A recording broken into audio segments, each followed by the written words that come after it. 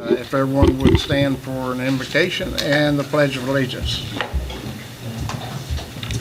O merciful Creator, your hand is open wide to satisfy the needs of every living creature. Make us thankful for your loving providence and grant that we, remembering the account that we must one day give, may be faithful stewards of your good gifts. Amen. Amen. Amen. Pledge Pledge allegiance to the flag of the United States of America and to the republic for which it stands, one nation, under God, indivisible, with liberty and justice for all. Madam Clerk, would you please call the roll? District 2, Commissioner Waitman. Present. District 3, Commissioner Starkey. District 4, Commissioner Bradford. Here. District 5, Commissioner Mariano. Here. District 1, Chairman Oakley. Here. So I think Ms. Starkey's on her way. She ran a little late, so we're okay. I guess this time we'll turn it over to the Administrator and go from there. Thank you, Mr. Chair. Yeah, thank you, sir. Good morning, members of the board. Today, we're holding a workshop to really address two vital issues of importance as we round into 2024 and really beyond. The first is strategic planning. And the strategic plan, as you know, we've done strategic planning before here in the county, but the intention is to run through the next 5 years of what the strategic priorities are or should be for Pasco County. And it's not by accident that we're having our budget workshop immediately following that, because it is through the strategic plan that we're going to set objectives and priorities for the budget year. So the timing is perfect as staff begin to pull together their budgets to present to you later on this year, and also to provide more involvement for you in this process. We heard what you said, that we wanted to have more transparency and visibility into the process of budgeting, and this is the start of that process, and we'll go through a little bit more of that. So we have two speakers today, or two main speakers, and also our consultant, but we'll start with Dr. Mark Bellis, and then when we lead into our budget workshop, we'll have our new budget director here, Amy Lee Farrell, guide us through those discussions. Before we begin, I don't know if you have any questions about what we intend to do today. You know, the outcomes are to have input into the strategic plan and have input as we begin the budgeting process. That is really our objective here today. All right. Well, then, in that case, if you're all right with Mr. Chair, I'd like to go ahead and pass it off to Dr. Mark Bellis, who'll introduce the topic of strategic planning for us today. Okay. Cool. Thank you very much. Good morning, everybody. This is a wonderful opportunity for us because today is really about setting the vision. It's about answering the questions of what do we want Pasco County to look like, not just in 5 years, but I would challenge you to think even further down the line. We're in a position right now as a county where we have to start considering the things we're doing now in regard to what they're going to impact in the future. And of course, we have a lot of challenges that we're facing. If you look at the idea of now just getting into resilience and sustainability, we're a little behind the curve on that because we already see the impacts of severe weather. We know that sea level rise, global warming, these are all scientific facts that we're going to have to face, but we also have had challenges like pandemics. We've had challenges of economic downturns. There's just a number of things that we face, and the citizens are counting on us to continue providing levels of service. And so we have to think really at a high level of what are those things that we need to be doing now as we move into the future so that we can continue to be as good as we are right now or better in our levels of service moving forward. So helping us with the process today, we're very fortunate to have Patrick Ibarra, very well known in ICMA circles, a consultant around strategic planning and more. Patrick is going to facilitate a lot of this morning, so here's Patrick. Again, we're very fortunate to have him as a shepherd in this process with his expertise and his knowledge of other jurisdictions throughout the country. Very, very helpful to us. Again, the challenge today is really to think at the highest level possible, because when we are done with the session this morning, we'd like to have an idea of those things or those areas that you believe we really need to focus on. And while it looks like a lot of things we're going to cover this morning, and there is, but we're going to provide some history, we're going to provide some input from other sources to help inform our discussion. And at the end of this, we really want to be able to paint the big picture of what this organization needs to look like at the very least in the next 5 years, if not longer. And that's what we're going to walk you through. So when you look at the big blocks, we're going to talk about some of the trends. And again, Patrick's going to walk you through most of this portion here. We will revisit our vision, our mission, and our values, and either validate that they are what you want to continue with, or if there is change required, then we'll address that here this morning as well. But ultimately, we are here to focus this morning on those things that we, as staff here, need to focus on. So you paint the big picture, it's our job to make it happen. And then with the idea of understanding what we expect from that particular outcome to be. Then this afternoon, we'll talk about how you would like to fund that and what that needs to look like going forward. So with that,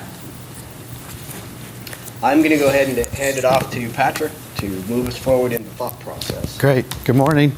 Morning. I understand there was a game last night. That's it. Go Bucks. The Lightning won. That too. Just want to see if people were paying attention. Well, good morning. I'm delighted to be here. I guess before you go any further, just about sports, I grew up in Kansas City, so. God bless you. Ah, well, we'll keep you anyway. All right, I'll keep going from there.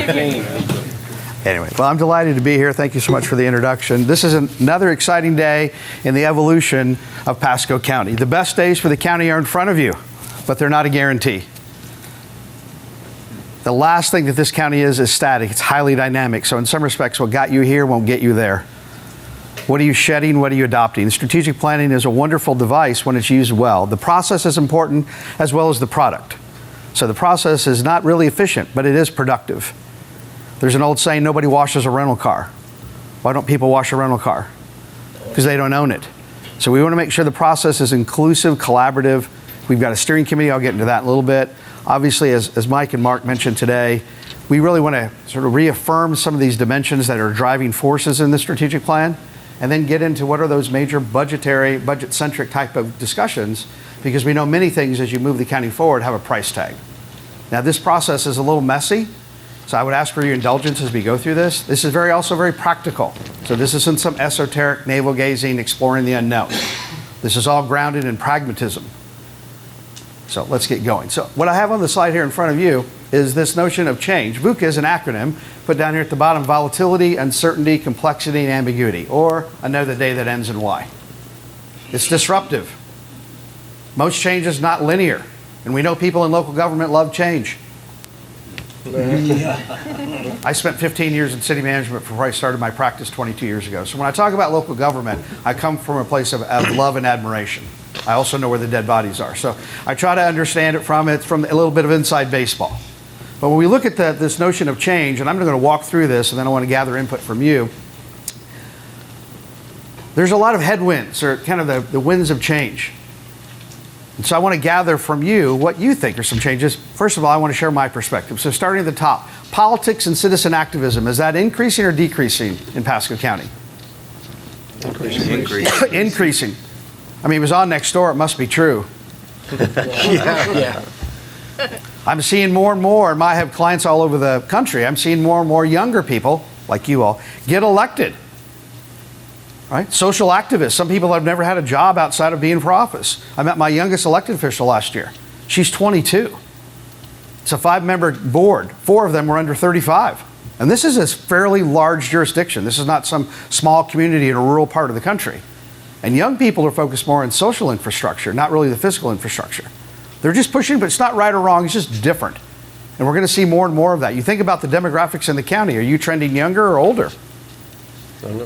Younger. So that starts to tell you, I mean, that's empirical data.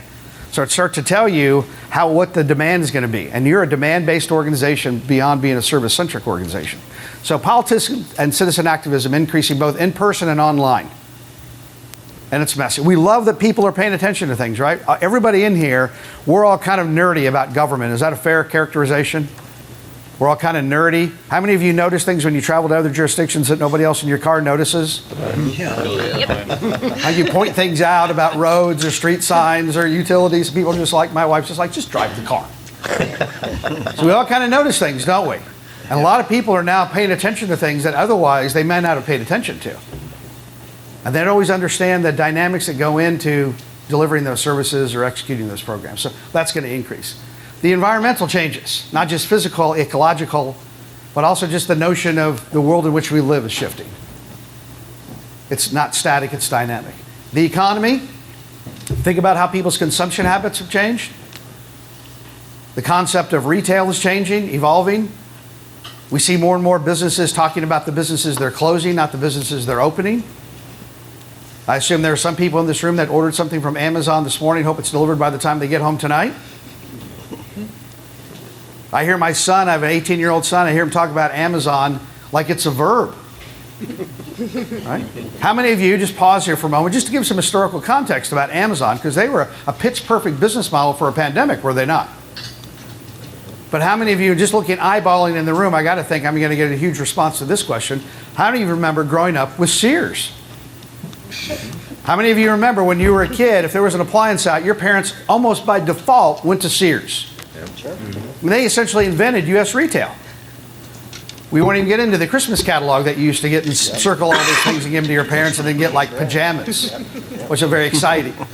What people don't realize, young people don't realize, is Amazon is a 21st century catalog store, isn't it? That's essentially what they are. So the economy is shifting. Restaurants. Anybody want to open a restaurant today? I grew up in the restaurant business in Kansas City. Low margins, volatile sort of resources that you have to deal with. But just think about how the economy is shifting in the county. What's trending? And many of these forces that you're contending with, you don't control the variables. And part of strategic planning is trying to balance between being proactive and responsive. And sometimes in government, it typically is reactive. The old saying, it's hard to have a 5-year plan on 4-year election cycles. I'm sure you've heard that. So it's trying to find that balance, right? That's going to continually change. Shifting demographics, as I mentioned earlier. Think about the county's demographics in 1990, not just the numbers, but the composition. 1990, 2000, 2010, 2020. What's it trending? And in this country alone, we have 76 million baby boomers. Raise your hand if you're a baby boomer like me. Raise your hand carefully. It's soft shoulder tissue injury of holding the planet up on. Right, we invented work, just ask us. 76 million boomers in the United States, 50 million Xers, early 40s to early 50s. Raise your hand if you're early 40s to early 50s. Raise your hand. The Xers, there's only 50 million of them. Raise your hand. You're finally getting attention. Come on. The middle child generation. Usually they got a chip on their shoulder. And then there's 77 million millennials. If you're a millennial, take your earbud out. Raise your hand. Got some millennials in the room, early 20s to early 40s. Usually you can tell the millennials because they got a trophy on their shoulder. Anyway, and there's 82 million centennials. How many of you have children that have been born this century? They're actually the largest demographic alive today. 82 million. So beyond the labels and the habits, it's also their appetites and their expectations. To young people, it's not work-life balance, it's life-work balance. And you're an employer. So you're dealing with some of those changes, and everybody's hiring all the time. And I would offer to you the primary enabler to execute the strategic plan is a qualified workforce. It's not just equipment or facilities or technology that's going to execute that plan. It's a qualified, capable, mission-oriented workforce who knows every day about what to do. So the demographics beyond the funny labels we have, it's also what does that portend? And that's empirical. So that's shifting. The next one is service delivery. Most governments today are not building tennis courts. They're building pickleball courts. Any pickleball people in the room in here? Raise your hand. Come on. It's a cult. I mean, it's a club. My wife is. So, and I have clients in California building cricket fields. And some of us in this room are old enough to when we built baseball fields. Then here came the soccer people. Then we started building soccer fields. Baseball people, soccer people. Like the Jets and the Sharks. The grass is too tall, the grass is too short. Then came softball. Now it's coming, so it's evolving, and you provide some services that are right on the tip of people's habits. So you think about service delivery, and I have some clients who are now using drones to do building inspections in remote areas of their jurisdictions. That is not a matter of if, it's a matter of when, correct? So service delivery is changing. You attend a state or a national conference, most of the vendors in there, and I know many of you attend those conferences, it used to be sort of equipment and facilities. Now they're mostly selling software, are they not? There's an app for that, so to speak. So that's continually changing. And to young people, they definitely, the way they want to work with government is online, virtually, when it's convenient for them. Why do I have to come down to a county building and stand in line? And what's a check? And I say this with a little bit of hesitation, but it's trending. If you can bank on your phone, why can't you vote on your phone? People stationed at armed force bases overseas have been voting by computer for decades. So beyond the demographics and the service delivery, what you're doing and how you're doing is evolving. Government does a lot of things well. One of the things not do well is stop doing things. So you think about your strategic planning. I know departments are going to get into this. What is no longer value added because there's not an appetite for it? The next one is legislation and legal. As we all know, in government, you never want to make case law. You don't want to be the reference point for something that's going on. And the state legislature, right? As I was hearing earlier, the relationship between cities and the state legislature requires some attention. How diplomatic I am, right? So that's always evolving. Unfunded mandates, whether it's the feds or the state, and some of what you do as a county is regulated. So you also have to sort of figure out how to work through that. So those dimensions, and then that whole that dimension of social media. It's definitely, what we're seeing is social media is driving social change, because on social media there is social capital. And a lot of people, that's how they're trying to drive social change. We may not like it, we may be frustrated by it, but the fact is, it's not a hiccup. There are fads, there are trends. Fads are those things that are temporary. Fads are those things in the back of your closet that you bought and you say, why did I buy this? Then you wonder, that's what the back of the closet is for. But trends portend change, and sometimes government chases fads. So I'm curious to know, just using that as an introduction, and I don't open this up to the entire room, what are some other trends that you think are happening in the county? Not necessarily just growth related, but things you pick up talking to your colleagues, within your profession, talking to business owners, talking to residents. What else is trending in this county? Can't fix these trends. There are opportunities and there are constraints from these trends. Whoever wants to share.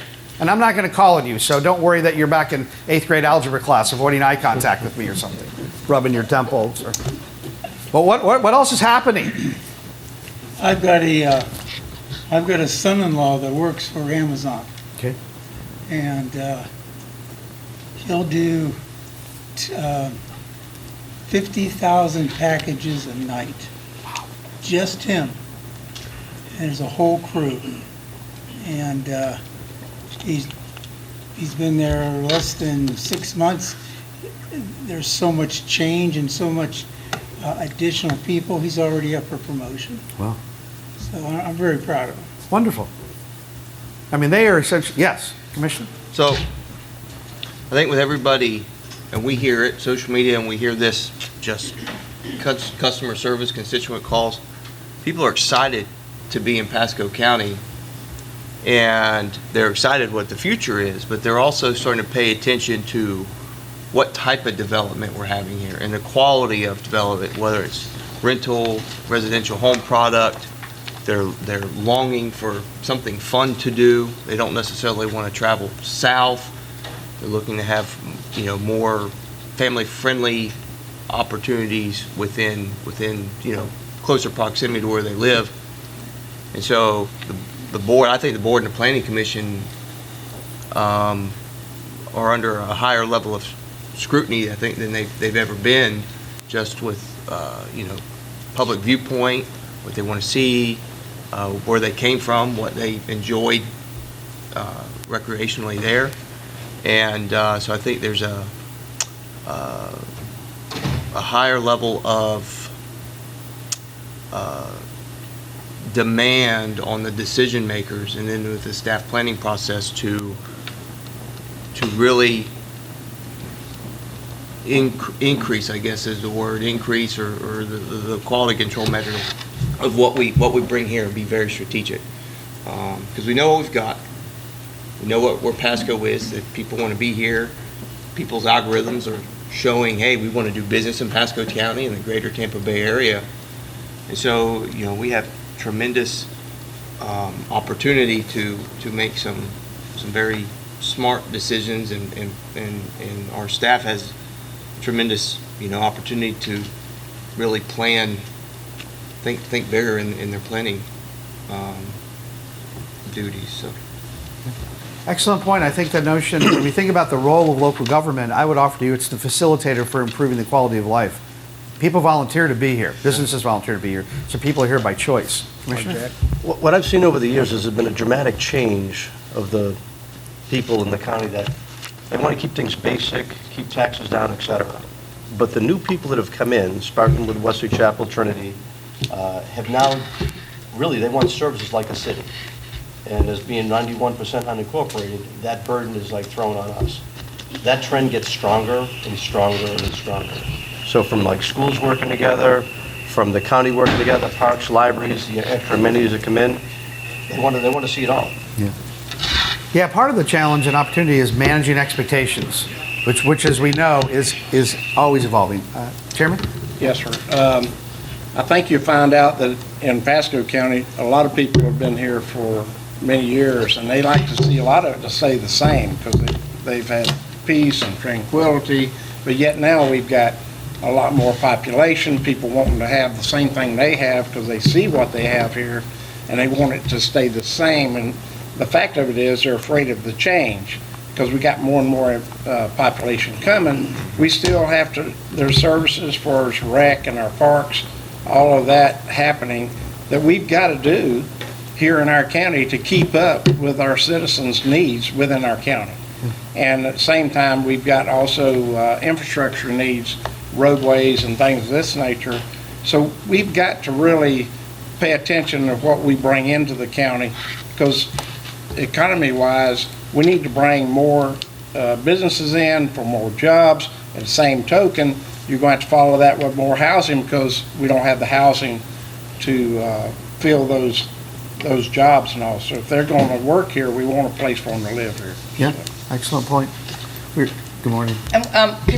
I'll answer the question, but could you frame it again? Sure, Because they gave absolutely. different answers. Absolutely. So what we're looking at the whole notion of trends, and I walked through the group about what the impacts, what these trends are and potential impacts. And I was just asking the question, what are you hearing from business owners, residents, neighbors that you think, pardon me, are trends impacting the county that you don't really control those variables? Well, I would agree with some of what my fellow commissioners have said, that there are a lot of people who are very upset at the pace of development. And a lot of those people are people who just moved here. And they moved here thinking they were moving to the country. And they're not, you've got to go to Lake County or somewhere to be in the country. So, however, I think the people who have come and set up businesses here are happy to see people come and, have more patrons. But they're not the people on social media. It's like 100 to 1 people upset that dirt is turning everywhere. And the people who are happy don't get on there and say anything, really, very rarely. So I really think social media has really changed some dynamics. And personally, I don't think we get out in front of it enough. Well, not unique to Pasco County, but pretty common among governments is other people are telling your narrative. Right? And so you have a great story to tell. What's the story that you're telling, and what channels are you using to articulate that story? Kind of the value proposition for why people volunteer to live here, why businesses volunteer to be here. As you five know, if you're not the biggest champions for Pasco County, who is? Some people think they're the 6th commissioner. And they're trying to institutionalize their point of view on others, and that's not unique to Pasco County. Yeah. That's the challenge, and social media kind of affords them that outlet to provide that voice. And often government is kind of caught trying to be neutral. And the only people in this room that are not supposed to be neutral are the 5 of you. From Mike on down, staff is supposed to be neutral, right? When you adopt whatever you adopt, staff is supposed to implement that objectively. So they really can't engage people online or in person in arguments about partisan or even not ideological or decisions. Sometimes you are split 3-2. So it creates that less than unanimity can create some challenges in communities, and people in every community sort of take advantage of that. And One of my frustrations is that our citizenry, and understandably, they don't understand the law. They think that we can stop a car wash next to each other, or someone from developing their land. I mean, they just don't understand the way the law works. Yeah. And try as we might, I think we have a Citizens Academy where we're trying to educate. And I've been meaning to ask, I hope we are explaining the development process during the Citizens Academy. Yeah, so, but we're trying, but I think we just need to be a little more vocal. Yeah. What we're seeing across the country, and we'll come back to a comment made by Commissioner Waitman, what we're seeing across the country is increasingly governments, cities and counties are trying to determine their marketing strategy and how to use social media as part of their marketing strategy. Historically, marketing was sort of off limits, or it was only about economic development for attraction or retention or expansion of businesses. social media has been a game changer for governments, trying to figure out, okay, just to your point, how do we get proactive about that? What is our message? What's the value proposition? So the concept of marketing, and think about this as social marketing. Social media is a dimension within that social marketing, reinforcing that value proposition. Telling them what you told them, tell them again. Tell them what you told. You have a lot of advocates in this county. How do you enlist them? Yeah. And that requires a strategic decision, because you know who you're going to hear from. That's not a shortage, right? You're not a shortage for the people that you're going to hear from, and that's cool, but what's that counter to that? Back to the comment made by Commissioner Waitman, I just wanted to build on that notion of quality, Need more right? Is always a challenge, because to some people, and you may hear this from people in the development community, the more standards you apply about quality, they see that as increasing their cost to develop that property.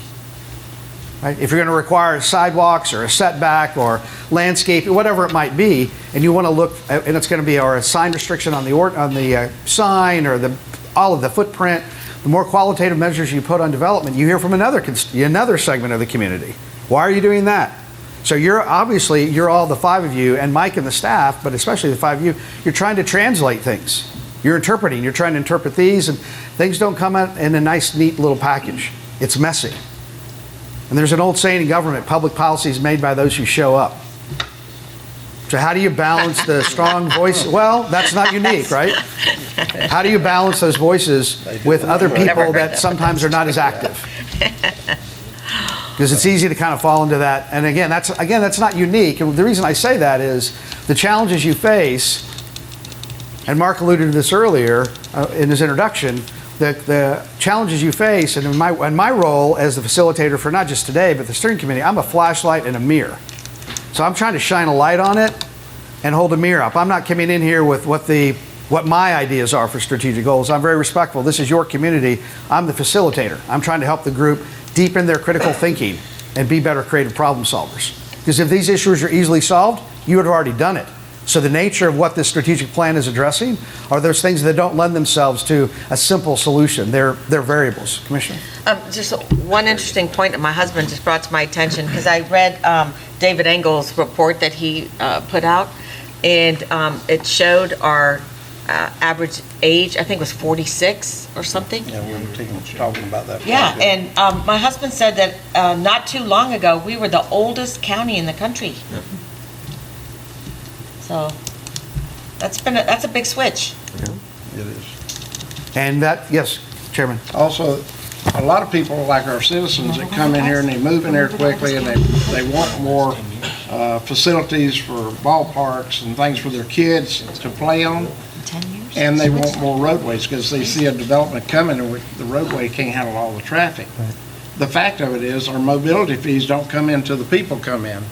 And so the infrastructure is built afterwards instead of ahead. If you look at social media, they say, oh, you need to fix this road way before these people got here. Well, you don't build a school without students. So the development builds, then they build a school. But that's when the money comes, when they pay those impact fees. So we have to pay very much attention to that. And the more and more people come, the more money we need for infrastructure and for parks and other issues that deal with our citizens. So. Yeah, and I think that's where, again, you, and some of you shared this with me during our pre-session phone calls that I'm going to get into in a little bit, about the notion of carrying the message out to the public. Yeah. And getting beyond the people that are already paying attention. Those people are out here, running their business, raising their families, getting back and forth to work. Some of this is not compelling till it is. Right. It's just not. And again, how do you enlist them in that conversation? That requires a strategic focus about how you involve them and immerse them. We all, some people think, well, it's not very exciting. I think that's all in the storytelling. You have a great story to tell. Right. How many of you are readers in this room? How many of you are readers? Nonfiction readers? Everything. Fiction? Yeah. You fiction? I used to write fiction. It's called grant applications. Long, long ago in a galaxy far away. Elected officials say, how'd you get those grants, Patrick? I'm like, I told a story. A lot of it's about storytelling, right? You have a great story to tell. I'm kidding, of course, just a little bit. But I think back to that, it's that concept of messaging that, getting that message out. What interesting to mention, then I want to move on, what some jurisdictions are doing, they're actually recruiting brand influencers in their jurisdiction, people that already have eyeball traffic. And they're living in their jurisdiction. They're saying, look, they're already getting eyeballs on their posts on Instagram and Snapchat. How do we enlist them to help carry the message out? It's all about the storytelling. We only think it's boring if it is. I would say with a little bit of reluctance, we could take your annual audit and turn it into a blockbuster movie. I mean, a budget is a policy document, is it not? It's the narrative. Same way with an audit, it's the narrative. I'm just sharing with you, trying to creative problem solving is emerging as a really high demand capability both for elected and appointed officials. So when you think about these, it's not like all of a sudden people are just going to understand it conceptually. There's a lot of moving parts. So how do you make it compelling? How do you recalibrate it without diluting it? And I think that requires a certain capability, not just at the elected official level, but also the appointed, and it should be strategic. And I think it's exciting because you're trying to involve and help people understand what the role of government and their role in it without it seeming so abstract. So, Commissioner? You know, a couple of things you brought up that make a lot of sense. And the very first thing I wrote down on my list before you got into it was the things I wanted to talk about. One of them was pipeline projects.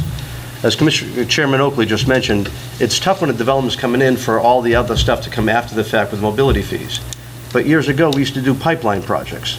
You're going to come in, you're going to build this roadway. It's going to come in there. It's going to be there when your development comes, so it comes in. Watergrass is a great example. Bruce B. Downs another great example. Those roads were done before the development really came, and when they came, it could accommodate it.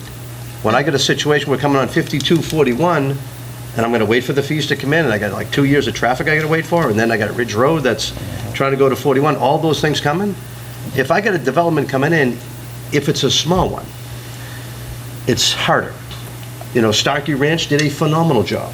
That infrastructure that's all the way through there between rotaries, sidewalks, everybody in there. And Amber was talking, my daughter Amber was talking about today, about how she looks forward to maybe living there one day, where she can actually take the kids, have them go to school, and when they went to the Starkey Library the other day, all the kids had little scooters that went there back and forth. So they could like move around, get around safely.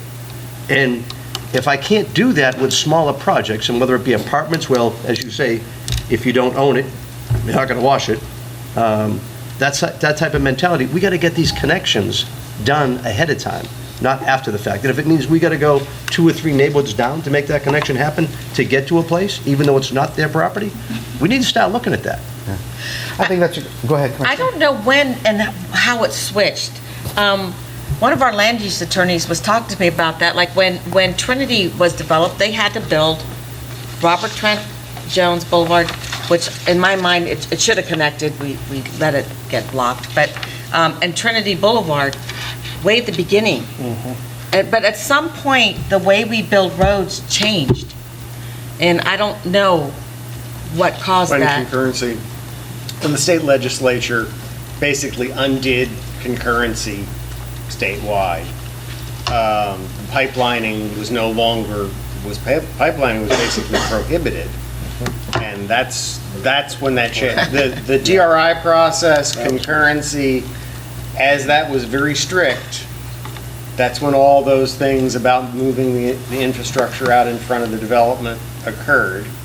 It really didn't get out in front of the current, but it was a whole lot better than it is now. Yeah, now it comes so far behind. But as the DRI process unwound and as concurrency got lessened, that's all what contributed to why you are where you are now. But can't we use the mobility fees if we got a project coming in, like we were looking at the Hudson project? We had a big development coming in, another one coming in. How do we put that infrastructure in place? If we had pushed, I think, they would have said, you know what, we want to come in. We know we got all these citizens fighting about their kids getting to school back and forth. We got transportation where everything's getting blocked up from Hudson Avenue all the way up to, call it even as far as 5A was backing up sometimes. Maybe not quite to there, but in that whole area, that you get all this traffic that's around that can't get around. And the developer knows it, to bring it in, it's better for him to make his product better.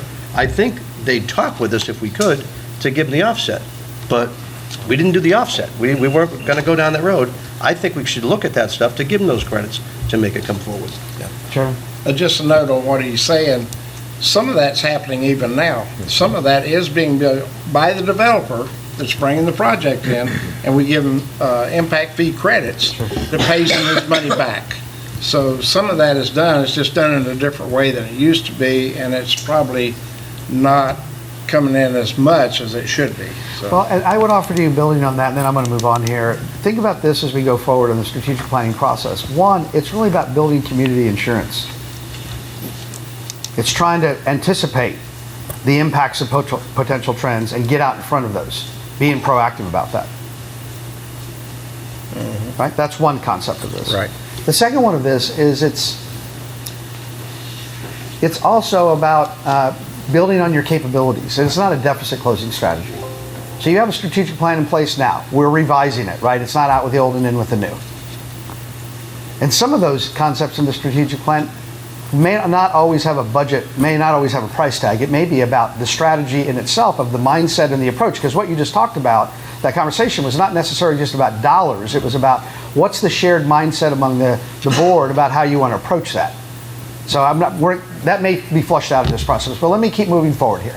So the next slide, please. I'll take it. So the vision.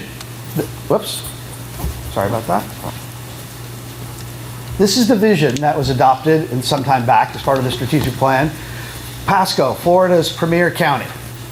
The comp plan, which I understand is under current revision right now, has a more extensive vision. You can read it there. Those at home can read it as well.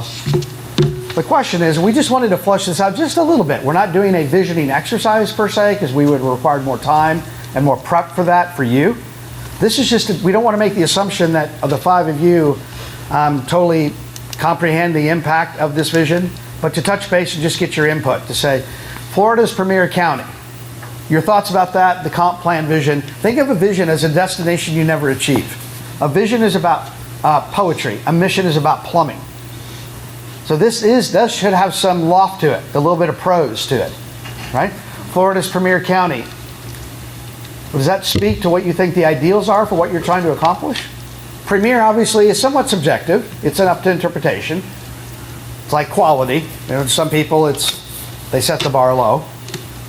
I would think the reader would infer from premier is you're trying to establish a certain threshold, a higher standard, whatever that might be. The comp plan, more elaborate, a little bit more prescriptive as a vision. It's not either or. This isn't a competition. As Mark and I talked about today, I didn't want to make the assumption that the five of you really remembered and leveraged the vision. Thoughts about it? I like it. Which? Our vision. The premier county? Yeah. Yes, Commissioner. I mean, I've used the line premier many times. When we're looking at doing something, how do we want to do it? Is that premier? And I've used that many, many times over the through. One thing you talk about with our comp plan, though, comp plan is something that was developed amongst all the citizens, committees, years of review before it got adopted. You say that we're actually adopting our comp plan now? We've been changing our comp plan. I bet you we did it 25 times this year alone. Yeah. And that's different from what the people wanted. And I think that's kind of what, sometimes when people get frustrated, when we're changing comp plan, that's a bigger deal than just a zoning thing to get approved. And I think that's where people say, why are you guys doing this? Why am I bringing apartments in here when I don't need any more? Why do I want to bring that in? I've got enough traffic on the roads already. Where's the benefit? And even the sheriff objects to all the apartments. I don't think we updated the comp plan in a long time. So, Not overall. yeah, what? Not overall. We have. No, minutes we to it. we But didn't I fix it. think- But you change the future land use classification of property on almost every meeting. I think that's what. Every Yeah, meeting, yeah. not every And then- meeting, we're changing something in Yeah. our comp plan. And in fact, Some places don't allow we've got that. to, we got to push forward. That's one of our main things we have to push forward, is the change of our comp plan. So we can get it right and right once for all, so this will fit into the future. So that's where we're at, and that's what we really need done. Okay. To Commissioner Mariano's Thank you so much. point, Pasco's unprecedented growth in the last 5 years. We've seen entitlements that past decision makers have approved on paper come to fruition. And I think all of us here have seen, the brick and mortar happen after decisions are made, and we've seen things we like, and I think we've all seen things where we now understand it, that we've seen it real life. And I think that's leading to, on our board days and our decisions, because the dockets are so full and there's so much coming down the pipeline, that we're making game day decisions and having, real life discussion on what the future is, because we know the expectation of our residents. People are moving here hundreds by the week, month. And, we've seen where we can do better, get better. Like we went from a, older, sleepy, more rural county to something we have, there's action, a lot of action going on here. And it's imperative that we make the right decisions that last, for all intents and purposes, for quality and helps people's values, and it's a resilient product that's been built for generations to come. And the decisions that we're making today, because there's so much coming.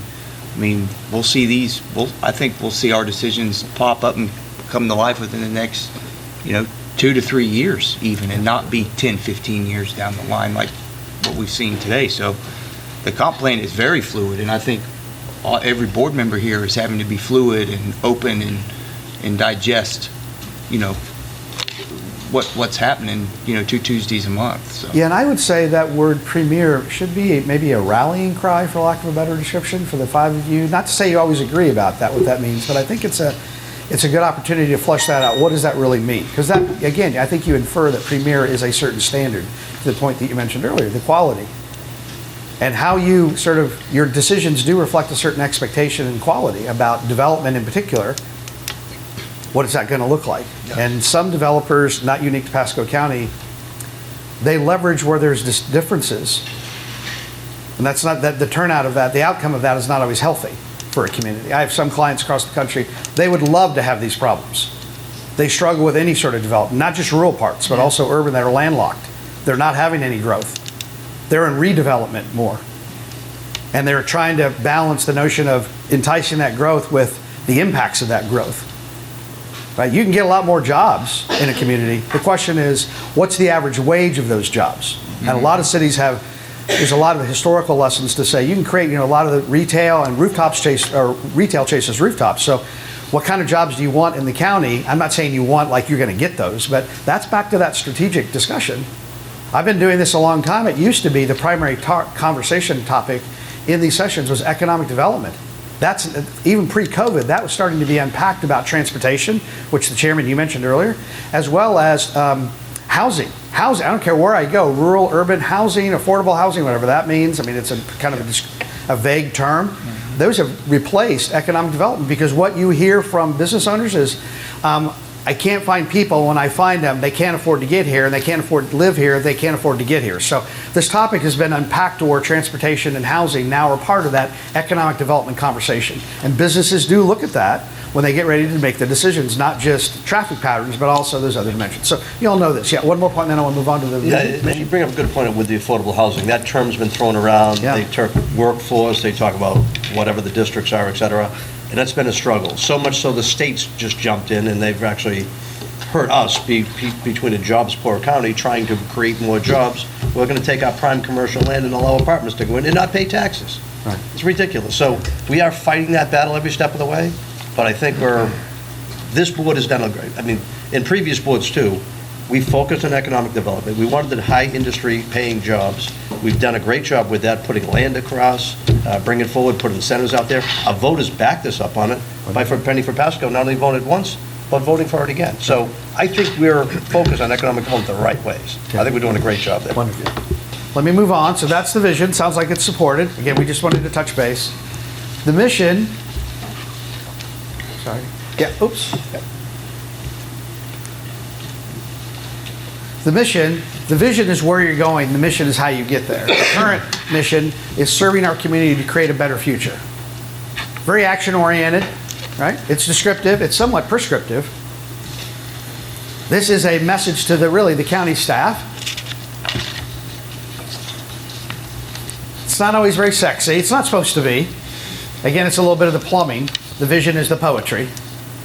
So this is how you get there. And this, if I'm a member of this organization and I say, what's my role in executing my responsibilities and how do I connect to the mission? That's a wonderful opportunity for the directors and managers to have those conversations with their workforce. Because there should be a clear line of sight between no matter what I would do as an employee in this county and my connection between this mission. And the interesting thing today, we've seen this the last few years, is today people are not necessarily, and I'm generalizing here, okay? Today people are not just looking for jobs, they're looking for meaning. And government is well suited to attract that mindset to serve in this organization, public service, because you're a mission-oriented organization, and that's compelling to a lot of people. They want to feel as though they make a difference. That's pretty powerful. I mean, you're just changing lives and building community, right, staff? No pressure or anything. That's exciting, right? That's exciting. Pressure's a privilege. So I would just share that with you, that a mission, when it's marketed well to prospective candidates, attracts a certain segment of the workforce. They want to feel as though they're making a difference, not just making a living. So while it may not jump off the page to the residents or businesses, it definitely has a lot of leverage opportunities for staff. Yeah, Chairman? I think you found out in looking for this mission and more economy and more people moving in and things of this nature, our staff has the best opportunity ever to shine as a planner. Our planning staff has got something they can really plan to. I mean, we have rural area. We want to keep that nature of that community rural the best we can, and yet not let it go backwards, but step up. So I see that happening in the east side of Pasco because we're the most rural left in the county. Right. We have hundreds of projects coming every month in the East Pasco County. So it could change everything that we really live for and want to be a certain way. We have right there at 75 and 52, which is in that part of the East Pasco County, there's 78 million square foot of warehouse and businesses coming. And along with that comes 101,000 jobs. Right.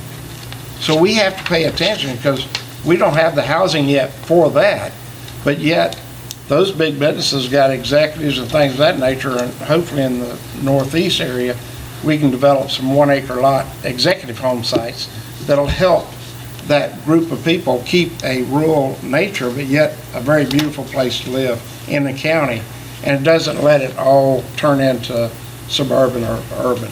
To the chair's point, the level of discretion that staff has is it's probably at an all-time high right now with how much demand for the number of projects and what type of projects that are coming into our county. So to the chair's point, if staff doesn't recognize the high level of discretion they have, I think this board does. And I think it's imperative that they're keenly aware that they really have an opportunity, to the chair's point, to plan something great for our county and, have a little bit of fun with it. No pressure or anything, but, we recognize that and appreciate it. We're the ultimate decision makers, and we box it around a little bit, but we're excited to see, I get excited to see what staff's, planning product is that they're bringing forward to review with us. So, I applaud the work that they do. I just always challenge them to take the level of discretion they have and, think bigger, be bolder. There's not necessarily a wrong answer. That decision lies with the five of us. So I hope staff enjoys what they do and not necessarily feel the pressure of the demand. So Sorry about that. Yes? So if I may, part of this workshop too is for us to provide you other information in your decision making. And in this conversation about serving our community to create a better future, we've already identified through our SWOT analysis that serving is a key, if not the key driver of engagement for our team members. So people are coming here to work because they see the opportunity to give back to community, serve a particular group or a function. So the heart of service is in this organization right now, which is fantastic. And that is why when we talk about supporting what we do and how we do decision making, that's enormous, because people come to work here to make the community a better place. And so I just wanted to support that it's not just our opinion, we've got the data to support the fact that this is an organization of people who came here to serve in some capacity. And I don't think the public knows that.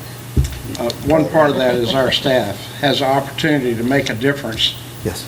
through when we see something to be not keeping that rural atmosphere and that calmness of Pasco County that's always had historically, the planners can see that, and they're trained in planning. So let's see some planning that goes along with that keeps those areas, the community the same. Absolutely. Commissioner?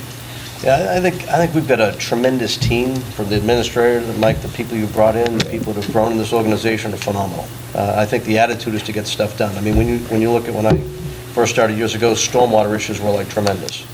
And now we've made progress. It's almost the highest ranking group in the whole place. So I think we're doing a lot of great things. We had a lot of great people.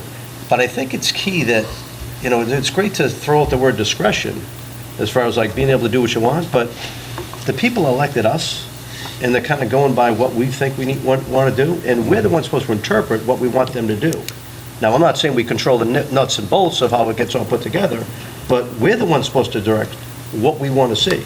Yeah. So when Commissioner Oakley says we want to see that rural stuff, Commissioner Starkey about the executive housing, et cetera, all those things need to get incorporated. If you don't get that, you get too much discretion, and if you get a strong attorney that comes in with staff, guess what? They roll them over, and they say, oh, nothing we could do, nothing we've heard. So we've got to direct what we want our staff to bring, let them creatively figure it out, but we got to be the leaders, not staff. So let me share this, and then I want to move on to the values. Do we need to take a break or anything? Are we good? Feel good? Okay. So when you think about the thought process, how you process things, there's actually two different ways to do that. This is an inverted pyramid. There's an issue, there's an opportunity, there's a challenge, there's the answer, right? This is called convergent thinking. Engineers think this way. High degree of precision and accuracy. Finance people think this way. You want to hear from your finance director, not, I think we closed on time. You want to know actually what's the general fund cash flow, right? Those professions pride themselves on a high degree of precision and accuracy, engineers and finance people. Another way of thinking, it's not better or worse, it's just different, is a typical pyramid where there's an issue, there's an opportunity, there's a challenge. Here's an answer, here's another answer, here's another answer, here's another answer. This is called divergent thinking. Never ask a planner a yes or no question. Never ask an attorney a yes or no question. It gets back to the point Commissioner Waitman was making. I would offer to you, public policy is really this. You have a lot of discretion. I mean, you as elected officials and staff does. There's a lot of different ways to tackle these issues. There's not just one way. Where I see a lot of boards, elected officials sort of almost unconsciously slow things down, is they're looking for the perfect answer. And I think you can't afford it based on just the volume and the workload, but I think it's also the mindset that you sort of incorporate into your public policy decision making, and then how do you support that with staff when they bring to you options, right? So you want discretion within freedom within a framework, if you will. What are those discretions? What is that judgment? And a great way to sort of to minimize those innovative solutions from staff is when they're not received in the spirit of what you're doing as elected officials. So giving them some room, right? We all know that there's some level of experimentation. You're dealing with things in some sense. You don't control all the variables. So how does staff bring those to you? And if they're going to bring you, here's option A, here's option B. Do we know this is going to work exactly? We're not sure. This is different. It's a different way we're going to approach this. Giving staff that sort of that space to give you those options. And if it doesn't turn out well, then to not sort of say, I told you so. I've seen this countless times where that short circuits these kinds of discussions because staff is only going to bring to you what they think exactly what you want. Now they really limit their creative thinking, and some of these things they're dealing with, again, understanding from you elected officials, what are the boundaries? Not literally, but figuratively in what they're bringing to you as policy decisions. So that really is what staff, and when Mike is talking with the deputy county administrators and staff say, what are we going to bring to the county to bring you as the board? They're always processing. What have they agreed to before? What do they have an appetite to do this time? Maybe this is a different type of dimension. We don't know exactly will it work. Will they be supportive of considering different options? And I think that's a testament to all five of you when you give staff that space to bring to you some ideas they may not have tried before. And of course, no one wants them to turn out poorly. So if it doesn't turn out exactly great, it's how you handle that. Because there's always some member of the public that wants to be the armchair quarterback and light up staff to say, why'd they bring that to you? Didn't they know? Some of these variables, they didn't know. They're giving, you want their judgment, correct? You want their level of expertise. So let me move on here. From that to the values, this was also for staff. Their current are integrity, respect, innovation, what I was just implying, and service excellence, which Mark talked about. These values are what bind the workforce together. You think about our values as a family, the way we were growing up, values are sort of those threads that we bring people together, and these were developed by the team members, the workforce. So it's not really relevant to the strategic plan per se, but it's part of that conversation. Let me move on from there. Now we get into sort of the macro concept. This should be familiar. You have a hard copy of the current strategic plan in front of you. Looks like this. A lot of conversations that Mike and Mark and I have had over the last few months in preparing for today, and really the purpose of revising the strategic plan. There's an appetite to want to make it less tactical and more policy focused. This is somewhat prescriptive with objectives and action plans. What we're trying to do today for you as elected officials is we're trying to keep you at the policy level. I think if you dip your toe into the operational, that's cool, because that's how sometimes people process things. They go from the micro to macro. Other people go from the macro to micro. But the idea behind this revision of the strategic plan is to be less tactical, at least at this level. That will be for steering committee to sort of imbue that into the organization, and then how deputy county administrators and department directors will actually start to put together the more objectives to that, but not so much at the elected officials. These are the three areas of strategic focus. Create a thriving community, enhance quality of life, and stimulate economic growth. I would offer to you, this is typically with government jurisdictions, these don't change from time to time, from plan update to plan update. Think of these as pillars. You're sort of always in the business of doing these. And I think this number, just sort of for eyeballing here, it's a good number. Sometimes less is more. I would also caution you as we get into the more budget-centric conversations that you have capacity limits and you have capability limits. Understanding what the role of is the county, you're always in the car, you're just not always driving the car. Sometimes you're in the passenger seat, sometimes you're in the back seat, sometimes you're a convener, you're a curator, you're a facilitator. But as you get into some of these dimensions that you want to address and have a budget discussion, you may have to revisit what's your role. Because it's easy to get pulled in. It's the old Henry Ford comment who said if I'd asked people what they wanted, they'd have said faster horses. So the public's appetite is always enormous, and you're a demand-based business. So how you decide, look, we have capacity, not just financial capacity limits, you also have staff workload capacity limits and capability limits. Some of these things are not necessarily in your wheelhouse. They might be better done through a third party or a jurisdiction within the county or not, something else. I'm just suggesting that to you as you get into some of those discussions. So we wanted to touch base with these key pillars. These are probably not going to change. I don't envision the steering committee changing these. These usually are in place for a period of time. There's no set expiration on it. But they do give some grouping to the items as you get into the flow of it, right? So it's not just a scattershot, but there's some discipline to it. The next one is the strategic outcomes, what you expect from this process. The ability, and this is some examples, right? So it's not laminated here. The ability to maintain/recover levels of service in the event of major impacts, likely economic or environmental impacts. How does this strategic plan help you mitigate those? The second one, balanced growth and diversified tax base.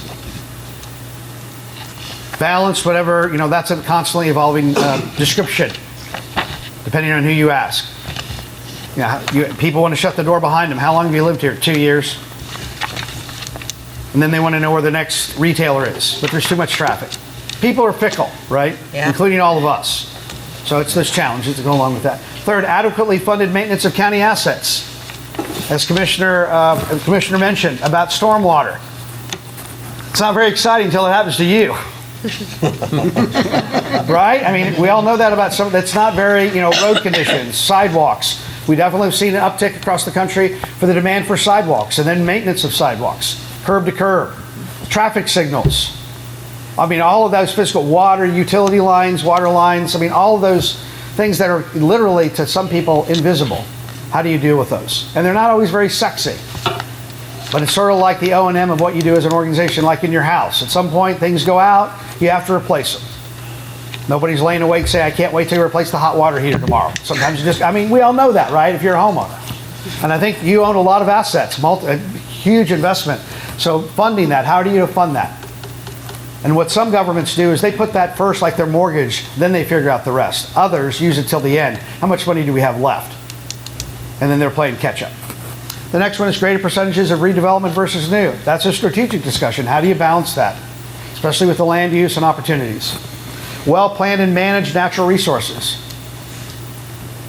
Ecologically sustainable, environmentally sustainable.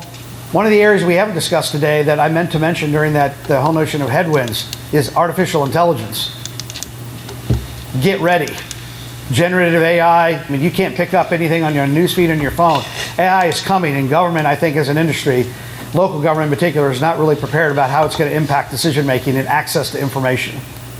But not so much maybe at the elected officials, but definitely for staff, being able to access information fast, not just your chat bot doing your homework. I'm kidding, but doing other dimensions. And then a safe and secure place to live, work, and play, improve quality of life. And candidly, as this county becomes more diverse socioeconomically, quality of life is really dependent upon where you live. It is not universal, which it may have been historically in the past if there was one general standard because of the decomposition of the community. The more density you have, the higher density you have, obviously that quality of life is evolving. And depending not just how long you've lived here, but where you live, and access is going to really define that. And I would say to you as elected officials, you don't just have residents, you have demographics. And understanding those demographics, I think, is always an opportunity to how you're addressing those issues. Yes, Commissioner. And then Ladies first. Commissioner. So, that's interesting, that last line and what you just said, because what may be a high quality of life is someone who's chosen to live, say, next to one of our big wildlife preserves or, well fields, and wants a very rural setting. And then to others, a very good quality of life is that you can walk outside and safely go to a restaurant, in your golf cart. So that quality of life means different things to our constituency. Yes. Yeah. Commissioner. One thing we've done years ago when we first started our surveys, we divided the county up in 3 different areas, east, west, and central. And there was a substantial difference from one side of the county to the other side on satisfaction levels. Still exists today. Oh, yes.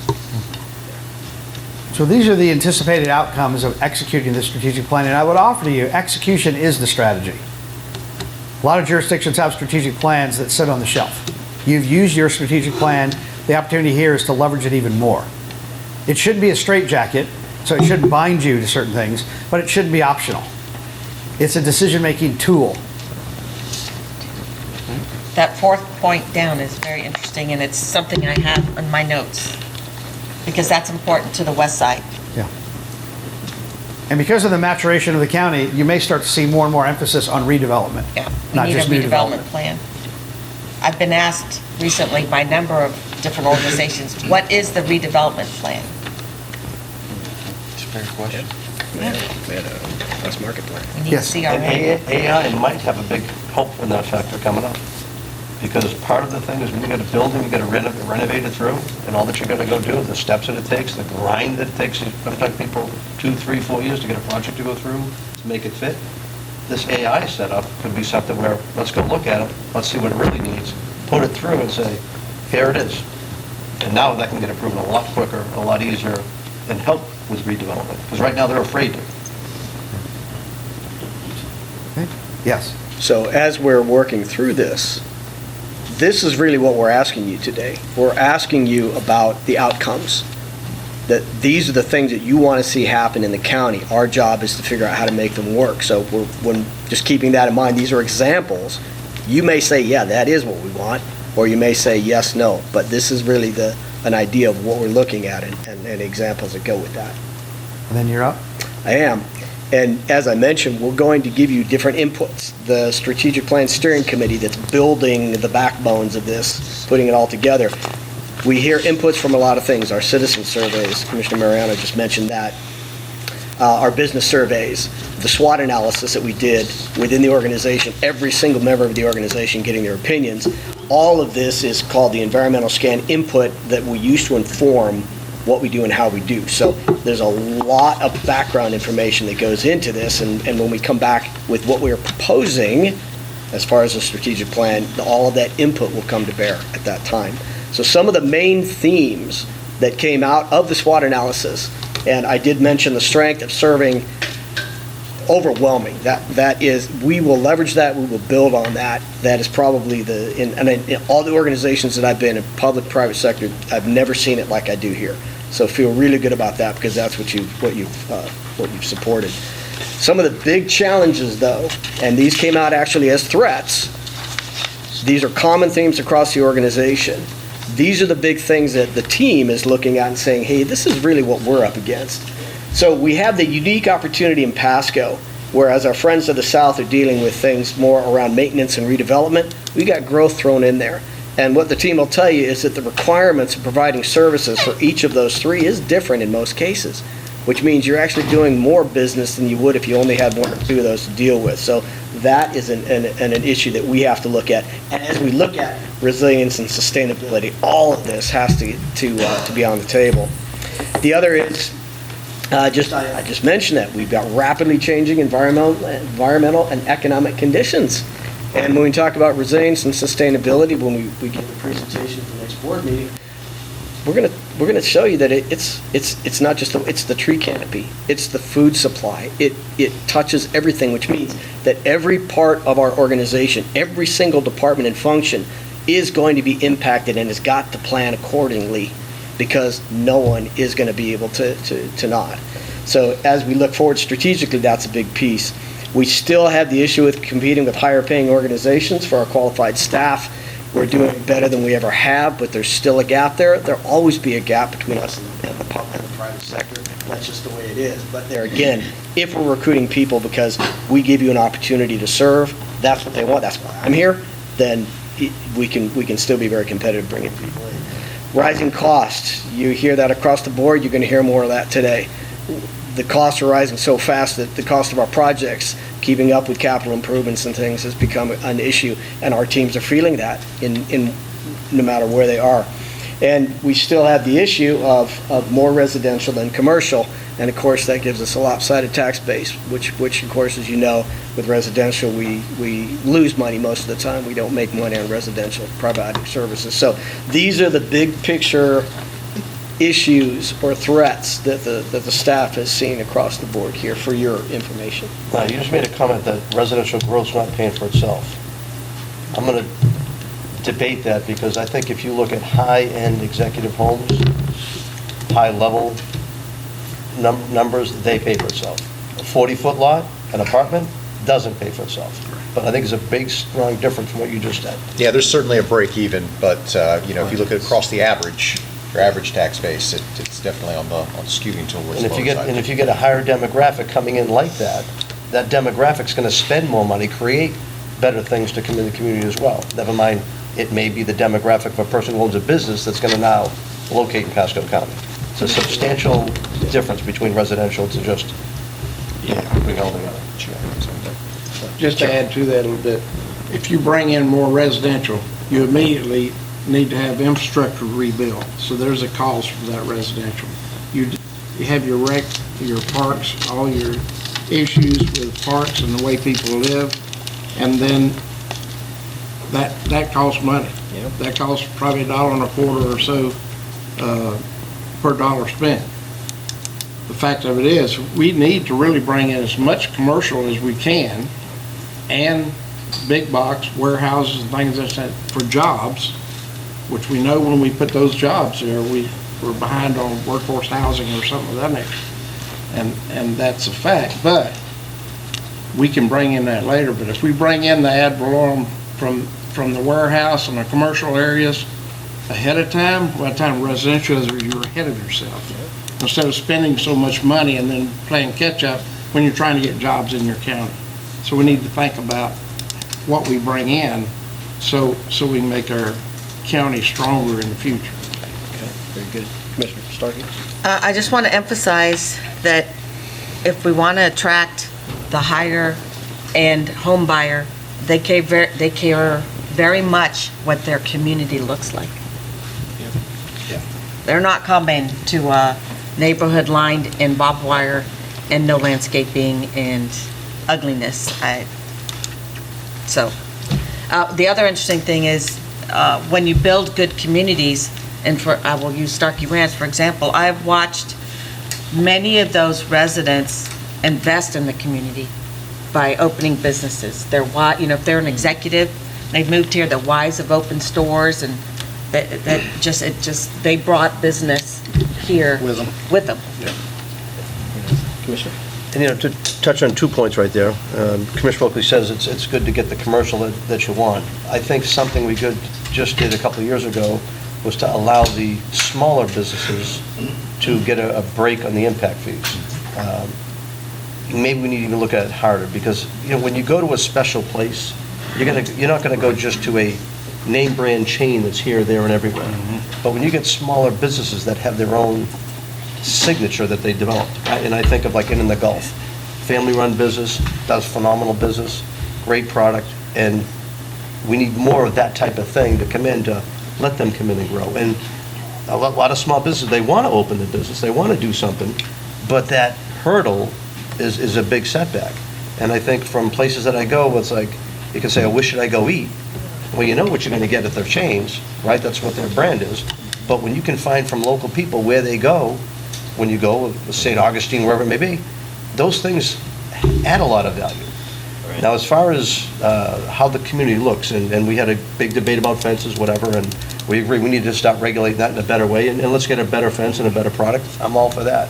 But I think what we really need to do, and again, Commissioner Starkey, I wrote down just like you did, we need a greater percentage of redevelopment versus new coming up on at least the west side. The east side, central, they're going to get their own new stuff. That's where it's going to be. But we've got to do a better focus. And if there's one thing that comes out of this whole strategic plan, how do we make US 19 better? You and I debate back and forth. Is it signage? Is it the landscaping? What's going to make it happen? Is it bringing storefronts to the front and center? But I think that is something that could be a whole workshop in itself, but it needs to be done. Maybe a CRA? Maybe a CRA.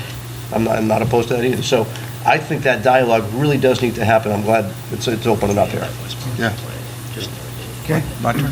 Yes. To Commissioner Mariano's point on our small businesses, we do a good job of highlighting new businesses, the larger businesses that come into Pasco County, and we roll out the red carpet and shoot off fireworks and what have you.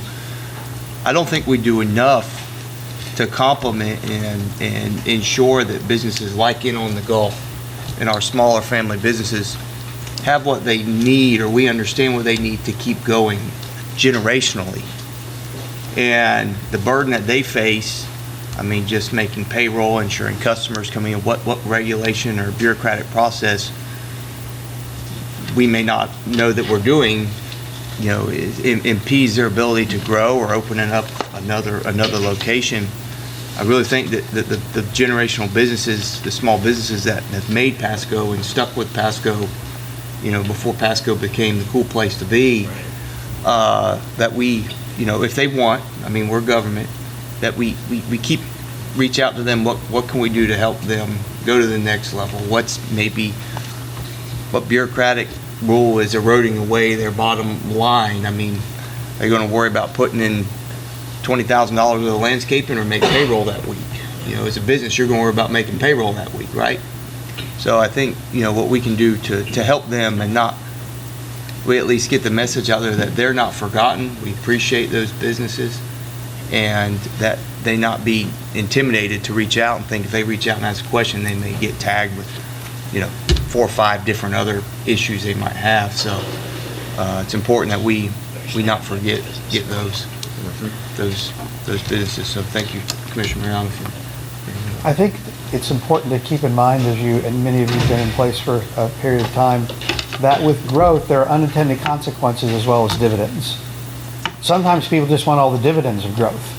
More shopping opportunities, faster, more roads, more lanes and all. There's also unintended consequences of growth.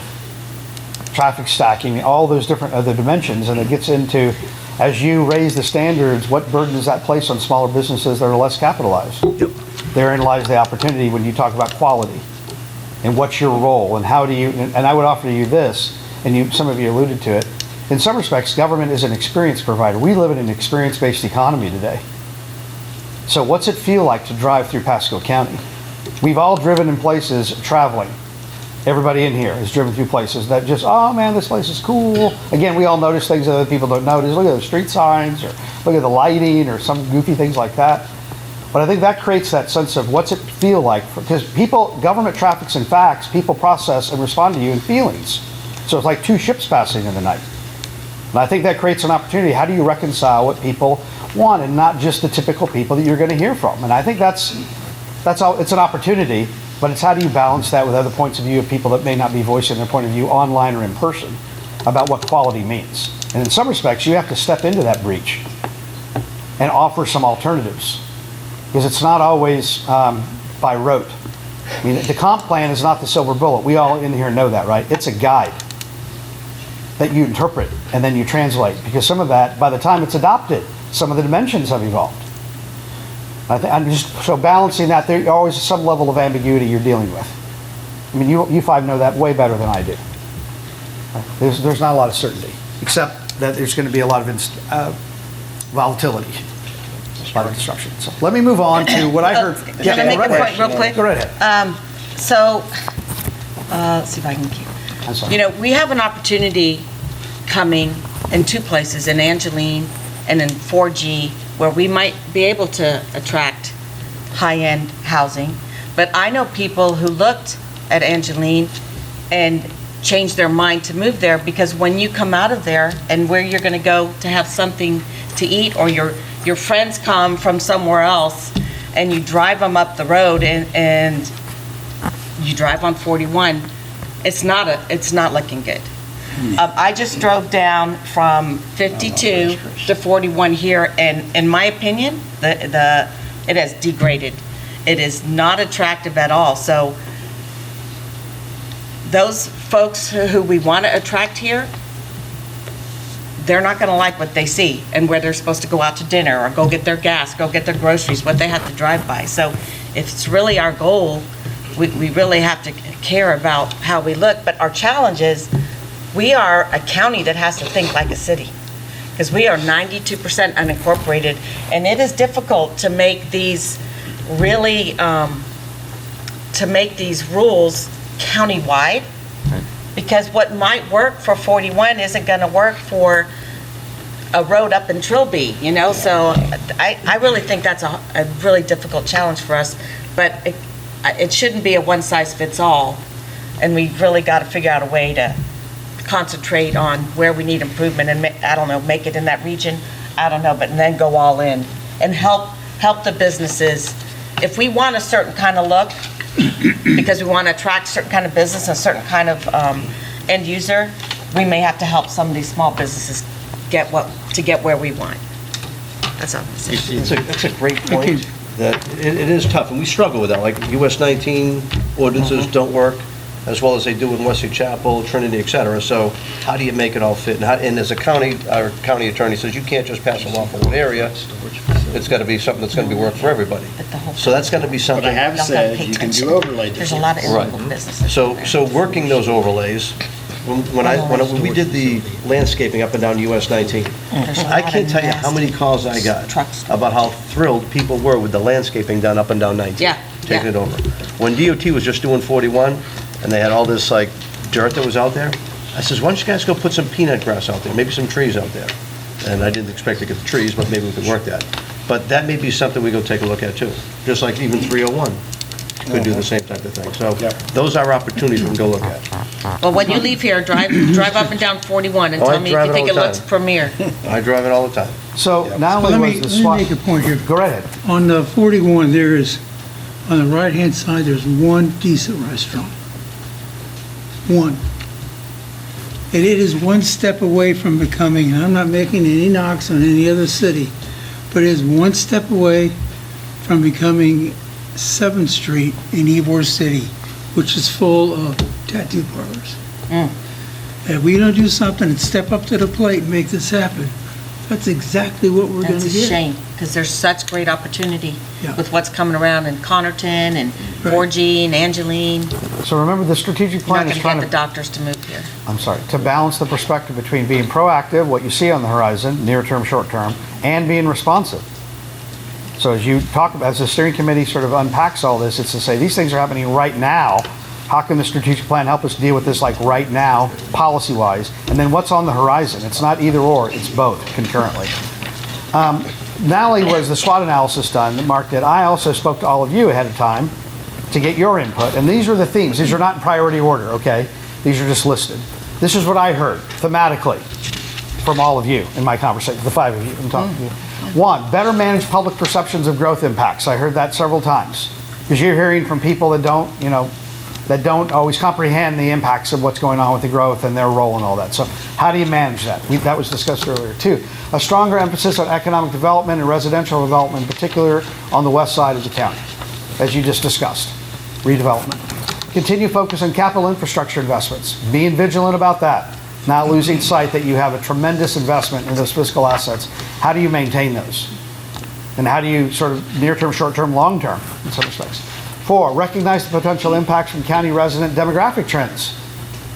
As was just mentioned, you've gone from being one of the oldest counties to being young. And what I'm finding, it's kind of an interesting dimension, and I think we can all relate to this in some way, shape, or form.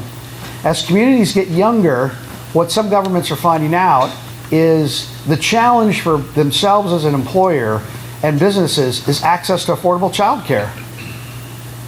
And we had never really seen that in government. I've got a client in Oklahoma.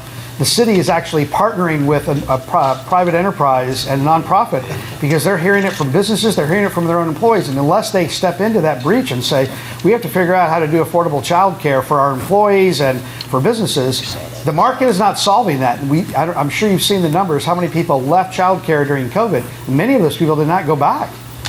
And it's one of those issues that is a huge cost for especially people that is increasing costs. So I'm just sharing that when you talk about demographic shifts, as you get younger, the market is not always going to solve those issues that we tend to think, well, the market will solve that. It's not solving the housing issue, and I don't think it's solving the child care issue. And if you have small kids, you can definitely relate to that. But it's impacting employers and their ability to entice employees. I'm just sharing that with you, right? That as you get younger, you're dealing with other issues and their habits. Their appetites. They want to recreate more. They want a lifestyle more. We definitely see from younger people the walkability of neighborhoods, as you mentioned that earlier. So younger people tend to have different appetites. Not better or worse, just different and different challenges. So, Commissioner? That affects new grandparents, too. I missed that point. I saw it. That's true. So anyway, so as you look at those demographic trends, that's empirical. What's that portend? And more communities are enlisting demographers. It's a cottage industry about what's that story? What's the story? Socially, ethnically, economically, and then sort of anticipating the impacts of that. 5, increasing the investment in parks, trails, and beach systems. Many of you mentioned that. Again, the lifestyle. What am I doing after work? What am I doing on the weekend? Access to those. The quality of those. Number 6, staying vigilant about pursuing grant opportunities. Federal grants, state grants, trying to enlist those, leverage those. So that is top of mind for a lot of your peers across the country. It can't just be an afterthought. It has to be part of a strategy. How do you leverage that? And being strategic about that. Not just saying, let's go after every grant that's available. It's where do you leverage that grant money and what's your share? And then number 7, confirming the joint venture approach to operating the wastewater treatment plant. That came up as well. So these are themes that I heard from you. If I missed one of your points, it was not intentional, it just was an oversight. One of the benefits of having those pre-session phone calls, except beyond helping me understand the temperature and the terrain of the topics, if you will, it's also there's commonality between all 5 of you. I heard all these items from more than one person, not necessarily all of you, but I heard it from more than one person. What that means is there's a shared understanding about the demands and the top priorities that this strategic plan needs to incorporate. So I always encourage elected officials that when you have some similar visions, time to be bold, baby. Because when there's you have a fractured governing body, sometimes they don't even want to be in the same room. I mean, I've done this many times where there's Not to say it's always 5-0. A 5-0 is not always the sign of a healthy governing body. You're going to have some split votes. That happens. It's how do you work through those challenges. So when you have some common areas that you want to focus on, what I say about being bold, it's trying to let go of saying we've not done that before. It's what can we do differently about doing that? How do we want to address that? Because these afford you a lot of opportunities. I want to compliment you. You've done a great job putting all this together. I really liked your presentation. I like what the information you bring out. And I will say, just to end that point, I'll say this board, and I think it's been passed with a lot of other boards as well, but especially this board, I think everybody here is like willing to like put out whatever they think and just fire it away. And I appreciate those ideas coming out, because until you talk about it, it doesn't go. And we do have a lot of 3-2s, we have to do a lot of 4-1s, but at least everything is debated, everybody gets heard, and we make a decision. We may not like it if we're on the other side, but at least we know we had a debate about it. If it goes forward that way, we're good with it, and I think we're all done. We all look at the next issue, let's go look at the next one. I'd like to make a point. You know, Yes. everybody, I'm sure you all know this, but Senator Ed Hooper, which is a good friend of a lot of yours, is a very good friend of mine, being in the first responder business before he got elected. He is a chair of the Appropriations Committee. Ted, yeah. Don't get any better than that. We need to be up there saying, hey, Ed, as you sit in his office, let's go to lunch. Let's go to that party at night, and bend his ear and bring home some of the bacon. Yeah. Very important. A lot of it's about relationship building. You all know that well. It's not always the merit of the item that gets rewarded. It's how you leverage those relationships. I'm going to see him tomorrow. Now, what we want to do we need to take a break? Are we good? Or take a biology break? Fine. Probably need to. Or we take a 5-minute fluid management break? Okay. All right. I've got 10, 10:30, 10:40, 10:45. Then we're going to get into where do you want to go from here? Good. So put on your creative thinking caps during the break and be back in 5. So where we wrapped up before the break was We gave some to Marion reviewing County these commissioners that were here. Let me see 7 what- dimensions that came out of the pre-session phone calls that I held with the commissioners. And we thought this would be a good place to start into the next segment, which is to explore what are to unpack these, if you will. What items do you really want the steering committee to flesh out further at a policy and objective level? We're not trying to do project planning today, okay? We're trying to stay at a policy level. Okay. So we want to use this as a launch pad, if you will. So Mike and the staff, as well as the budget discussion you have this afternoon, starts to flesh this out even more. Because these are pretty broad-based, and that's okay. That's the nature of these. But we want to I want to field this conversation. Whoever wants to start talking about some of these first, we want to get a little bit more detail about this. What does this actually mean? Commissioner? So I like number 2, but I think it's just even more than that. As Commissioner Starkey said, it's the look, right? And it's not just the look of, let's say, US 19 up and down. It's 41. It could be 301. Mm-hmm. And let's go focus on the look of those major corridors. Okay, all right. So, and that is both an input and an outcome, right? It's the design standards that you have to put in place to ensure the outcome that you're looking for. So that may be a review of some of those design standards for that particular part of the community, and then you want to achieve that outcome. Because I would ask you, what business are you in? Are you in the output business or are you in the outcome business? Outcome. You're more in the outcome business. It's the result of the decisions you make as elected officials that generates these outcomes. Go ahead. Number 1, better manage public perceptions of growth impacts. Yeah.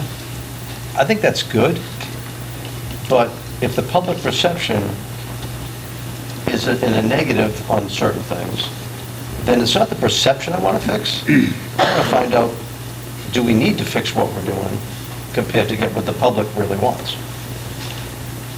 Yeah, and I think that's always a challenge in jurisdictions, that you're trying to distinguish between cynics and skeptics. And I think sometimes that's a tough distinction to make. Because to some, if you simply respond to their criticism, it doesn't make things better. You're just responding to their criticism. And I don't want to get in the world of a few negative sayers, Right. of people that show up and affecting the input. But I want to really take a look at it too, and Say- just say, is this something relevant? Right. Is this something we should be going after, or is what we decided we want to see? And it's, you can't please everybody in every situation, obviously, but it's like, it's what we decided to do, and there are some negative impacts on some, but are really good decisions. Well, what we're seeing, and definitely across the country, and I think you're primed for this because of the growth that you're experiencing, is we're seeing more and more about public engagement as a verb, not a noun. Like how are you engaging the public? Not just, we had an event and people showed up, because we know who typically shows up. Or you had a public hearing, we know who shows up to those. But more and more governments are saying, what's our social marketing strategy? And social media is simply one channel of that. It's not the entire portfolio. And then how are we engaging the public on a regular? Because what we're finding across, especially with younger people, they're tired of being told, they want to be heard. So they're making their voices they're louder, and they're insistent, to their credit, and they want to start shaping public policy more differently than maybe historically. So how do you engage the public, not just the people that are going to always talk, but what's the strategy to engage the public on an ongoing basis? And that requires some, it's not just a staff commitment, it's really a strategy that you want to flesh out. Chairman and then Commissioner. I developed a vision of the Northeast Rural based on people in the rural area not giving us good answers to questions, but rather telling us no, they don't want things. But my vision was something that would keep it in a rural context of the development, but yet be better than just nothing, and things going down, because it's been there for a long time. Things are going to change, and most people fight change, but in fact, if you can make that change fit the community and be better, then that's what it should be. Yeah. So the state government, the legislature, they tell us that people can develop their land. They have property rights to develop their land. That's right. All we can do as commissioners is make it look right for our county and our community. So that's what we need to work toward. Yes. Back to that look, the feel, Yes. the experience. Commissioner, thank you, Chairman. Commissioner. Thank you. So when you talk about stakeholder engagement, Yeah. Commissioner Starkey say the average age is 46 in Pasco, 43, I thought. 43, 46. Well, that's a working mom and dad who are distracted with managing just their life. So I guess it's a rhetorical question back to you and to staff. How do we engage those folks? How do we get their input? Do we send people out to, soccer fields on Saturdays to reach that demographic? Car lines, send, work with the school board and send a flyer home with the kids on their homework?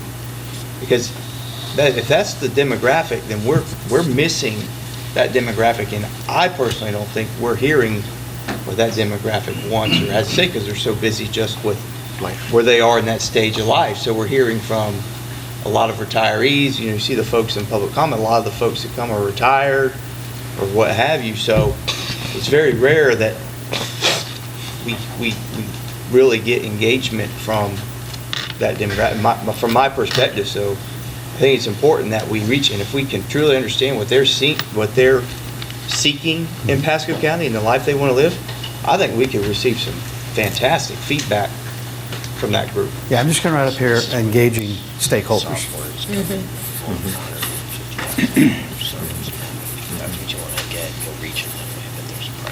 And just one point to that, and then we'll get to your point. I would offer to you, government traffics in trust. And trust is the currency we have in all relationships, personal and professional and organizational. And we know there are people continually scrubbing on that trust between the government and the residents. And as advocates for the county government, that strategy about how do you enlist those people is going to become increasingly more mission critical, because that notion of credibility. When you're making decisions, how credible are those decisions? And that's a delicate dance. And governments across the country are trying to figure out how do they maintain credibility and not just be attentive to those people that want to shut the door behind us. And it's not just in growth communities, it happens in all communities. So, Commissioner? I'm going to give you a solution to the whole thing as far as getting that engagement. You got families that are working. We got public hearings that go 1:30. How are they going to show up? Exactly. We had it years ago. They were like at 6:30.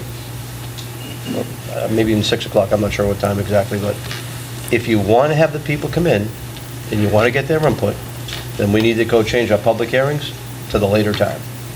I'm not opposed. You know, the other thing is, you know, people have a right to develop their property. Businesses have a right to develop their property. And I completely agree with that.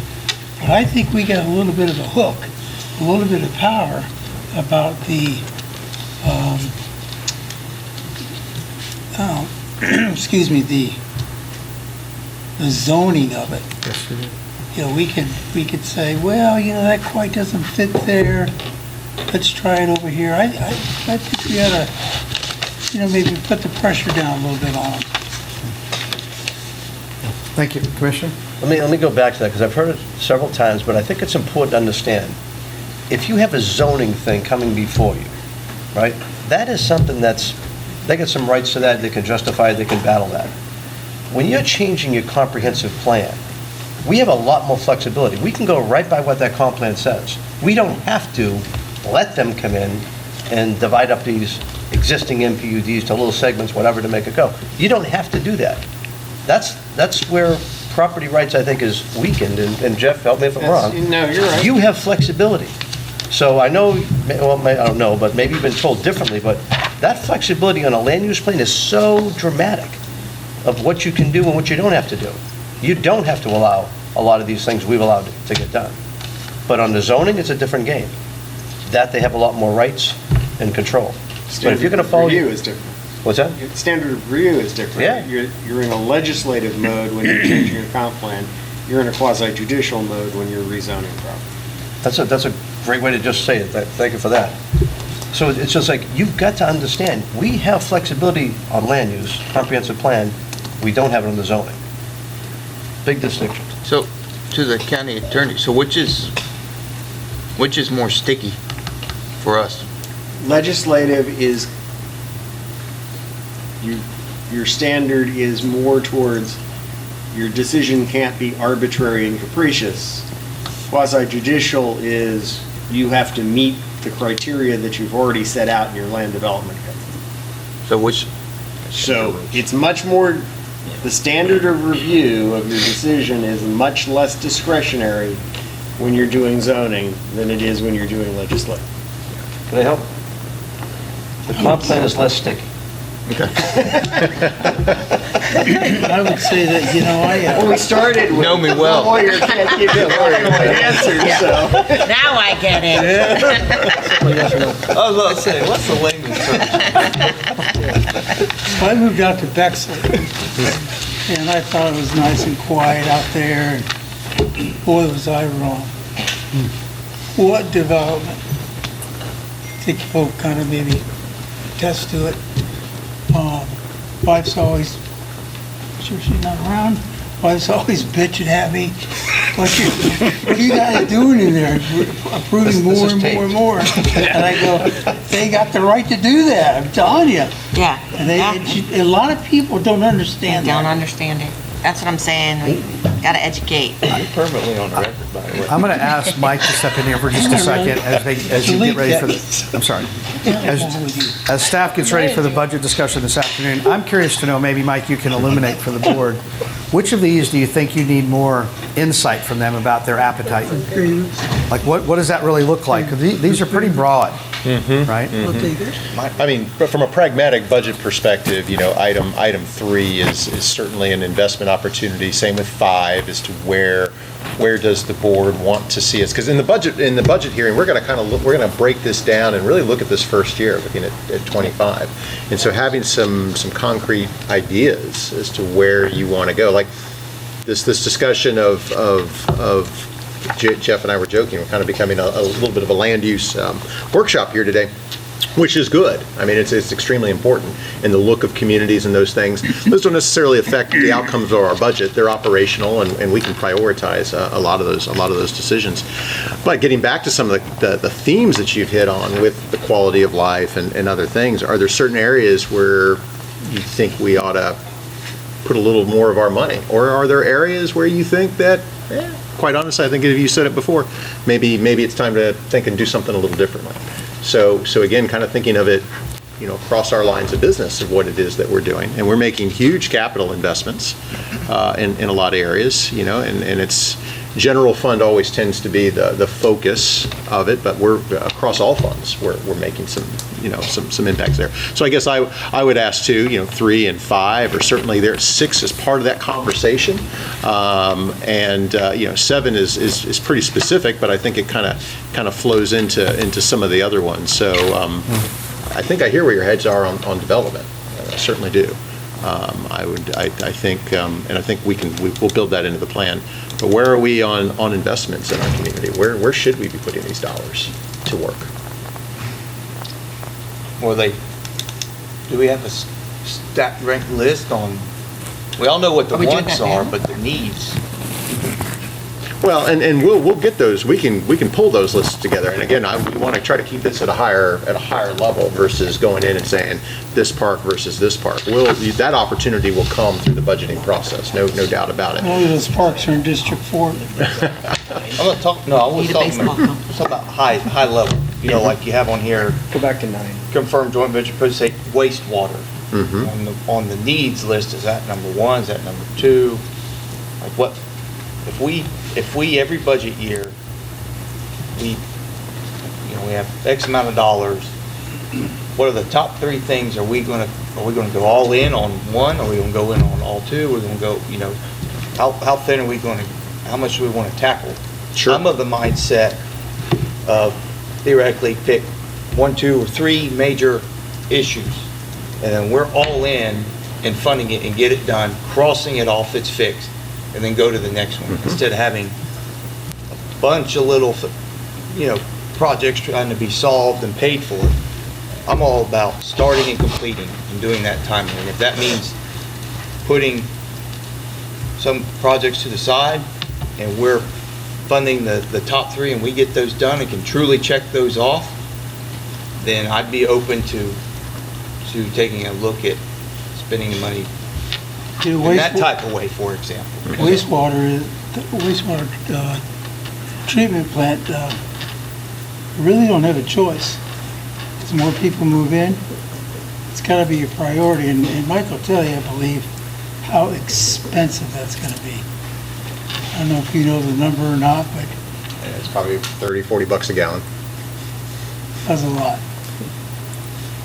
That is a lot. I have an idea. Go ahead, Mark. I mean, If I may, just real quick here, if you go back to slide 9, Patrick, I'm just testing something here. Listening to discussion about particularly redevelopment of 19 and 41, the bullet that says greater percentages of redevelopment versus new, this is the level of decision we're asking of you today. Do you want us to put a focus on that? Because what that would fall into is, okay, maybe we look at 19 specifically or 41 specifically, and all the other details and tactical pieces fall under that. So that's just giving an idea of what we're looking for as far as direction here today. and part of that redevelopment, part of that redevelopment look, then we can also look at the services we're providing out there as well, right? Do we need to do something different with our libraries or our parks in those redevelopment areas as well, right? We got a nice shiny new regional park or super park on a new side of the county, but then do we need to take existing resources and look at redevelopment? So understanding if that redevelopment is a priority, and absolutely agree with the commissioner's point on focus, because you can do a lot of things and get nothing done, or you can do a few good things and get a lot done. And I subscribe to that model, and so you'll have the opportunity to look at projects, absolutely, as we go through the budget process. But understanding these bigger cogs are important for the steering committee as we'll try to hone this in. So I'm going to shut up now and not confuse the issue. Commissioner. Yeah, I mean, it's difficult to figure out what you want to do, and sometimes it does take year-to-year changes. You can look at funding things that may affect it, where the money's going to come from. And we had the stormwater trouble, we put a utility in place. That funding in place, we then studied everything to figure out what we're going to do, and then once we had put a plan together, raised the fee, and started doing the projects, and all of a sudden, things were getting done. County Line Road was a road project that was on, when I started 19 years ago, it was like number 6 and 7 on the list, so 13, 14. It hasn't moved. Now, thank God we have a developer coming in. We got some interest along Shady Hills with growth coming in there, that now it's going to get done. So you can't really say, let's just go do the one thing and be done with it. Lakuchi, way back when? When the Cumber plant went down, 64 years ago. 64 years ago, had they done something there then, Lakuchi might not have been ever the depressed area if they found something else to come back in there. So, with all those things, it's like hard to say hard and fast, let's just pick one and be done with it, because you may leave something else coming behind that is worthy of getting done. And if you look at the west side, look at the customer satisfaction ratings, they're weaker on the west side. And that's because most of the money's gone to the other side. Some of it because it's funded from development, but other times, tourist development stuff, it's just funded because there's a project there. And now the other side's getting done. Just one point. I think you're always, as elected officials and staff knows this well, some of these things you're in the business of doing past your time in office. That's part of the portfolio of what the county provides. Within some of those dimensions are projects that have a start and end date. But you're never going to be done about the one item about maintaining the fiscal assets. You're always going to be in the business of doing that. Obviously, to Commissioner Waitman's point, there are projects within that list that you're trying to check off. I think to what Mike shared as well, some governments struggle because they have these lists that just get longer.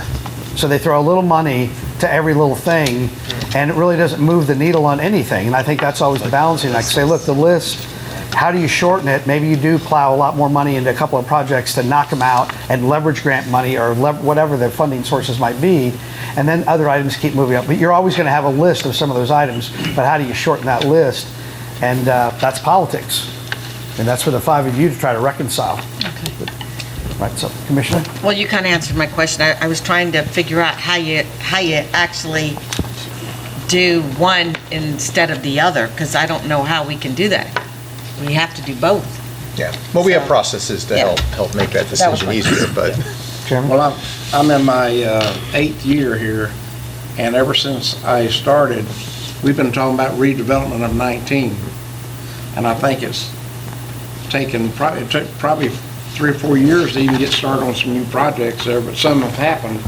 And I think more needs to be done there. At the same time, coming in focus, we're starting to get jobs in Lakuchi, trying to bring that depressed area up.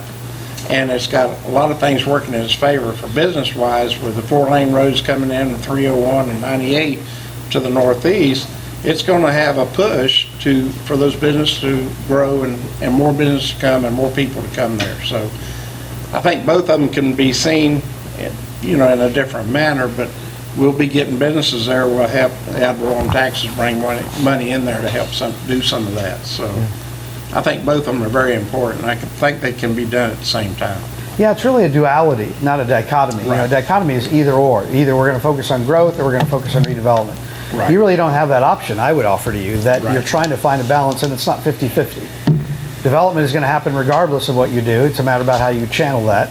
And then redevelopment is really more of a policy decision to say, where do we want to step into? What needs it the most? Is it based on merit? Is it based on economic need? Mike?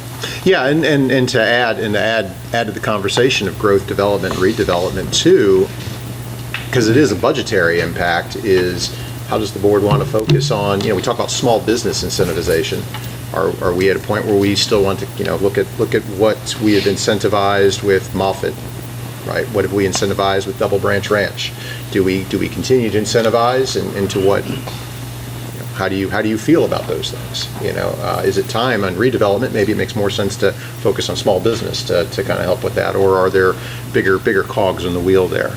Because, for example, if we're going to, usually when we incentivize, we're either incentivizing through revenues. We're usually revenues that we would receive at some later date, right? We've got rebates that we use as a tool, impact fees as a tool. Those have a consequence to affect exactly the projects and things that we're talking about. So, again, I leave you with that too as a policy decision.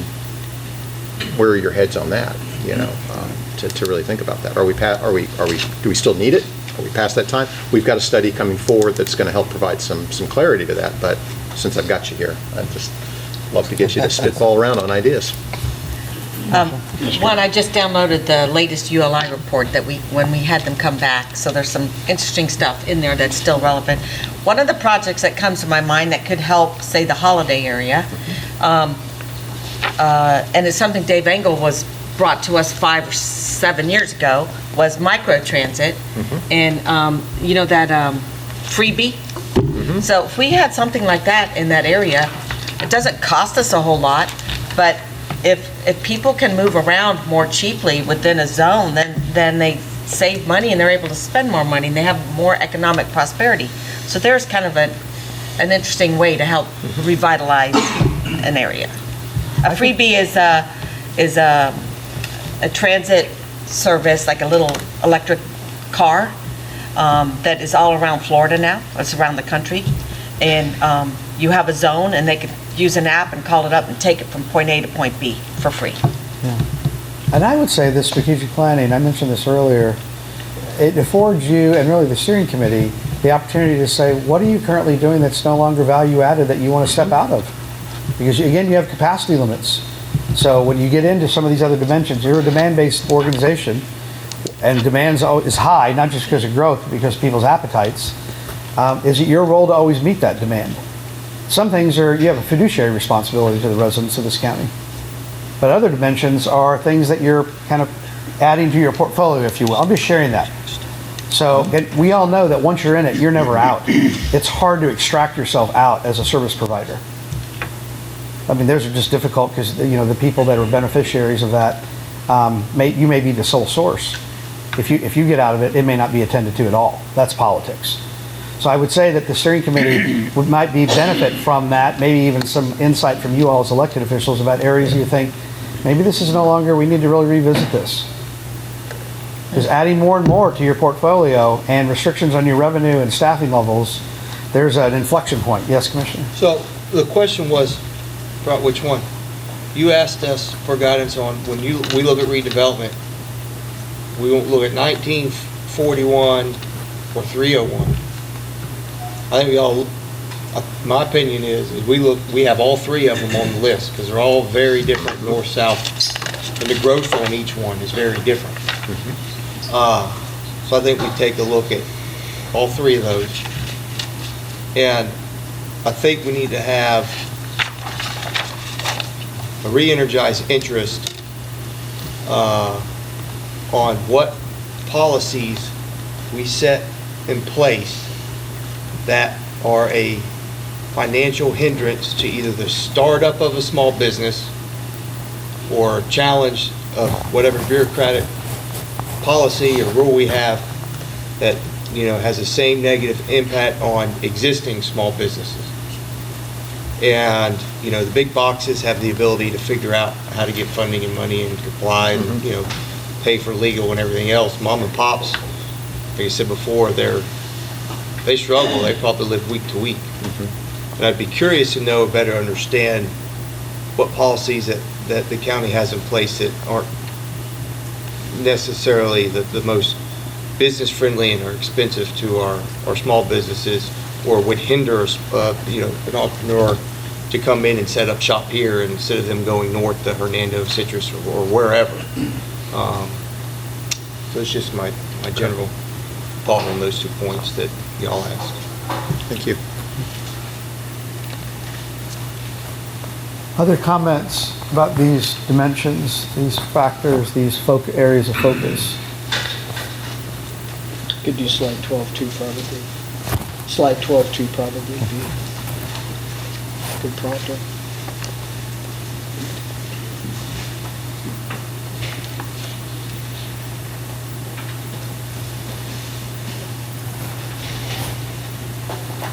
Prepare for, manage growth, maintenance, and redevelopment.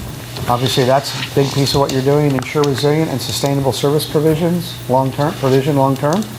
Conserve, enhance, and manage the county's natural resources.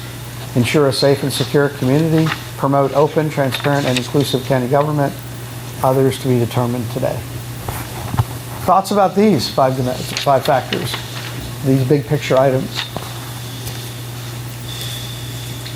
Do these speak to you? Do you think these are top priorities the steering committee should factor in as they revise the strategic plan? These are conceptual. Obviously, more detail would be provided about how do you enact these. That's usually the challenge. I would think that out of that list, it would be our responsibility, our highest responsibility, is to ensure a safe and secure community for our citizens. if they don't feel safe and we're not providing a secure environment, then the rest of them really don't matter. Well, and in some respects, as you all know, everybody in the room knows, you're really working along these concurrently, right? Because of the portfolio of what you provide is extreme. It's expansive, and it's always sort of, how elastic is that?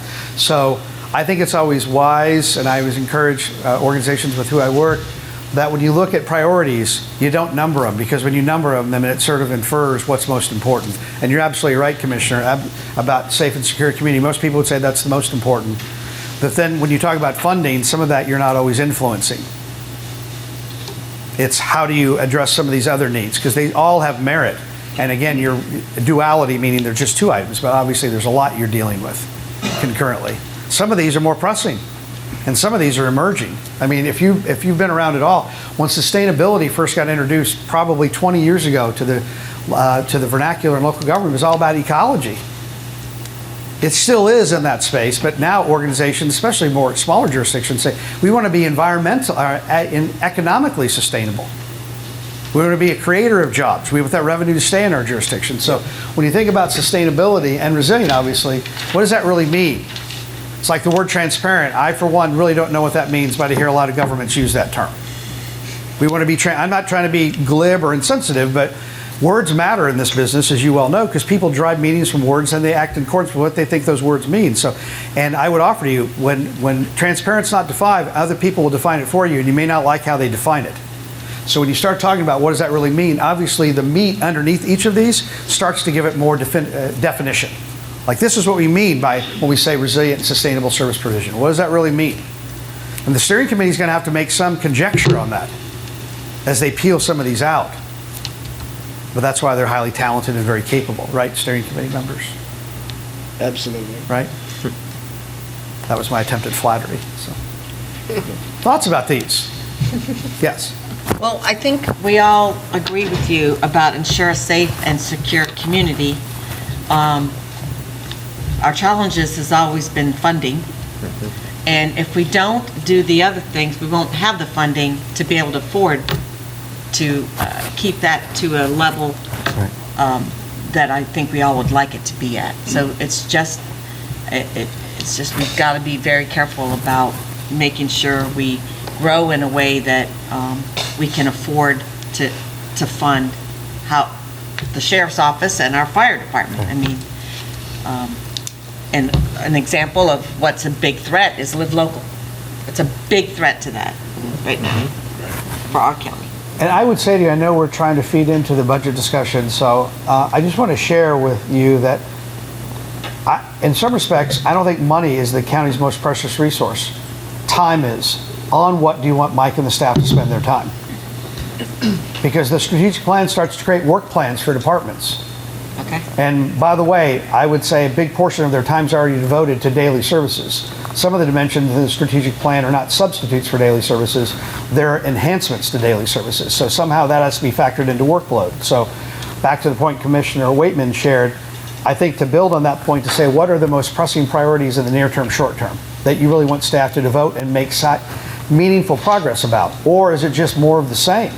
And if it's more of the same, you may not see the satisfaction level that you want because you're not devoting the resources to really move the needle in those items. Again, reconciling that among the five of you is always difficult for elected officials. Commissioner? And balance is the key. I think you're right, Commissioner Starkey. It's everything there is important. When you look at quality of life, I think, especially with the median age now 46 years old, what can we do to help the parents keep the kids busy? Because my goal was always to keep the kids busy, whatever it was, whether it was playing sports, doing theater, whatever it was, with hanging out with friends, and just keep them busy, let them have fun, let them enjoy their lives every step of the way. When you do that with a balance on every one of those things, it makes for a better community, and that makes us premier.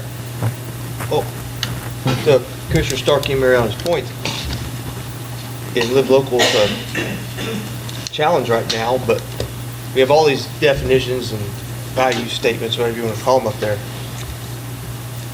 I think we really need to define, Pasco County needs to define what we view as Live Local. What's that mean?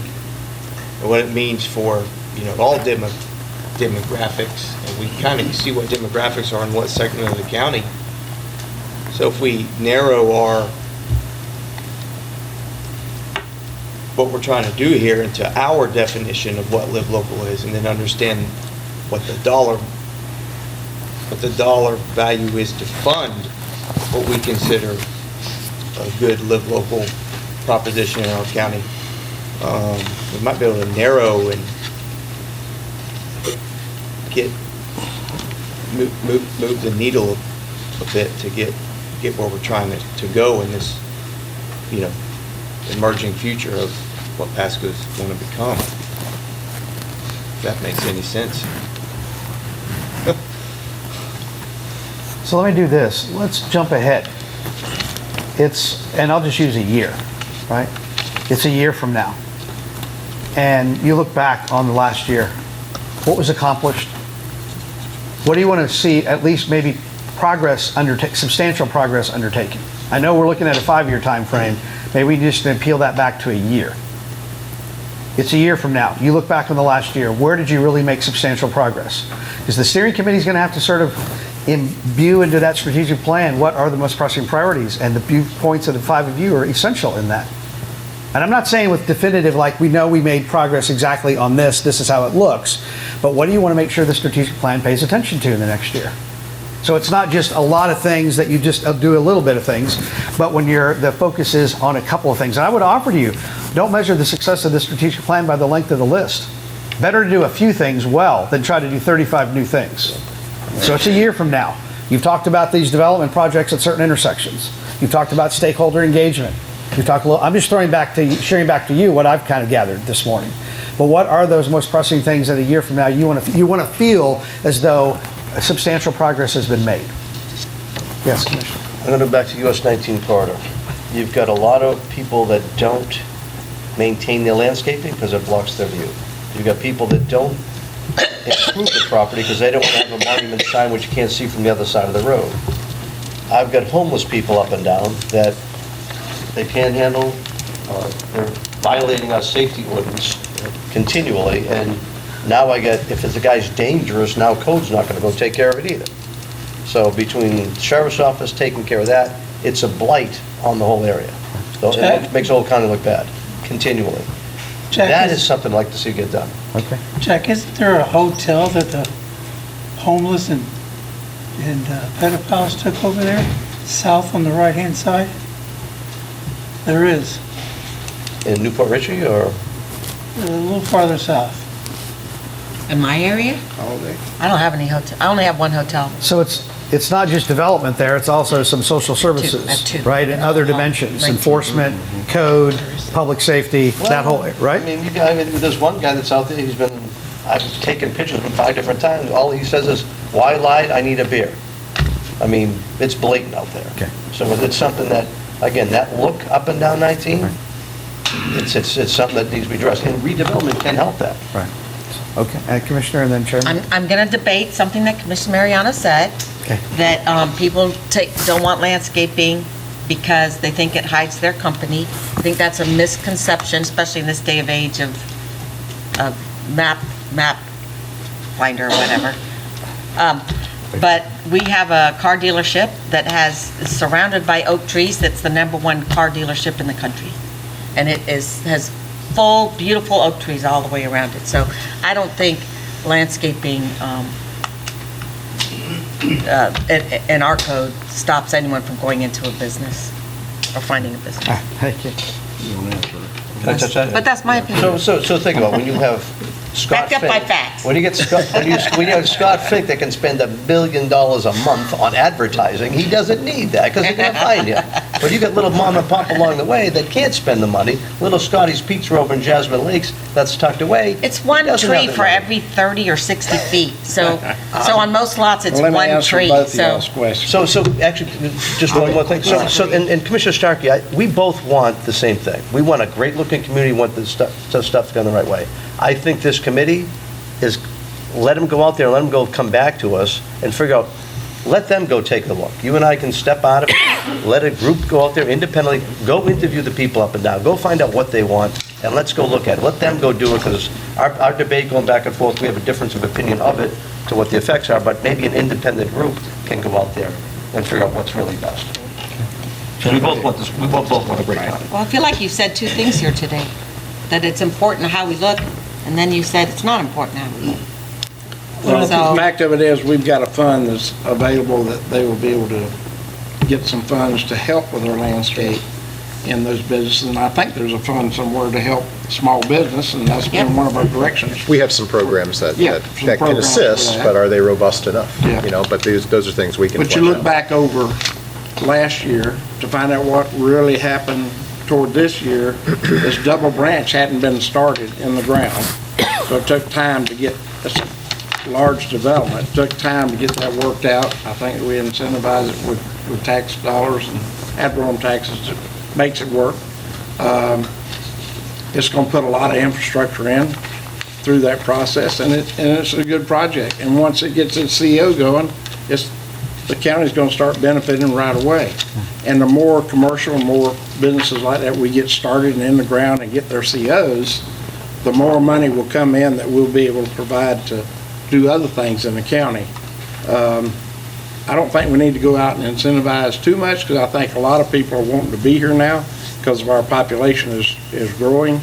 And I feel like we don't need to just give it all away and then, have our citizens serve.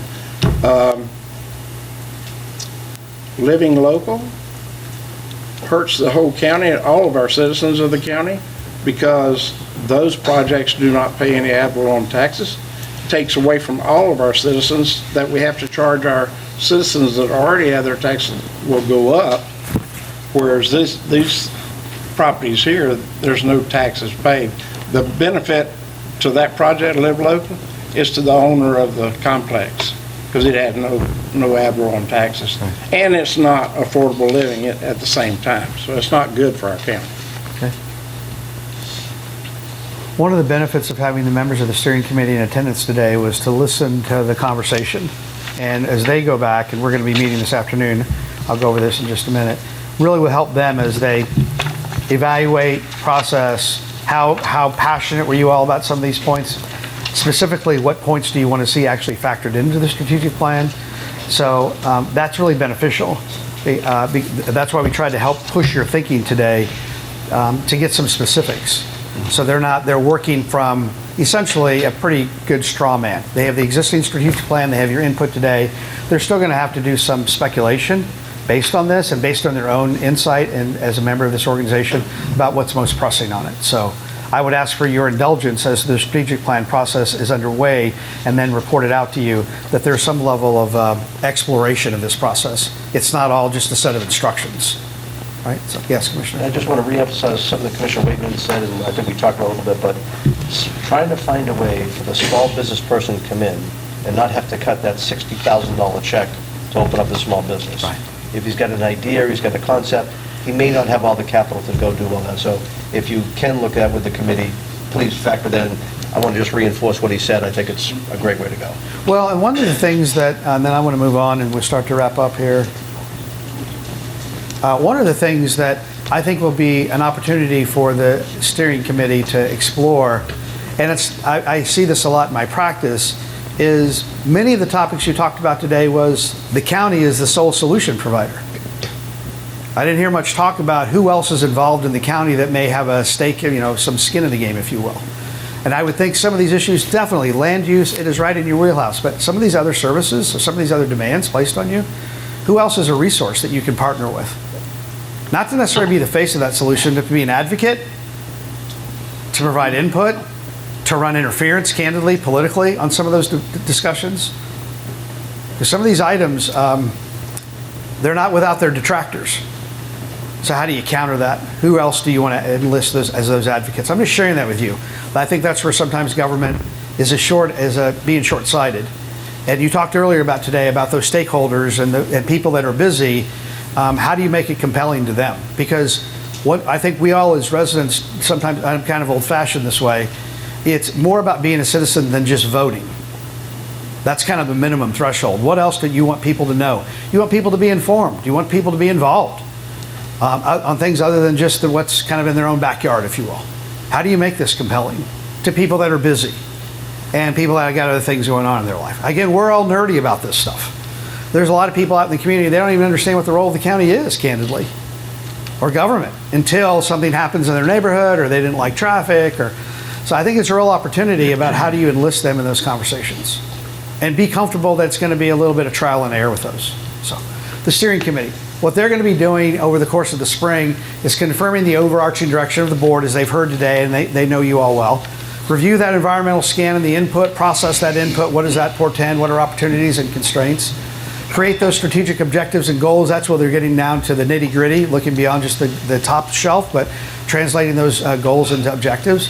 Establish some key performance indicators, or as what commonly referred to as KPIs. In other words, what are those ways that you can measure progress about some of those objectives? And some of these are not quantitative. Some of these are going to be qualitative.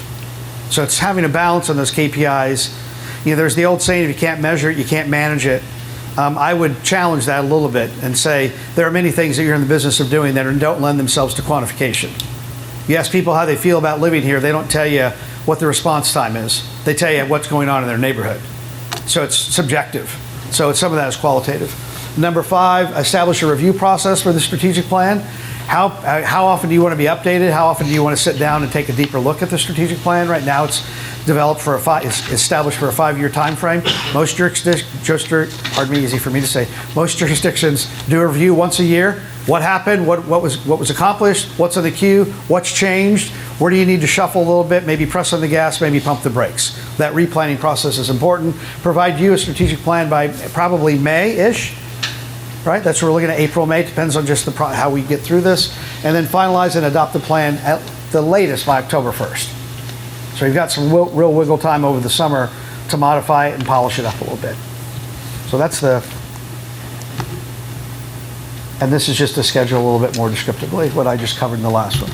I laid this out in the proposal. Again, I'm grateful to be a partner to you in this. The name of my firm is the Mejorando Group. Mejorando, Spanish, means getting better all the time. And that's really our mission, to kind of the classic leave a place better than we found it, which I know many of us can relate to. But the way I designed the process was a 4-step process to engage, enlist, examine, and explore. The 5th one is execute. So we're actually here about at 3 of these.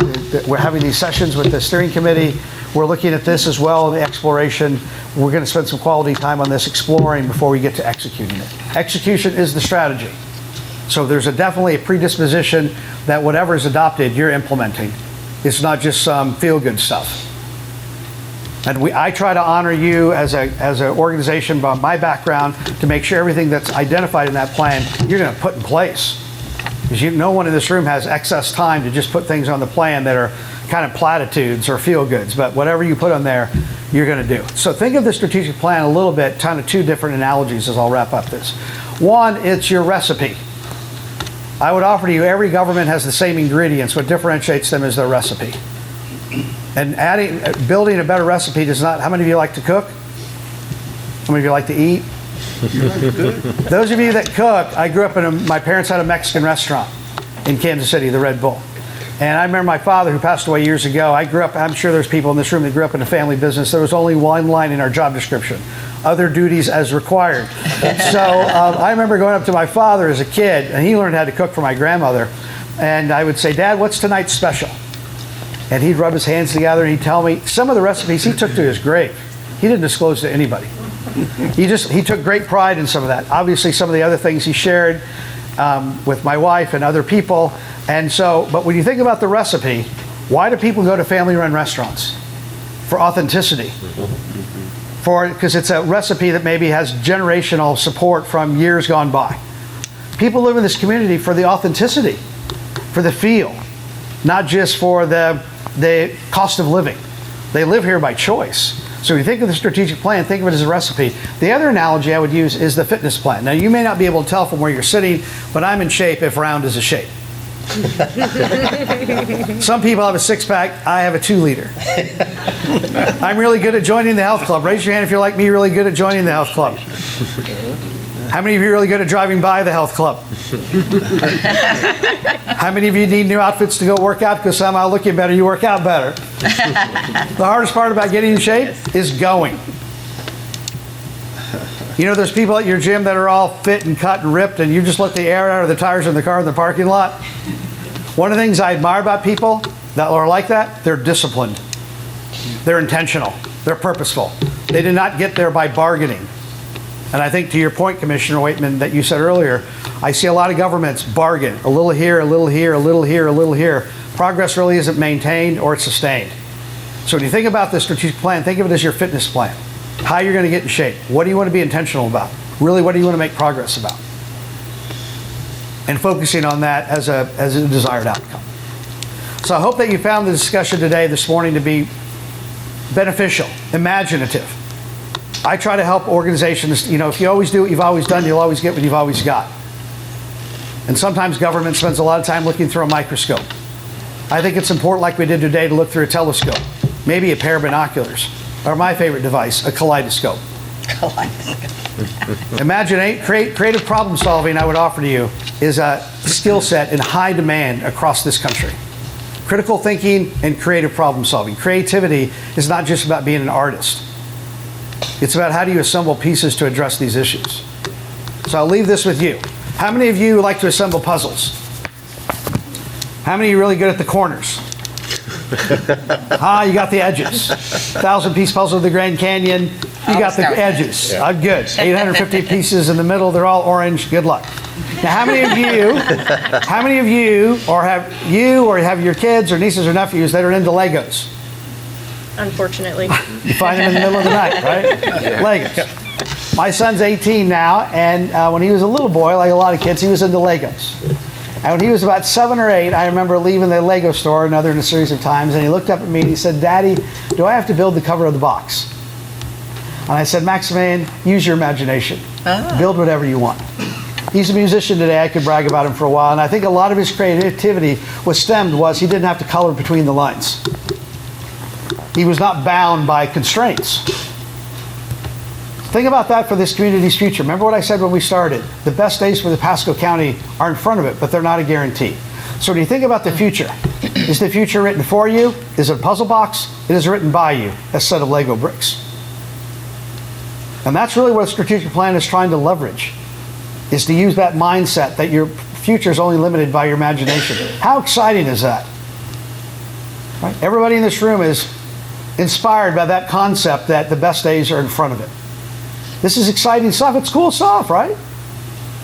Some of these things are not always very, exciting on the surface, but fundamentally, they help people lead better lives in this community. And you're an essential driver of that as a catalyst. So I hope that you found the conversation today enriching, expansive, deepen your understanding, good collegial conversations. I really appreciate you being good colleagues, listening to each other, sharing people's points, building on each other's points. I think it will really benefit the steering committee as they convene this afternoon. We've had one meeting, just virtual, but as they convene this afternoon, we debrief and then talk about next steps.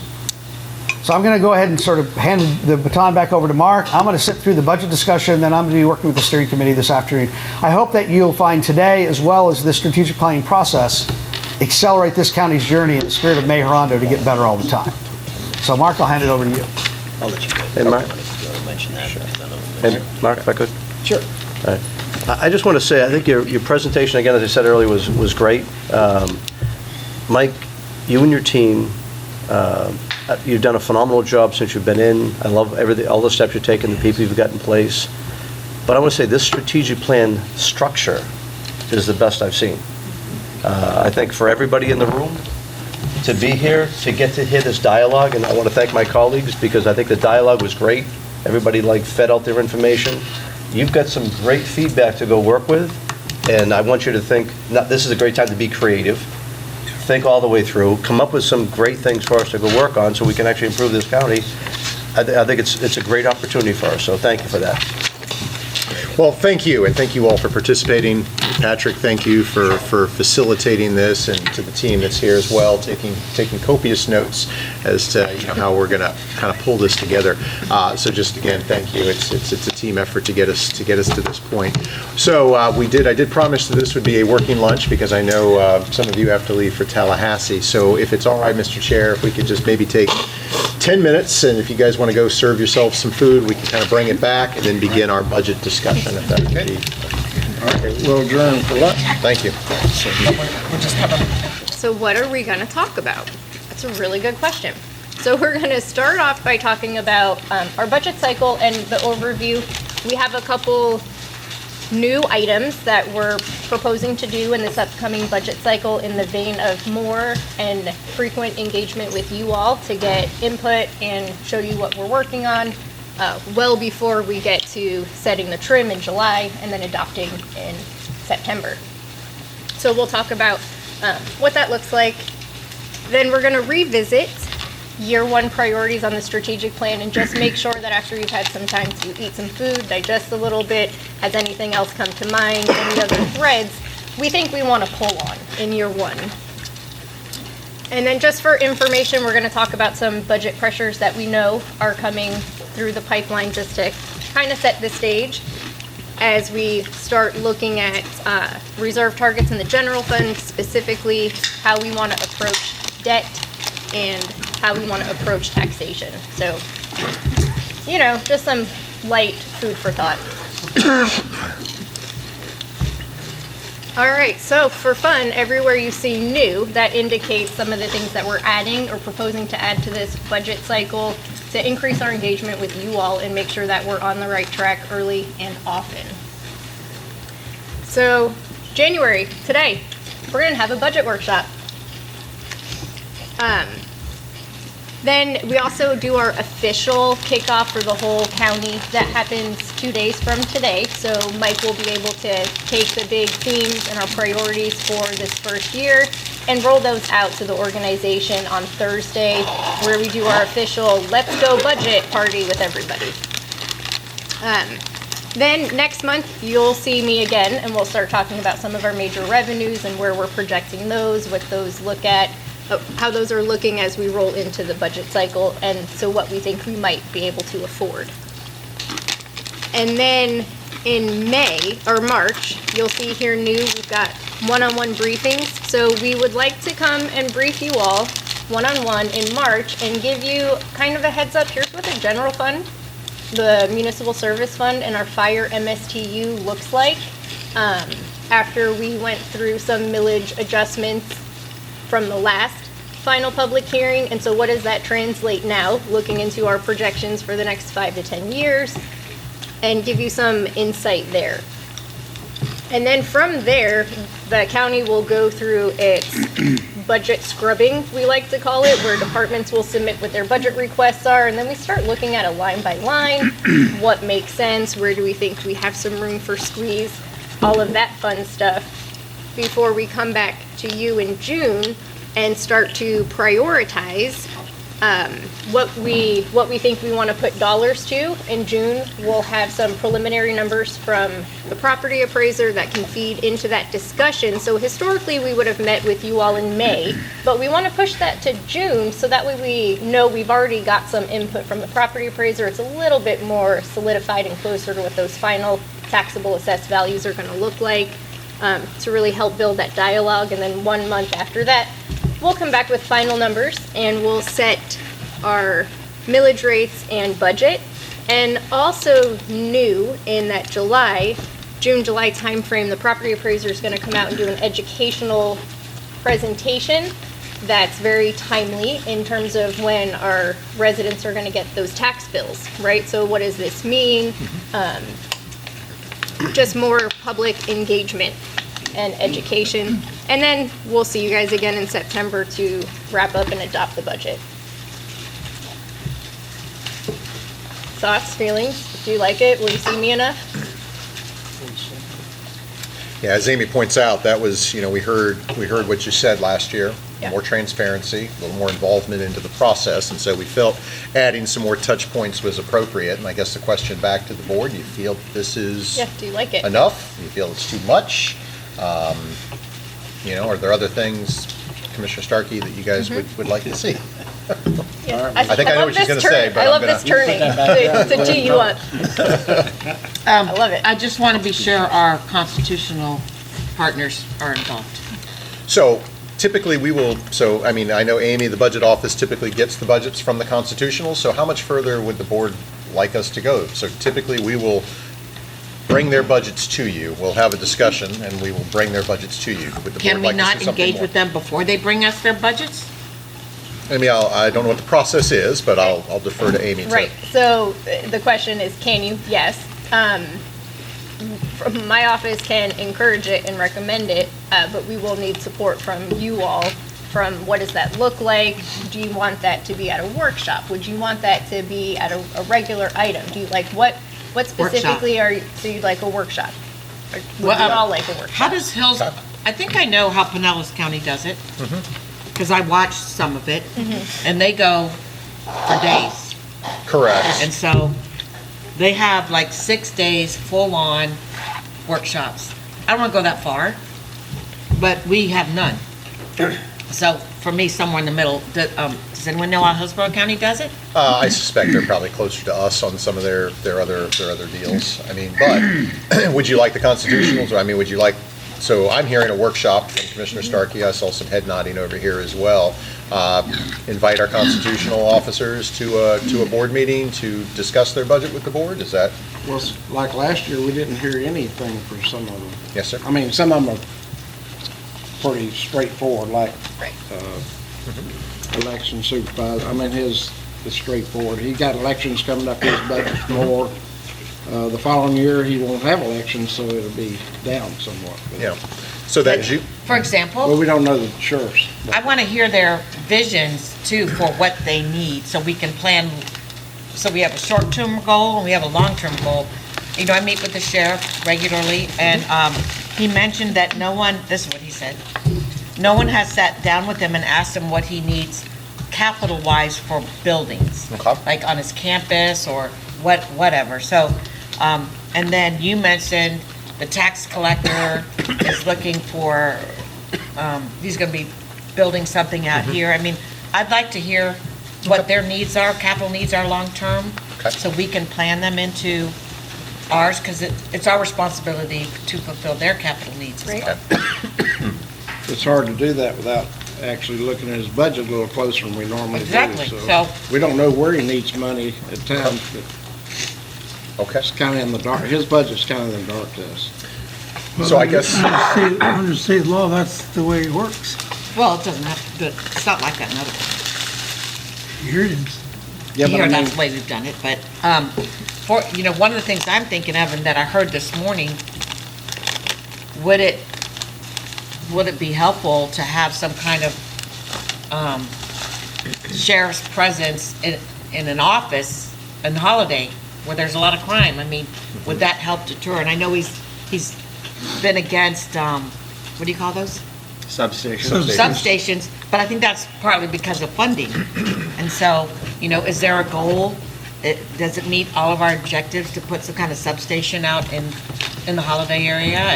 And I would love to see that, and I think a lot of citizens would, so I'd like to have those kind of conversations. And I think the tax collector's already there in Holiday, so I don't know if he has any more plans. But anyway, So I think it would be good, all the constables, but especially the sheriff. I mean, he's got a behavioral health team as well. We just allocated $8 million for opioid money that we just got. We got more money coming in. If there's a way to kind of like maybe relook at that, if that helps him, so be it. But, you know, we want to keep as many people out of the jail as we can and give them a path to recovery. So I think that conversation could be a good part of it. And as Commissioner Oakley says, we haven't done it in many years, since we kind of gave an agreement with, when the budget was going to come in, he was going to get a certain percentage of the increase all the way through. Right. Now, we just had to change by taking the jail over too, so maybe it is good to start those discussions again, because he's had full control of where his money's gone, however he's allocated it, and I'm not saying he's done anything wrong with it, I'm just saying it might be good for us to, let's have the discussion, let's find out where we're going, and how does the substation work better? I mean, we just did build him a building, took over the Rasmussen College, where he's got 2 floors of it, so it's not like we haven't had discussions with him about what's going on. So maybe it is good to have everybody else together, so we can all talk together. but I believe it'd be good for us to know more about what his needs are so we can better align ourselves to help him. Okay. So, Mr. Bradford, you said it's designed where we don't know anything about his budget? Is that Yeah, what you were saying? the state constitution says it's our responsibility to allocate, and that's it. And if he doesn't get what he thinks his needs are necessary, then he appeals it to the governor. Yeah. And the Sheriff White governor- did that one. And the governor makes that decision. Actually, the Administration Commission. Sir? The Administration Commission is where the appeal goes to. Governor and Cabinet. Oh, that's where he would get funds for funds? Yes. Can start There you reading go. in any second. So typically, constitutional budgets are due to us May 1st. I'm looking at the, okay. does Most it- of them, yes. So does it make sense to have that discussion perhaps at that June workshop, since we'll have a, I'm looking to you to Yeah, kind I of find out a good touch think, point. I think we could roll that into the workshop. We might be looking at a longer day like today than, right, which is a bit longer than we normally workshop. So if the board is comfortable and in agreement, we can definitely stretch that out a little bit longer and include constitutional That's a smart way to do representation. it. Okay. All right, we'll make those invitations. Yep. Awesome.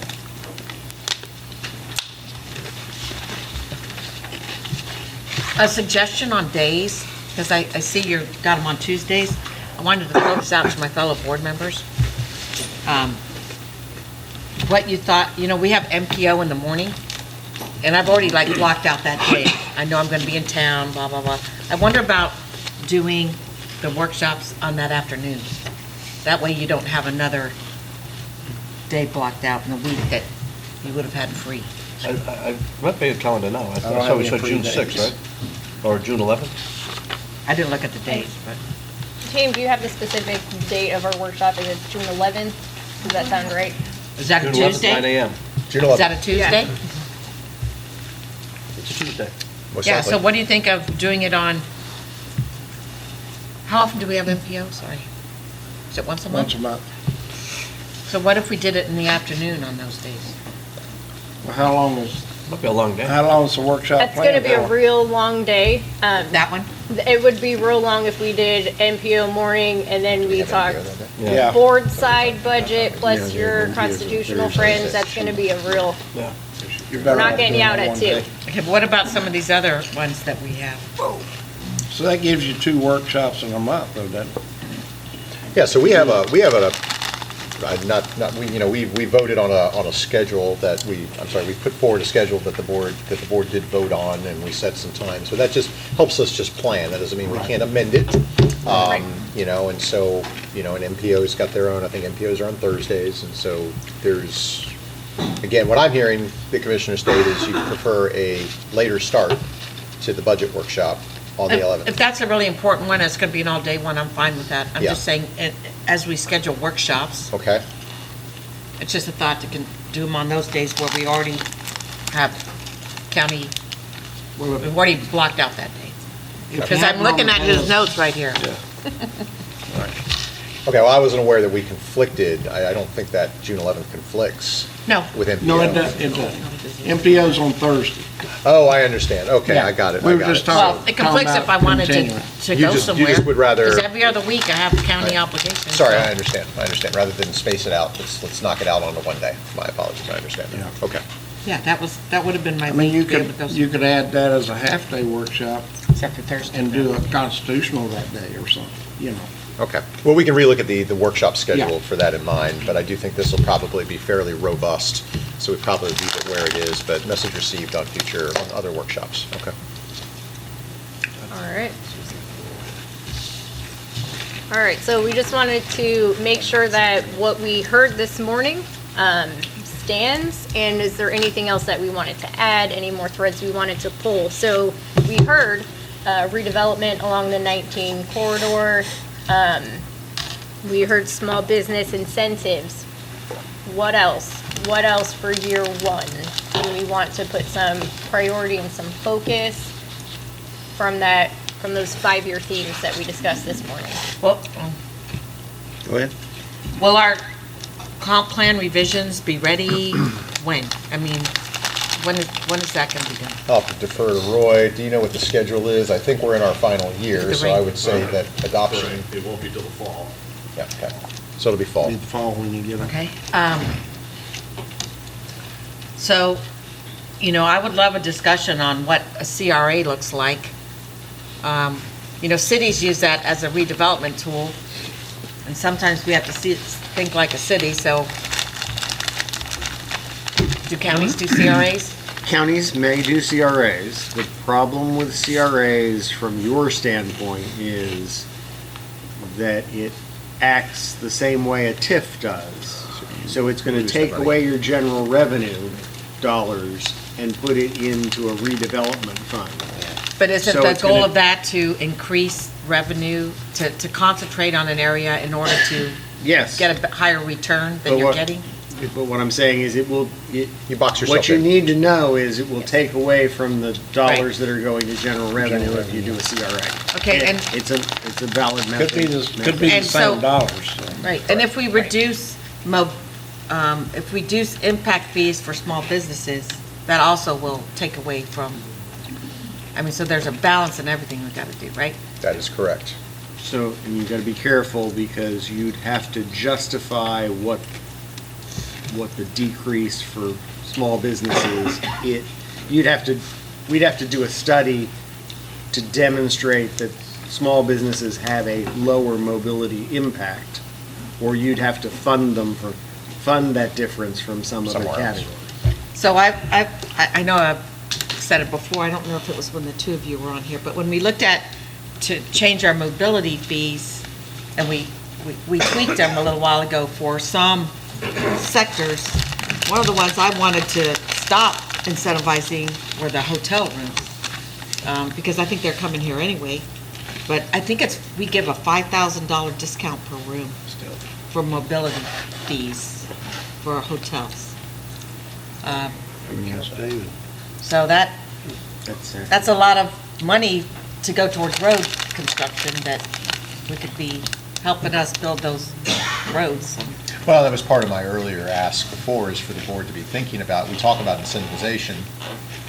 Are there areas of incentivization that maybe we want to go a different direction, right? I heard a lot of small business incentivizing, looking in that regard, but are we, do we still want to incentivize some of the larger stuff, or there's still, maybe want to reserve the right for certain targets? But again, hotels or whatever it is, if we're, giving deep discounts for things that still generate traffic, there comes a time when your incentives are no longer needed. It becomes an engine. And can you give them in areas rather than blanket the whole county? Don't know offhand.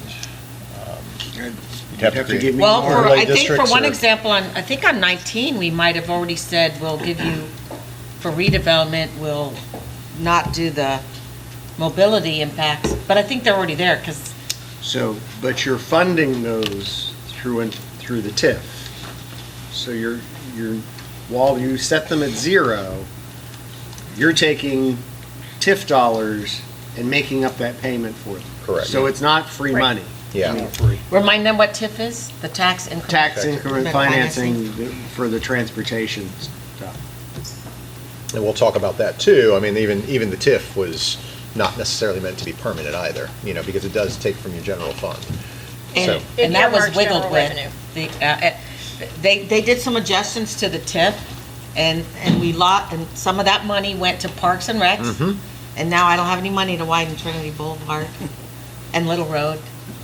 And so, because we thought that the increased growth would grow the TIF, but the cost of building roads chewed Increased. all that up. So we slipped behind on funding local roads. yeah. And your TIF currently, right now, it's structured to subsidize the discounts that you give on the mobility fee. So whatever your mobility fee breaks are, the TIF subsidizes that, and not anymore. And that's all that goes to the road program now. It used to be they were operating on a little more of a higher percentage, so they were taking in a little more than what that subsidy was, and we were able to do other things. Like a big puzzle. But again, it was coming at the expense of your parks and your general fund, and so the decision there was to keep it solely at the subsidy and let your mobility fees do what mobility fees do, and that is fund transportation infrastructure. Now, there's In Penny the and there's future, other. Yeah. but it funds after we collect it and we do something in the future. Mhm. The impact's already there, and then we get the money to try and fix it. That's correct. To Commissioner Mariano's point of trying to get ahead of that somehow. Well, and that comes Or back. if it's- concurrent with. And if it's structured appropriately, you can make deals with developers for credits But again, it needs to be structured Yeah, that was appropriately in order to properly incentivize and Some the of that was size of done the on development. Pitch 6. Yes, sir. Pitch 6 was a part of Yes, sir. doing something like that. Yeah. Okay. So let me go back to hotels if I could, though. So let's think about Well, you gotta look. where we were at, let's say before the Advent Ice Hockey Rink came in. We had the Wesley Chapel District Park had the lacrosse tournament that was there, and all the people we found were staying down in Hillsborough County, Yeah. right? So we want to change that. What are we going to do? Well, one of the things is try to build that Wiregrass Park to try to make something happen. We cut the Advent Ice's impact fees were going to be like 1.2 million. We got them down to I think 90,000 because it was a advantage to have people from outside the county come in here. And a hotel does the same thing. The hotel is going to generate all sorts of businesses around it. It's going to support everything that's here as well. So as much as you don't want to pay it, you think they're going to come anyway. I think every incentive we can to get them as many here as we can is great. If you look up in Trinity's got a couple coming in now, maybe even a big development coming in for another hockey rink over there. So I think the more hotels we can get, it's a very positive thing, almost like a target industry to what it's going to bring, though not quite as valuable, but there's still a very positive impact for it. I mean, one of the things I think, part of the reason that Hudson struggles so much is you've got, let's say, a couple of hotels that are there that are now done for what? Homeless, or cheap housing. So I'm taking away what should be a big boost for our tourism, and now I've taken up that same space, and I've got no economic benefit to it, just a deterrent. So I think we need to keep, especially Well, West side. I would talk to the hotel folks because, and really ask, is that what's bringing them here? Because the people I know that have built some, and I've had friends who have gone in with groups and funded some of them, they flip them after they're built because the delta from the savings they got to the market value is such that they can make a profit. And I feel like they're making a profit off our mobility fees. So, discounts. So I'm not sure that we wouldn't have them anyway. That's what I Maybe mean. not. Yeah. Like our economic development centers, they've said for years, do you really need to do them? Is it the difference maker? I say, no, it is not the difference maker, but it sends a great message. We Well- want you to come. We need the roads too, so Well, there's a balance. Need more hotels anyway in that area. Well, Mr. Chapel needs, and I'm sure up at 52, and I think in Double Branch there is a hotel coming in that development. I think they'd come anyway. I don't think But I they mean, need the this one's already mobility fee planned credit. for, so. I'm just saying. Mr. Waitman? Thank you, Chair. Is there a happy medium? Because, Commissioner Mariano's area is, different, county's so unique. Is there a way to keep the incentive in certain places and then we expire it elsewhere? So I think you kind of hit where I was going to go next with this is I think, your incentives, and I've got David Engel in the back. I don't know if we're prepared necessarily to go in depth on this. I think you incentivize what you want to incentivize. It just becomes a business decision. If hotels continue to be a priority for this county and we want to incentivize that, that is okay. I think you said targeted industries, right? Treat it like that. So I think what I'm hearing is we have concerns over funding of our transportation and capital road needs. Absolutely still do. We've got areas that maybe we don't need to incentivize. Maybe there's areas that we want to continue to incentivize. Let us come back to you with some suggestions on that, on where to focus. Hotels can be one of those areas, but if you have other thoughts, or even other industries where maybe it's high time we stop doing Fast these food types gets quadrupled. of- Yeah, well, certainly, and I don't know. David, Seriously. anything you think we can add to that discussion? Well, I They're not even believe doing it. hotels are a service industry. We didn't have the demand curve initially, but now that we're becoming more prominent, we could maybe take our foot off the gas. The board approved the Ernst Young consulting engagement last meeting. Thank you. They'll provide a performance audit of our existing programming and incentives and make some recommendations that the board could discuss. All right. And so as far as priorities in terms of, Amy's kind of laid out some things that we heard. Are there other areas just even, I'm thinking of, hey, we're gonna have some additional revenue. Are there areas where you think we need to make certain investments? So for example, last budget year, we made investments in, homeless initiatives and we still continue to put money back into parks for maintenance. We'll get into the discussion of taxation. Are there other areas that the board, again, would like us to continue focus on, areas that maybe we don't focus on? Sidewalks. Sidewalks. Thank you. University. And just a statement on sidewalks is, in fact, we have a loss of a youth riding a bicycle or in the dark. Yes, sir. Brings it up that we're immediately going to work on a sidewalk that needs to be done, but in actuality, we ought to be working on them prior to those things being done. So we need to be more proactive. We don't have the money. Proactive. But I mean, it takes money. I get it. It takes money. That's correct, but understanding from this body, if that's a priority, we had an infrastructure, a couple of years ago, and funding just kind of, it was tough. It was basically a triple R safety type program, which is sidewalks, street lighting, Street lighting is what I was type going to things. just And say. then some of that on sidewalks, can that be tied to the development where they're putting it in for us? Where it can be, To a point, where I it guess. will be, but there are other areas where, we may be stuck. Right, So, okay. but we have priorities, we've talked with the school board on certain areas. We have priority lists, and I think we could be prepared to bring some stuff back to the board on that. Mr. Mariano. And I think Mike did a good job setting up meetings with the school board to go through what ones need to get done, how to prioritize them, et cetera. So it is a funding thing as well, but it wasn't just a knee-jerk reaction either. Did speed it up a bit, but those things were coming forward. The other thing we had to do, because there's no private developments there, is we had to go work to actually, we're funding that now out of our general fund, Mike, to go pay for that street lighting. It's not a separate disc was done, we're now paying for that as part of our budget, transportation-wise. Okay. Quick. Mr. Whiteman? Thank you, Chair. County Attorney question.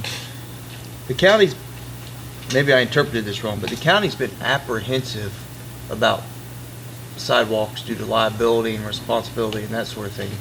Is that the county's angst with the county building more sidewalks? And the question's going to lead to something, because of kids and busing and everything else.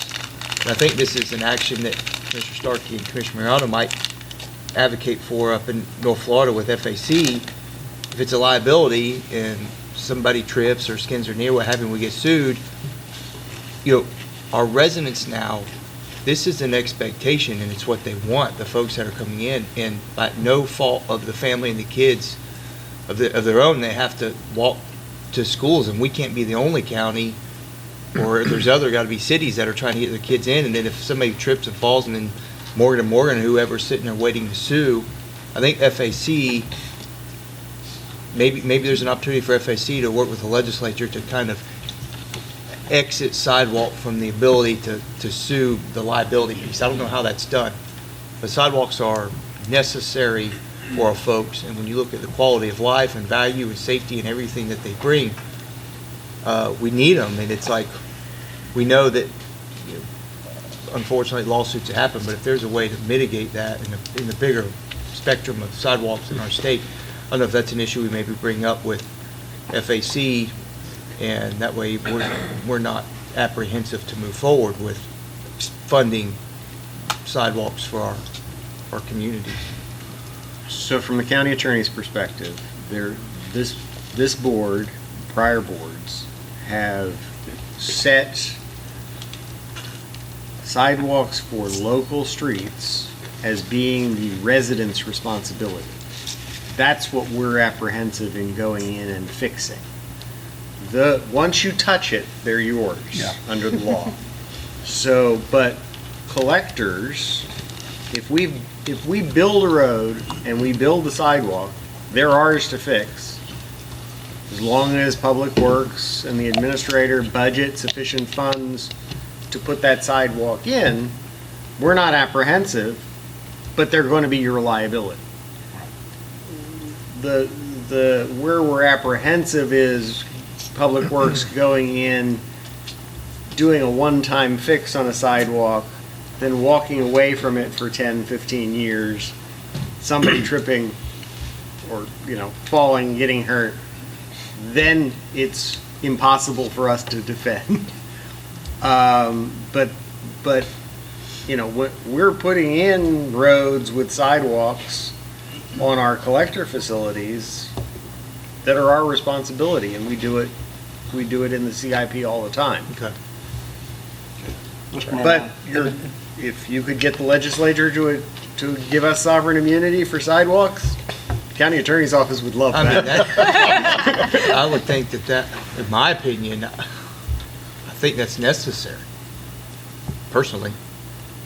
Well, I'll have you start coming up to FAC with us. There you go. But I want to say, as far as, the tricky part is, let's say you go to a neighborhood, you fix that one sidewalk. Now you could be liable for all of them at that point. Correct. Right? When you have it in the CIP, it's a different plan, you can control it. But you can have it like a HOA, go put some oak trees, like mine, and they put them right near the sidewalks that are growing and growing. They can see it affecting the sidewalks. They go do a little repair themselves, but they don't do it all the way, and now you got an issue. Yeah. And we had Ballantrae, we coached with them to go tear them all out, to go take them all out. So They should replace them with something. But when they plant, they gotta plant them right, because you can plant them in those containers Root that barriers. stop the roots from Stop going roots that from way. growing, that's So right. they just gotta plant them right. Limits the growth of the tree. But anyway, so liability-wise is a big thing, and if we could work with our state legislators to go take that step with us, that should make it easier, but again, you're still gonna have those issues. 7 Oaks, they do this too. But they should have been Trees required to out. put another tree back in. Yeah, they should have been.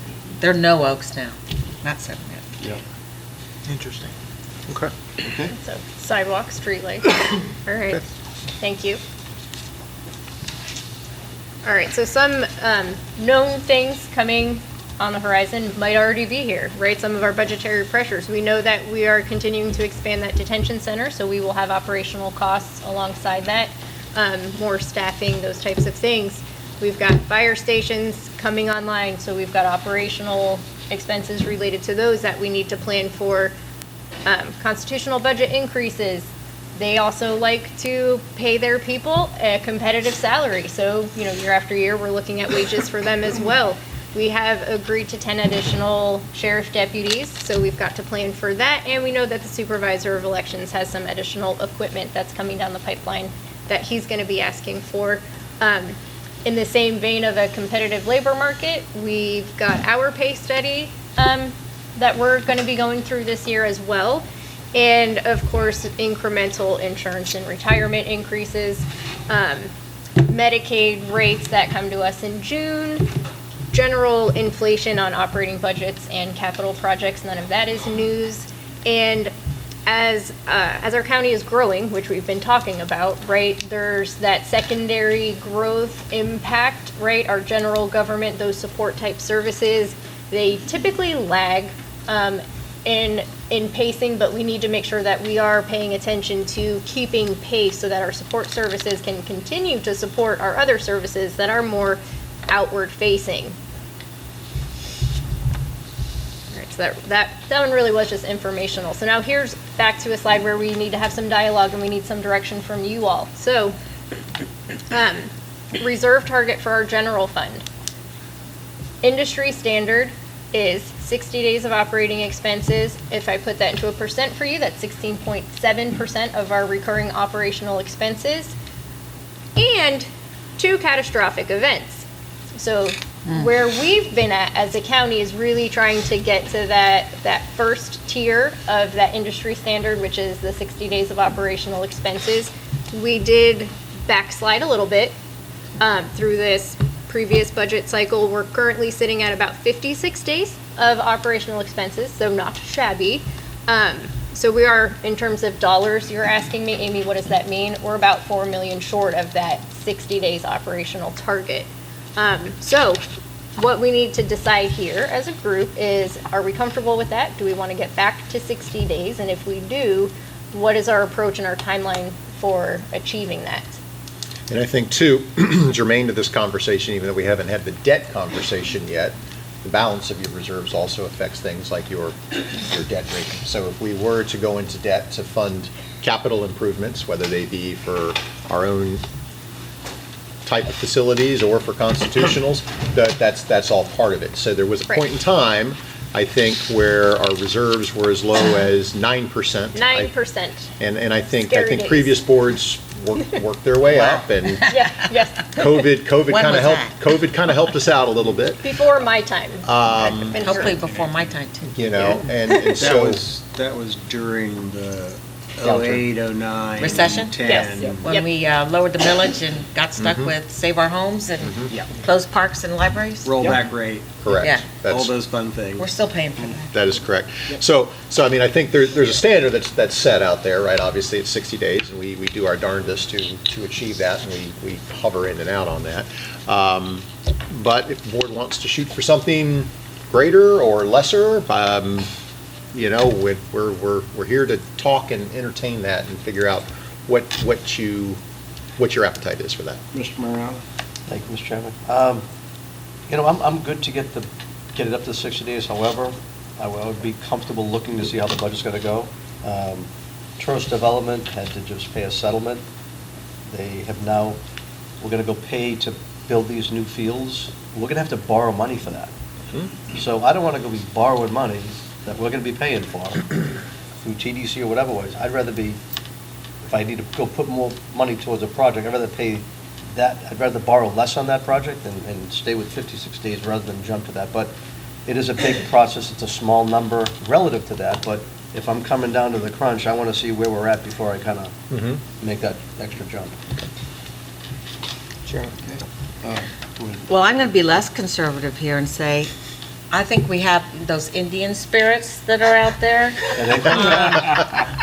keeping the storms from hitting us really hard, whatever it is, the makeup of our shoreline, I don't know. But we've had scare after scare after scare, and we don't get hit by the big ones. So I'm going to knock on wood. This is probably not wood, but We didn't get that right. I'll call EM now to make sure. I'm going to say, I am okay where we're at. fault. I think we're okay. What are we at, 50? 56 days, I just think that's fine. We're how many days? 56. 56 56 days, instead yeah. of 60. So we want to be So we're 16%, what are you? 4 days. So, But so that's a minimum of 60 days of operating expenses Plus plus two two catastrophic catastrophic events. Yeah, see, Right. I think that's, So what I heard you say is, don't We're worry about good. the don't worry about the I think catastrophic events. catastrophic events. We'll take our chances there.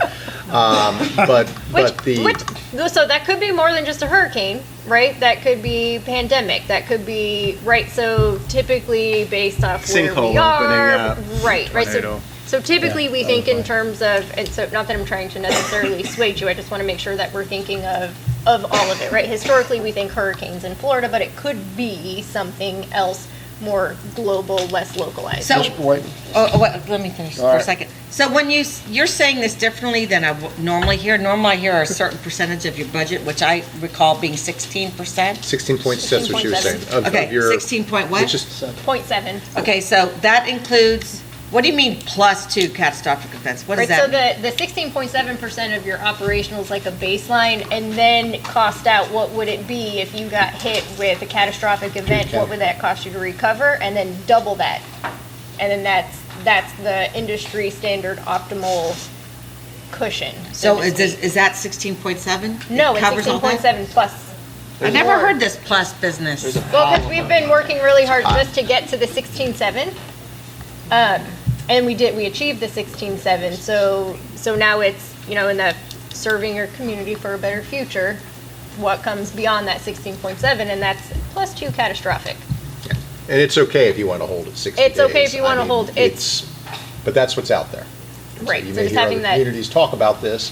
There's Talk some about it, have the communities that dialogue. hold 22% reserves. Again, it ties up money. To the commissioner's point, I think, Jack was talking about wanting to put that money to work. It is part of a debt conversation. Right. It's your savings account, and really, how comfortable are you with 2 months of savings? Or do you want less than that? Does Or do that- you want more than that? Okay, and I learned something when we were going through our budgeting with Mr. Waitman, Commissioner Waitman and all that. So does this include constitutionals? yes. Okay, because we learned that they don't have those? They don't have So- reserves. This is your operating budget. So this is like, we're talking really more specifically your general fund operating budget. So whatever you budget for operations. So if we budget, $100 million of operating budget, across the board, which we don't, we do much more, then we're saying that, 16.67 million, we have to keep in reserves. But this will fund the sheriff for 60 days and the Correct. tax It's collector? and- everybody. Mhm. Okay. Mr. Whiteman? Thank you, Chair. I align with Commissioner Mariano, Commissioner Oakley. I think there's plenty there. And Starkey? And Commissioner Starkey. Who? And I like the ability, every household in the county has a rainy day fund, and Mhm. I'd much rather go touch this and have to raise taxes on folks. So I'd like to have the ability to use it if necessary, instead of taking more from people just to pad the county savings account. Okay, so what I'm hearing then is we're comfortable at this, well, are you comfortable with 56? Are you comfortable with 60? Obviously not more. That's for sure. 56. So, if we had the conversation up to 60-day reserves and trying to maintain that as a target, and if we have to dip in from time to time, that's okay. That's Right. kind of where I'm hearing. Mr. Chairman, Yes, sir. just for a clarity question, I didn't hear it yet, maybe it slipped by me, but what is the dollar amount of those two catastrophic events? That's a good question. Good question. That is a good question. I don't have that on me, but I can get that for you. Okay. See, that's what I thought the 60 days covered. I didn't know it was in addition to. It's going to take you more than 60 days to recover from a catastrophic event. Yeah. Let alone get your money from FEMA. So, just They for, not take- can I ask? Well, go ahead. I'm kind of curious what our friends down in South Florida did. What's the county below Charlotte? Lee? Lee County. So what did they have in reserves and what happened to them? They don't have any citizens. Well, does anyone know? What really They happened? don't. I'm sure there's some out briefs. We'll brief you guys on that. Yeah, I would Yeah, think that they're- when all the administrators are together, that would be a good Mm-hmm. question, Charlotte and Lee. What did you have in reserves? What happened? Did you have to close your parks and libraries? Well, there's legislation, I can't remember if it passed or not, but there were things out there too, looking at even property taxes, and, it almost compounds the issue, because if you're a citizen and you lose your property, and then not necessarily having to pay property taxes on that either, then there's valuation issues, Yeah. it's a bad thing. It'd be a good case study for us to look at, so we knew more what exactly we were talking about. They have similar population to Pasco. Yeah. Oh, they do? Yeah, they're probably 650, 700. Oh. They were 600 last So time I what's in- looked, is that- was years ago. Who's in Fort that? Myers is the large, they Oh, do that's have a large. major City. city, Yeah. which is Right. Fort Myers. But when you go back east, there's a lot of open land. Yeah. Correct. Yeah. Yeah. Okay. Okay, All I think right. we're good. All right, so this leads us into our approach to debt. So currently, when we look at general funded capital, we've been using a pay-as-you-go model, which means we save up, and then pay for it all at once. Or general obligation bonds, which you're Right, familiar or with. general obligation bonds, which we went through 4 issues of those. And I think before that, in 2018, the last time we leveraged GO bonds was in the 80s, so it had been a minute. So we're looking to move more towards a debt servicing model to fund those capital projects. And so the conversation here is, okay, so how do we get there? What does that look like? What are we comfortable with? Are we comfortable with that? Because the pay-as-you-go, we're not keeping pace with the capital needs and our infrastructure needs. We're simply just not, right? So moving to a debt service model for this would allow for a couple things. One, we would be able to do more.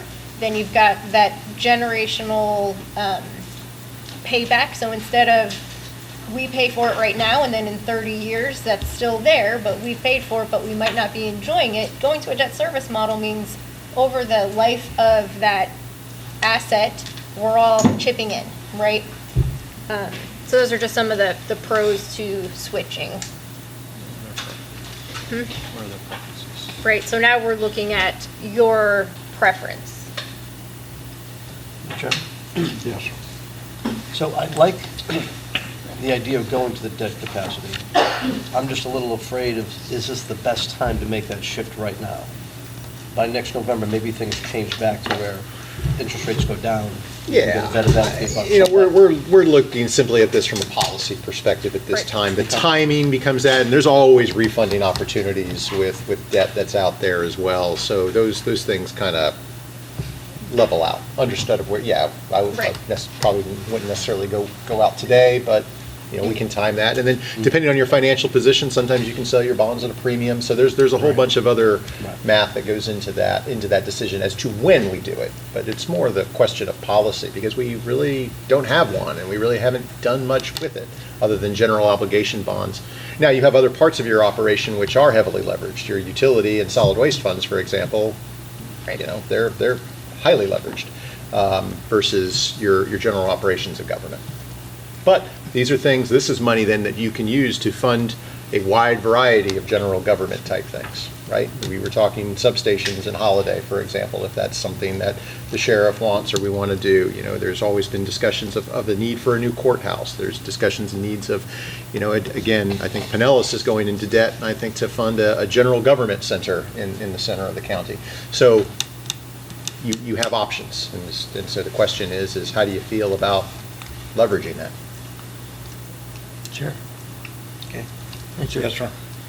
I like the idea of exploring this, but I think if we need to be highly disciplined on what projects we use this for. I think it needs to be a need, not a want. I think we look at, everything that we talked about this morning, infrastructure projects, like true needs. Okay. And take advantage of going into debt to get relief where we need relief. And I think our citizens would appreciate that. They'd have something tangible and they can use sooner than later. Because I think time is of the essence. We're growing so fast. If this helps us move faster and control our costs, so we need to use this as a tool, a financial tool to get projects moving and done. Mr. Chair. Yes, sir. Mike, do you think our present county center is sufficient to meet our needs for the future? Does it need to be expanded? Do we need to add on to it? I know if you're facing it to the left, you got that row of trailers and things like that. Maybe we could buy that and push it out a little bit farther. Might be what? Frankly, those are probably minimum housing violations. Well, I know that we are certainly space challenged, and I think you've probably been individually briefed on our facilities master plan. We're gonna bring that forward. I mean, we definitely have space constraints from a local government perspective. Again, as we are 4,000 employees, I want to say we were 2,500. I think when Eric and I maybe started, about 9 years ago. So the county has grown significantly just in that short period of time. And it's to an effect where our facilities team is literally, they have a domino plan. And that is, we can't move this group until we fix this group. And if that group, so they are doing the best that they can with that. And so the short answer to your question is we need space. Of course we need space. Can we move up? Can we build a second story? All it takes is money. We have, but there's the facilities master plan, I think, speaks to that and speaks to the timing of that. And it comes back to, Commissioner Waitman's, point of, needs versus wants and making sure that we get all of those things prioritized, aligned, and then presented to the board for your thoughts on it. But the short answer is we need space. Yes, absolutely. Mr. Mayor. Yeah, and I talked with Eric about this just about a week ago or so. Where the sheriff's now moving out, that building right there is sitting there. That may be an opportunity. We're going to tear it down, we're talking. Yes, sir. And as much as a space challenge, I think it's probably the time we really look at going vertical on these things. The amount of rent we're paying for this building, that building, all around this county, if they can be consolidated into that building, as it goes up, let's go And take a we've look at done that. some of that. We've done Yes, some of that. yeah, I know. Yeah. But I'm saying, now's another opportunity coming up with a fresh space right on campus that it can go vertical. And I think there's opportunities kind of to do even what the airport did. When they built their building, they built a huge building, and they rent out probably half of it. Exactly. That may be something we take a look at doing, because people want to be there. I mean, we should have a nice restaurant in there for everyone that comes around, instead of having them across the street back and forth. You can bring them across the street, whatever, but there's opportunities there to build a more vertical structure that could be more than what we need, and we can rent it out, and just like we do some other spaces, but then when we want to, we can take it over if we need to. Ms. Starkey? Yeah, I agree with that. I think I mentioned that when they came around with the capital facilities plan. The old jail, I mean, that just needs to go. And then we also have those two out-of-date buildings that are out front on Little Road, just, and I was shocked when I learned where our engineering offices are. Do you know where they are? Do you know where they are? They're in an old building in Newport Richey. First government building of Pasco County. Yes, they're like over by the realty office off of 19. I mean, this little old building. I think the windows are really high. I don't even think you see out the windows. I mean, I had no idea. That facility was the original county building and was the original county jail, actually. Oh, my gosh. So they need to come over and join the family back with the rest of us. So, yeah. Yeah, I would like, on that note of being together, I think it's better if we're all close together. Well, I'll speak for utilities. Actually, this Yes. facility that you are in, we experienced significant efficiencies by bringing the utility department together under one roof.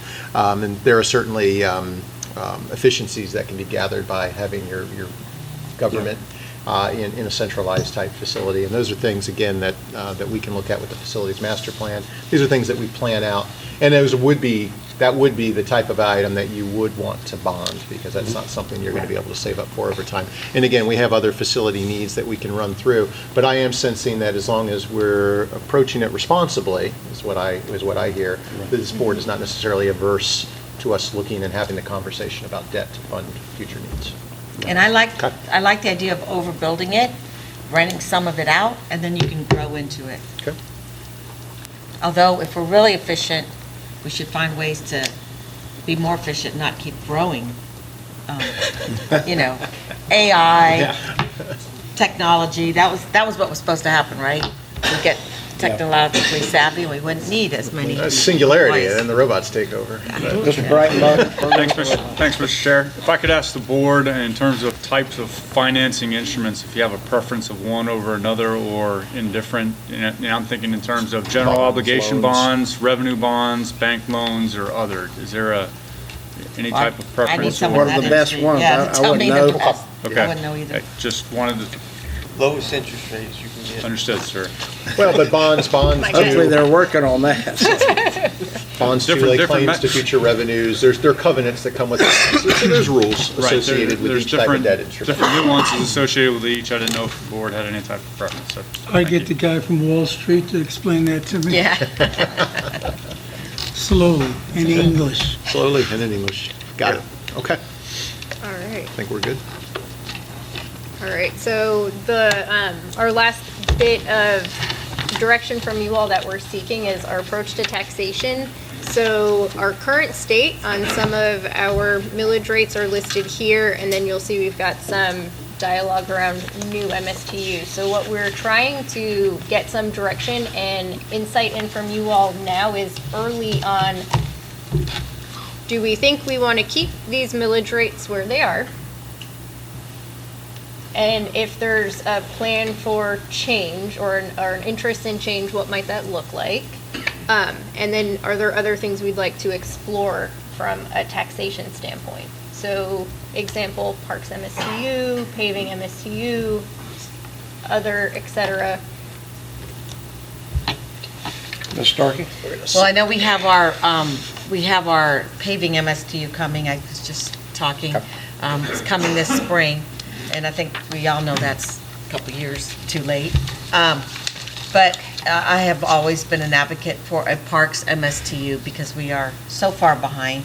An example of that is we have a new chartered Little League in Starkey Ranch with no fields. They were warned that there weren't any fields, but District 12 went ahead and chartered them anyway. So, but they're supposed to be playing in Bexley at the new Little League complex that we don't have the money to build yet in Bexley. So we're still way behind in sports fields for our youth. I also think that parks are important for people my age too. And so, huh? No, just nice outdoor places to go. And, you know, we have wonderful, we have the opportunity to have wonderful places. We don't have the money to make them wonderful. And, you know, we never did give our Bentonville update, but my gosh, what they're doing there with their parks for all ages is magnificent. And I just think that we're very behind in that still. And when I talk about an MSTU, and I don't know if Keith went around and talked to everybody yet, but it's not a big one, but it's something that he can bond and something that gets him some cash to go build some great spaces. Yeah. And I think Keith's got a plan to take care of some of that. For example, we do have that need. Yeah, I think we took out the money from Magnolia Valley that was supposed to build that park. Now we don't have that money anymore. It went to another project. I think maybe Starkey Regional, I don't know, we'd have to ask Keith, but some other park was, you know, costs went up and they didn't have enough money, so they took all the parks money where we had a great plan for Magnolia Valley. And we may have an opportunity in the holiday area on another park, because the costs were too much. A park that we was under decided that. construction, a park that was under construction. construction. They needed additional funding Yeah. for, and that, since that hadn't been. So we swept Maggie Valley. Okay, so swept that out. There's an opportunity for a park in a part of Holiday that's never had a park before, ever. You know, we don't necessarily have the money to buy it. And it has a boat launch on it, so it gives us another opportunity to have a boat launch. So I think it's really, really important for that community. And, you know, again, we're restricted. Mr. Wayman. Thank you, Chair. I'd be interested to see if we did a Parks MSTU, remove everything out of the general fund and just have a full Parks MSTU and be, you know, dollar for dollar, and then reduce the general fund millage because you've exited parks, and see what that would look like. I think if we moved the entire parks budget into its own MSTU and off general fund and reduce the mills in general fund, I think that would add stability to the fund, and it would give parks pretty much a guaranteed revenue source even in tough times, because it would be set, so they'd be separated from the general fund. Then you have opportunities like Commissioner Starkey was talking about.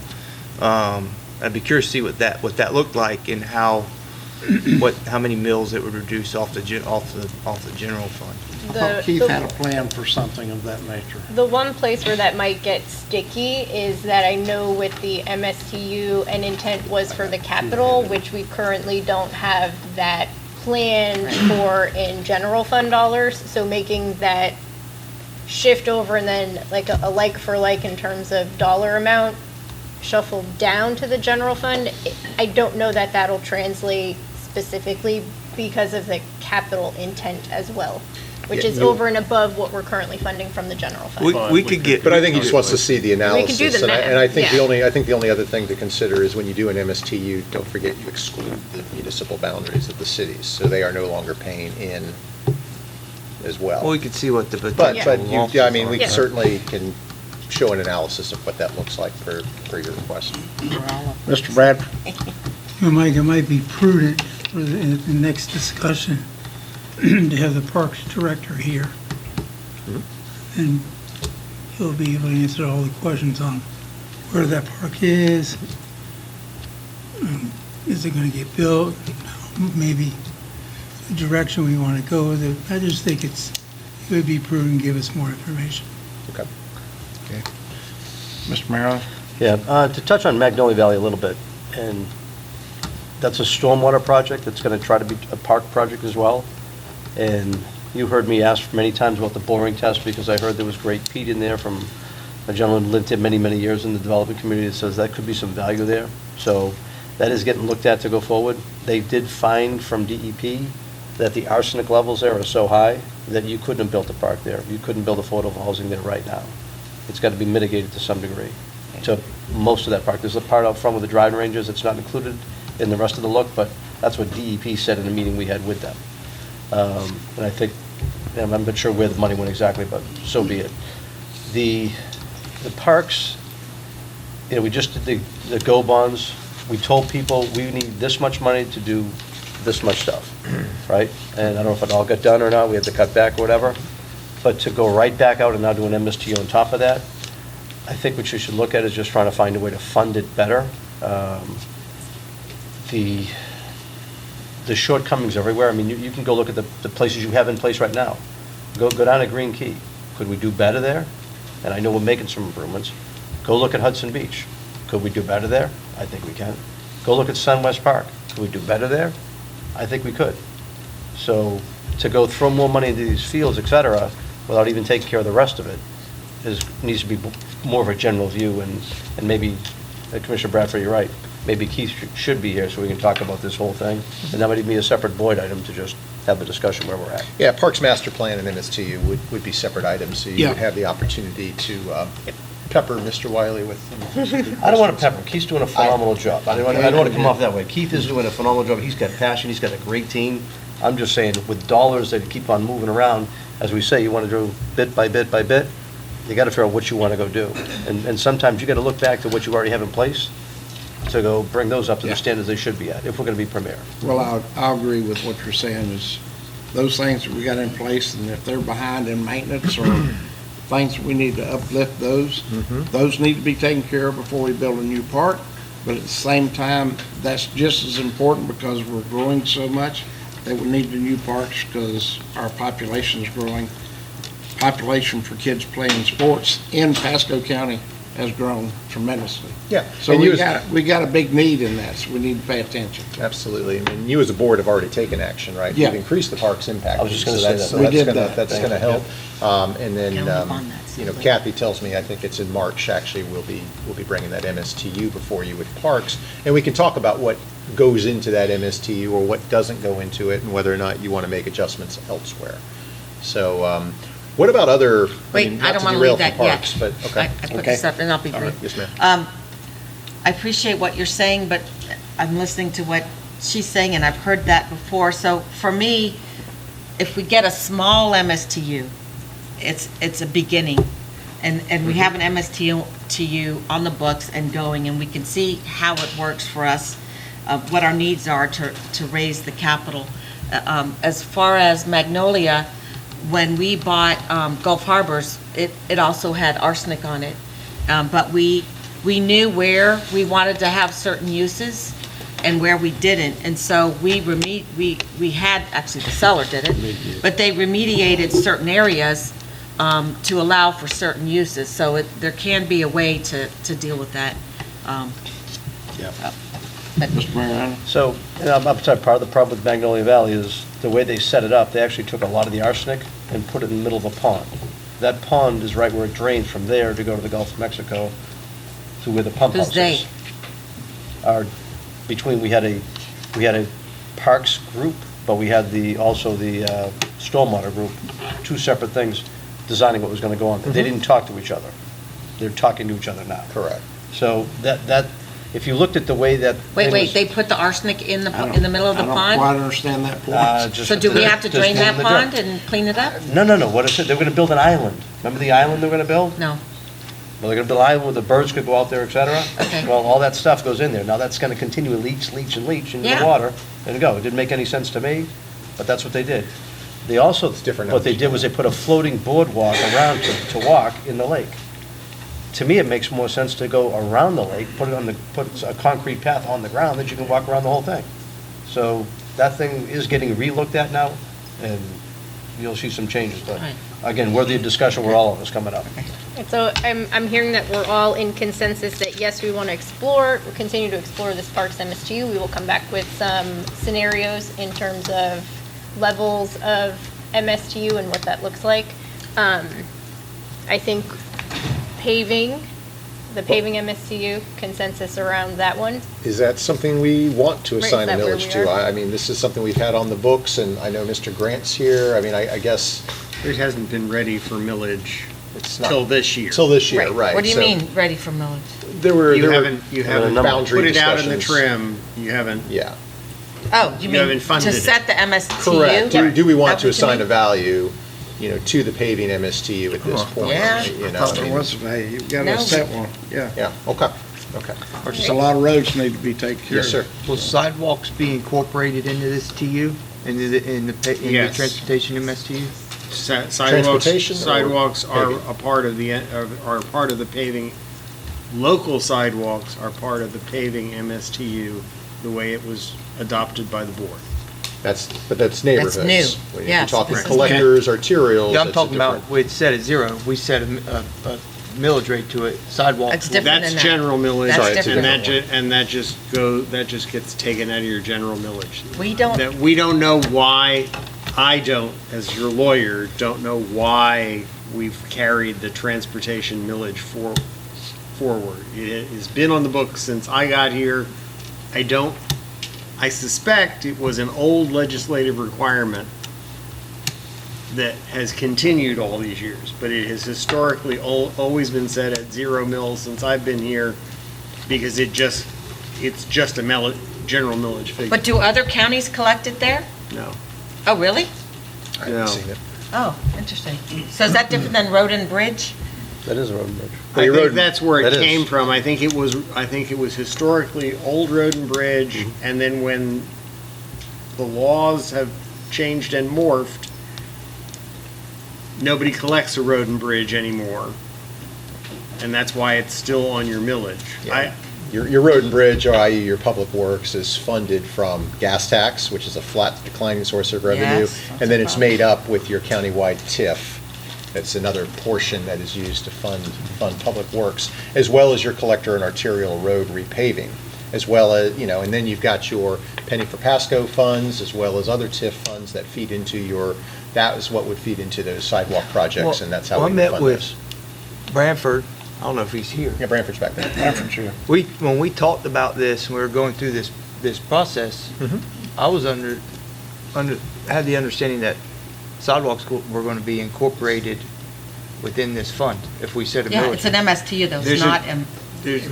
what, Two categories. if that's the transportation millage that you have historically seen, Yes, that's that one. That's the that's zero. zero. Yes, That is not what Branford talked to you about. that's a separate Branford talked to you MSTU. about the An local MSTU. paving MSTU, which is what I had started this conversation by saying is, yes, sidewalks are included in that.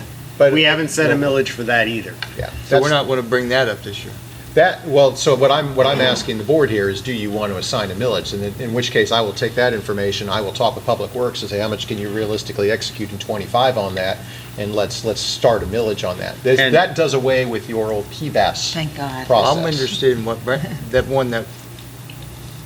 Branford- Sidewalks, which you're talking about, let's talk safe routes to schools or other things like that, could be part of that, depending on the priorities, but most likely are part of your general engineering services capital budget, which is funded by TIF, impact fees, as well as penny for Pasco. And TIF is our new money?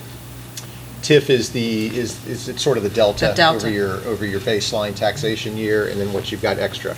So we take some of that and we set it aside to reinvest in transportation. And some of that goes to the sheriff? No. 50%, No. 40%? No. Well, of new money, So your You're talking overall. about something different. Yeah, that's something Yeah? different. And Okay. that's fine. Let's have the conversation. Yeah. This is cool. With when property appraiser comes to us and tells us, hey, we're going to be, I see a new assessed value, we're going to be 16% higher than we were last year. That represents a pile of money. Let's just say that's $40 million, roughly what it was last year. What we've done is traditionally, this board has taken a portion of that, 40% now, I think is the 40% to the current sheriff. agreement. And we say, Sheriff Naco, this is yours, go do sheriff things. Right. And then the board has funded an additional 10 deputies. That was part of the agreement with taking over the corrections facility. It used to be 50%. The remainder then gets plowed back into government. So we make payments for CRAs, we make payments to TIFs, and then what's left over is what you saw last year, right? We put some of those into raises Right. for employees, amongst a whole That's kinda host of what I other was inflationary projects and things like Right. that. So that's new recurring revenue, and it's recurring because we're counting on it as always coming in because the tax base, we're always counting that it's going to increase. So we have different sources of funds to pay for things, you know, We're but it's lucky to important have to all know. that. But there's nothing that says you can't use that general revenue to invest in new sidewalks. So are we, so this transportation mill, so there's two different transportation MSTUs. Do we have to fund both of them concurrently? Or do you leave that at zero and fund the one Brett's going Brentford's to correct you on a work- technicality. but- One's an MSTU, one is general fund. The Don't general fund one is the one I was talking about, Zero. has historically been on the books and is zero. The new MSTU, which was adopted by the board, but has not yet made it to a trim, so it's not made it to a tax year, is the one we are hoping to push PFAS aside and fund our local road repaving maintenance program with that millage if the board sets a millage for it.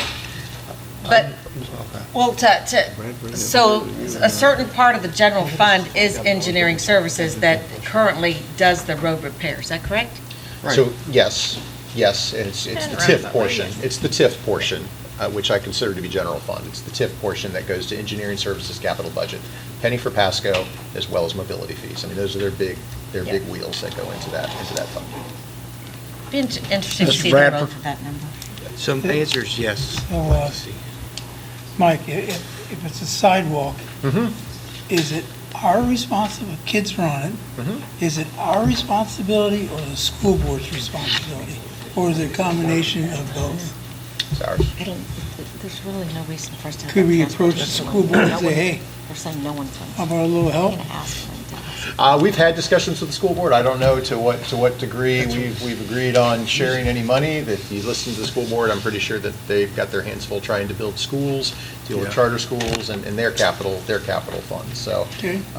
you know, part of the That's what I reason asked. we're in the pickle is they had to reduce busing because of their transportation issues as well. And so sidewalks have become an issue. But we've worked very collaboratively together with the school board to identify priorities.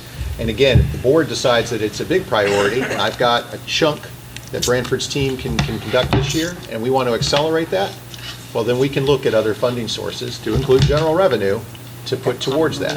In fact, there was one good year where I had the previous county administrator give us an extra $1 million, and we were able to go do that. Yeah. So that can happen. Understanding what the board's priorities are, that's all part of the deal. Mr. Mariano? Thanks, Chairman. So the transportation one really should say road and bridge, no? For us to understand what was the. We're going to research it. I tell you what, it's a fantastic question. I voted on 19 times, right?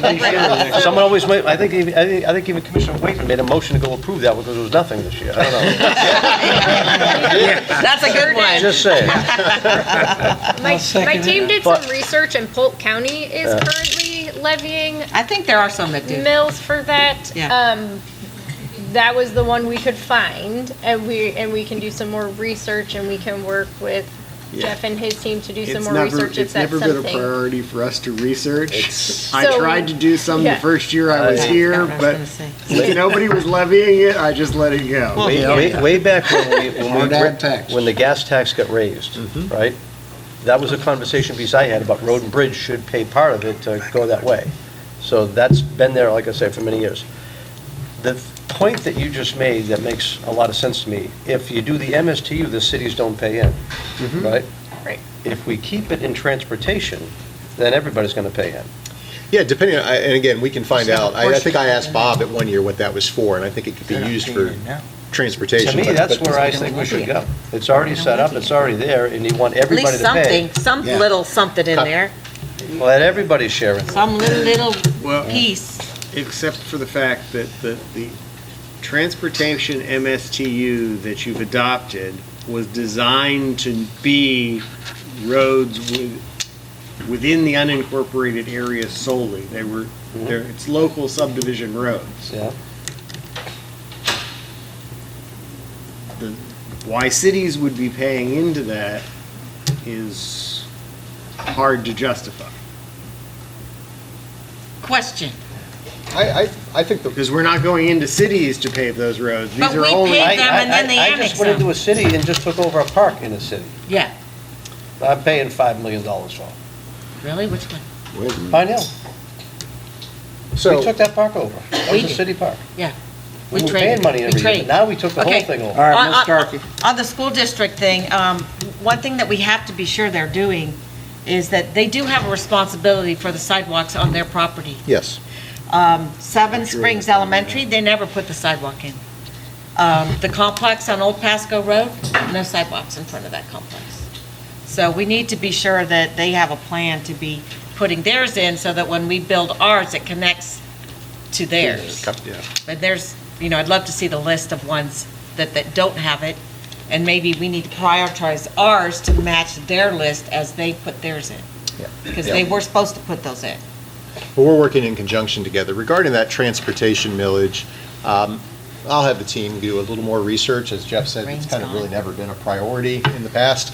I remember having a discussion with our former budget director on it, and I was kind of led to believe we could use it for a lot of general things. But again, it requires adding a millage to it. But it could be used, I would imagine, to solve some general transportation type issues. I don't see why it couldn't be used for sidewalks or lighting, but let us look at that and let us come back to that, knowing that that is a priority of this board based on our further discussions. My concern is, and why it's never really been pushed, is does the transportation/road and bridge millage count towards your 10 mil cap? Yes. And if it does, there is no reason to create it, and it's just taken away from the general fund anyway. Correct.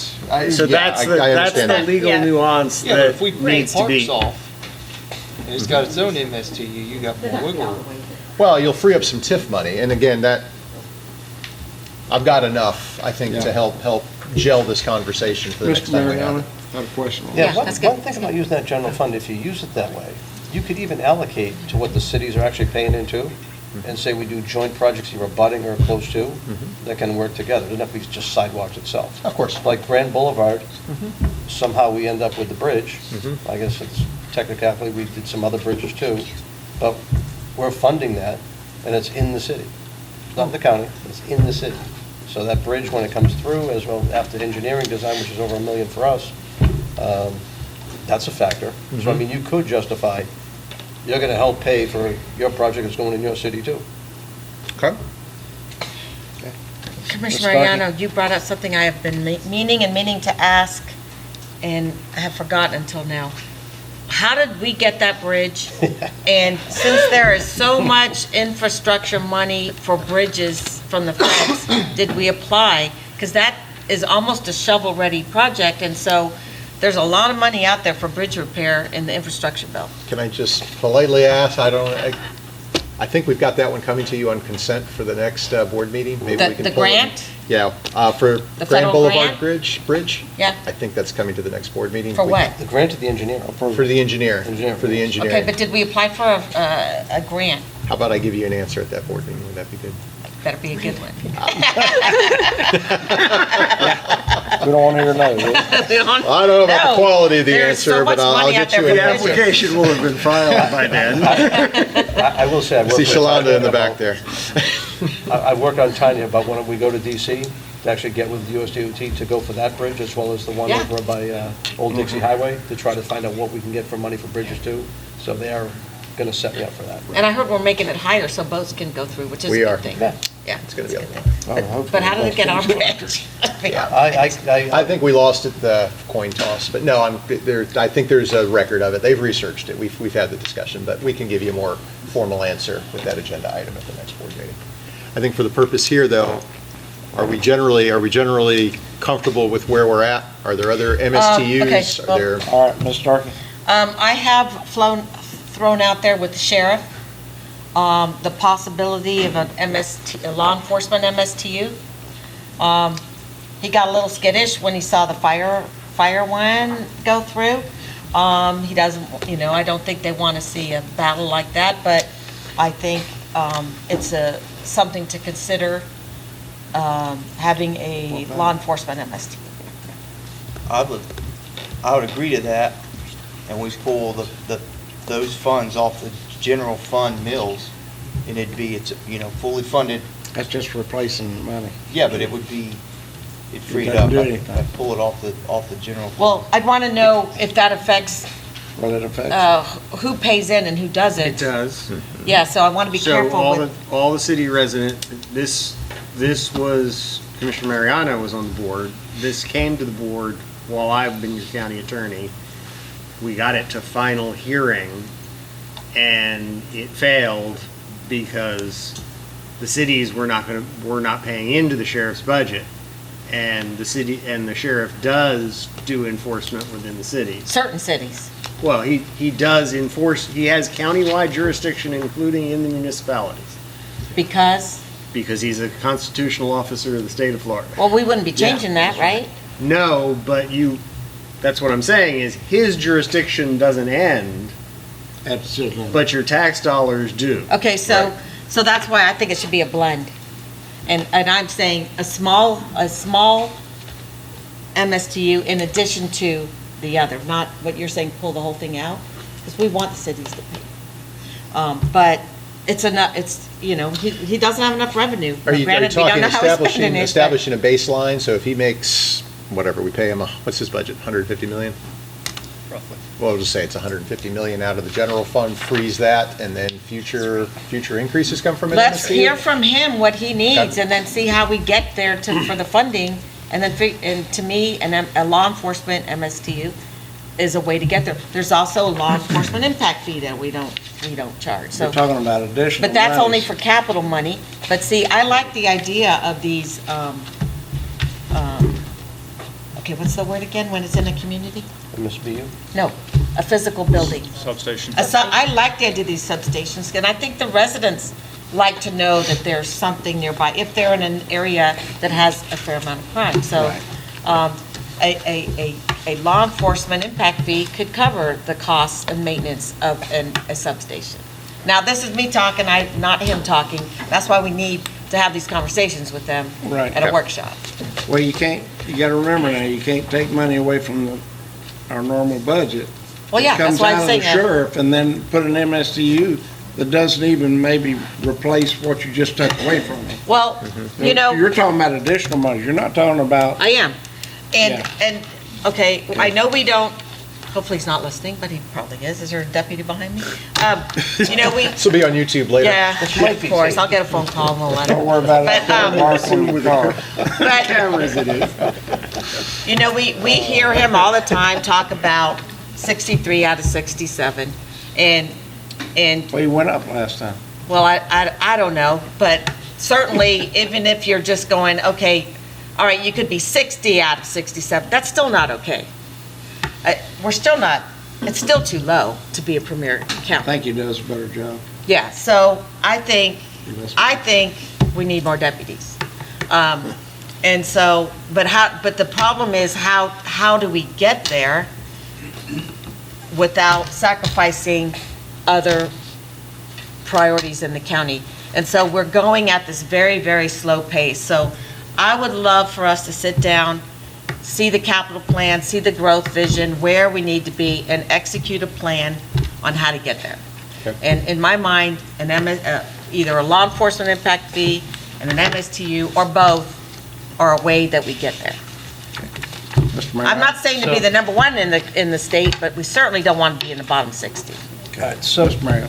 I'm going to go back, had to be about 8 years ago, when we met with the sheriff and we divided, he was going to get a certain percentage of the growth that was going to come in. Right. At that point in time, you can go back years to Lee Cannon, Bob White, et cetera, there was a budget battle every single time year. coming in, every single year. They wanted to avoid that. We wanted to avoid that, right? That was the emphasis. And we did. And we did. So he got a percentage of that growth. Now, as Commissioner Bradford said, we don't control what he does with his money. He walks out that door, he can do whatever he wants. He's a constitutional officer. We haven't controlled that. He's had all the chance to go put his money wherever he wants to go put it, whether it be behavioral health, other vehicles, whatever. Yeah. You know, he's decided how we're going to spend that money. Now, we had one time where we actually put a bump up, gave him more deputies. We just gave him more deputies this time, right? And he's had control to do what he wanted to do with his budget all the time through. You gotta If you remember, want to go look at the, he got more deputies when we took over detention because he got about 30 right. added. So there's been the increase. If you really want to go look at the budget and find out where he is compared to that 62 out of 67, because I'm really not crazy about hearing it all the time. Me either. Except when we're talking about apartments, I'm good with it. But to go through, and let's go find out how he stands with his total funding to total expenditures, and include the FHP help that he gets to, and let's go see where he's really at. And if we can have that discussion all the way through, I think you'll find we're doing a pretty good job funding. I don't know. I don't know. So let me just bring up this other point that We we never brought up has with the enough, MSTU. so I know. Yeah, I mean, The sheriff does, but still, we don't want to be on the bottom. Exactly. So let's go back to the MSTU, and Jeff, your recollection was real good. I remember I was actually looking at doing that as well, and we went down and through, and I got one phone call from one guy that said, why are you gonna go put that MSTU in and effectively increase the taxes on other county people? Which effectively is what that's gonna do. And that was the argument that killed it. That's why it didn't go anywhere. So I don't wanna bury more taxes on the county people by putting the MSTU forward. Net effect is how it plays out. And the sheriff had opposed it because it would make his budget transparent, not the current Well, there you sheriff, go. the previous sheriff. Well, I All think right, there's, Mr. Waitman. thank you, Chair. I'd be curious to look at impact fees and potentially restructuring impact fees. We've talked a lot of taxes on our property owners here in Pasco County today, and they're all increases. So as far as the sheriff MSTU goes, I'd like to see what we can extract from restructuring or looking at fees. Could be adding one. Yeah, if to the impact fees. because we don't have one. And let the, a form of growth paying for growth, so anybody who's coming in, they're catching up to what we've all been paying for a very long time. In that discussion, can you say what what an impact fee can be used for?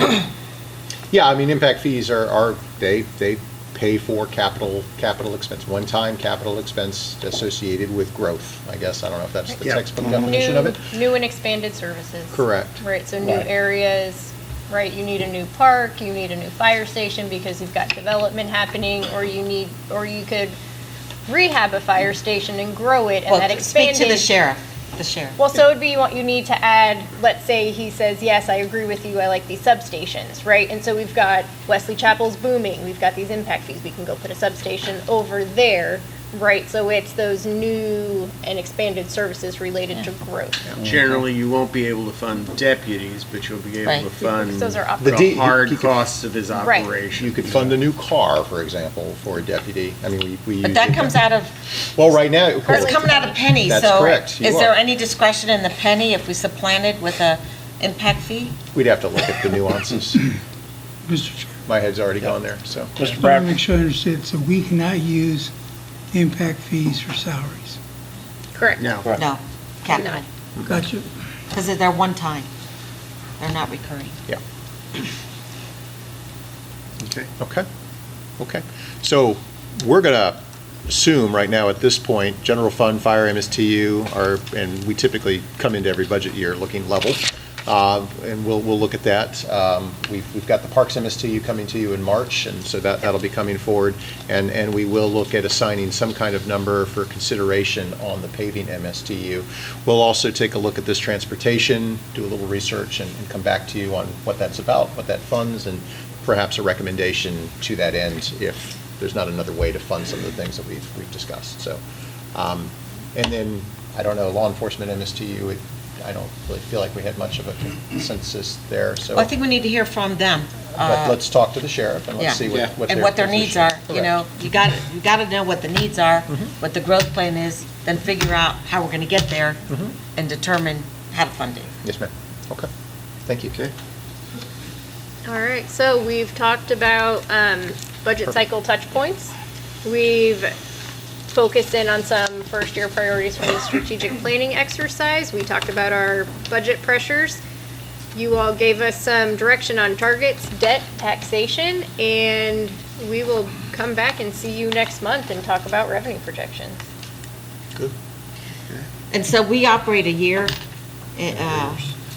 behind, right? So we kind of know there was quite a lot of building last year that right? So we're hopeful. I mean, I don't want to set any expectations because that is Mr. Wells's domain, but, you know, I think, you know, we're hopeful this year that revenues will be healthy. Can I talk about the elephant in the room, that's Live Local?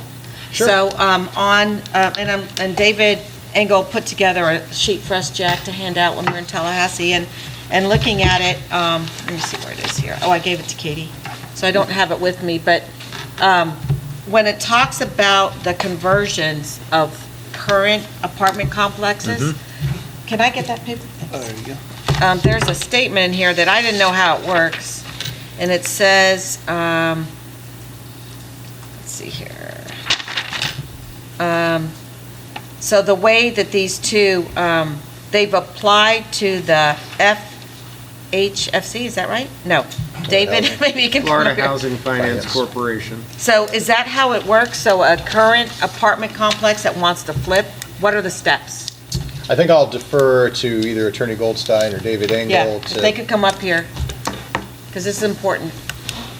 Got a seat for you right there next to Commissioner Bradford, David. David, you want to go for this? Or you guys can use the podium, actually, even better. While he comes up, Yeah. Commissioner Starkey, what we've got going is, we've got a meeting with every one of our legislative Yeah. delegation members, including Senator Pasadomo. Oh, we're in with Senator? Yes. Well, 15 minutes. our goal should be just carve Pasco out. Just let us do our own thing. Make her happy and keep the other 66 So in there. generally, the step is they apply to Florida Housing Finance Corporation for the tax exemption. If Florida Housing Finance Corporation determines they meet the statute, it then goes to the property appraiser. Property appraiser is the one that actually issues the exemption. Okay, so what do they, do they just have to prove they were built less than 5 years ago? They have to prove that they either meet 120% of AMI Well, or that they're 10% below market. I can tell you that the two that have applied in Pasco, their rents are over $2,000 a month for a two-bedroom. So, in my opinion, they're just market rate rents. Now, So- they've alleged that they're below market. They've alleged they're 10% below market, but in my opinion, they just picked a couple apartments that are a little higher than them and then said $2,000 a month is 10% below market. The average rental for a 2-2 in Tampa Bay is $1,673 a month.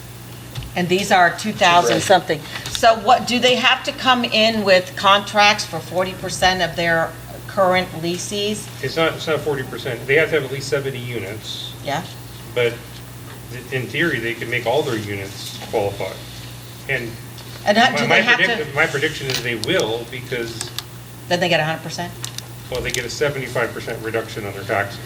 They only get a 100% reduction if they go below 80% of AMI. Okay. But the two that are in, that have applied in Pasco are seeking 75% reduction for 120% of AMI. Okay, so do they have to get any concessions from the people that they currently have renting apartments? No, in fact, I could tell you that I actually, his former aide, okay? Andy Taylor lives in one of them. Yeah. The rents they're proposing to charge are actually slightly higher than what Andy's currently paying. Jeez. So ironically, Andy's rent may go up. No, but here's the catcher. Here's the thing. The unit Andy's lived in Tapestry. Wait till we tell these stories.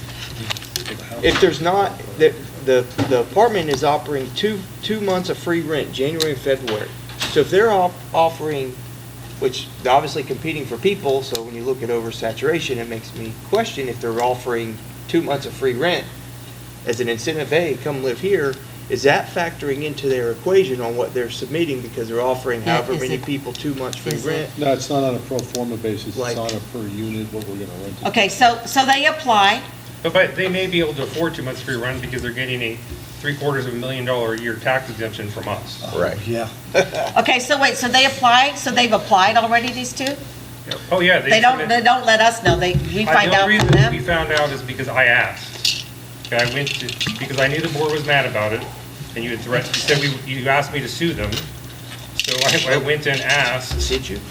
Well, I then have not yeah. filed suit yet, because the reason I haven't filed suit yet is because Senator Pasadomo said, please call me before you start suing people.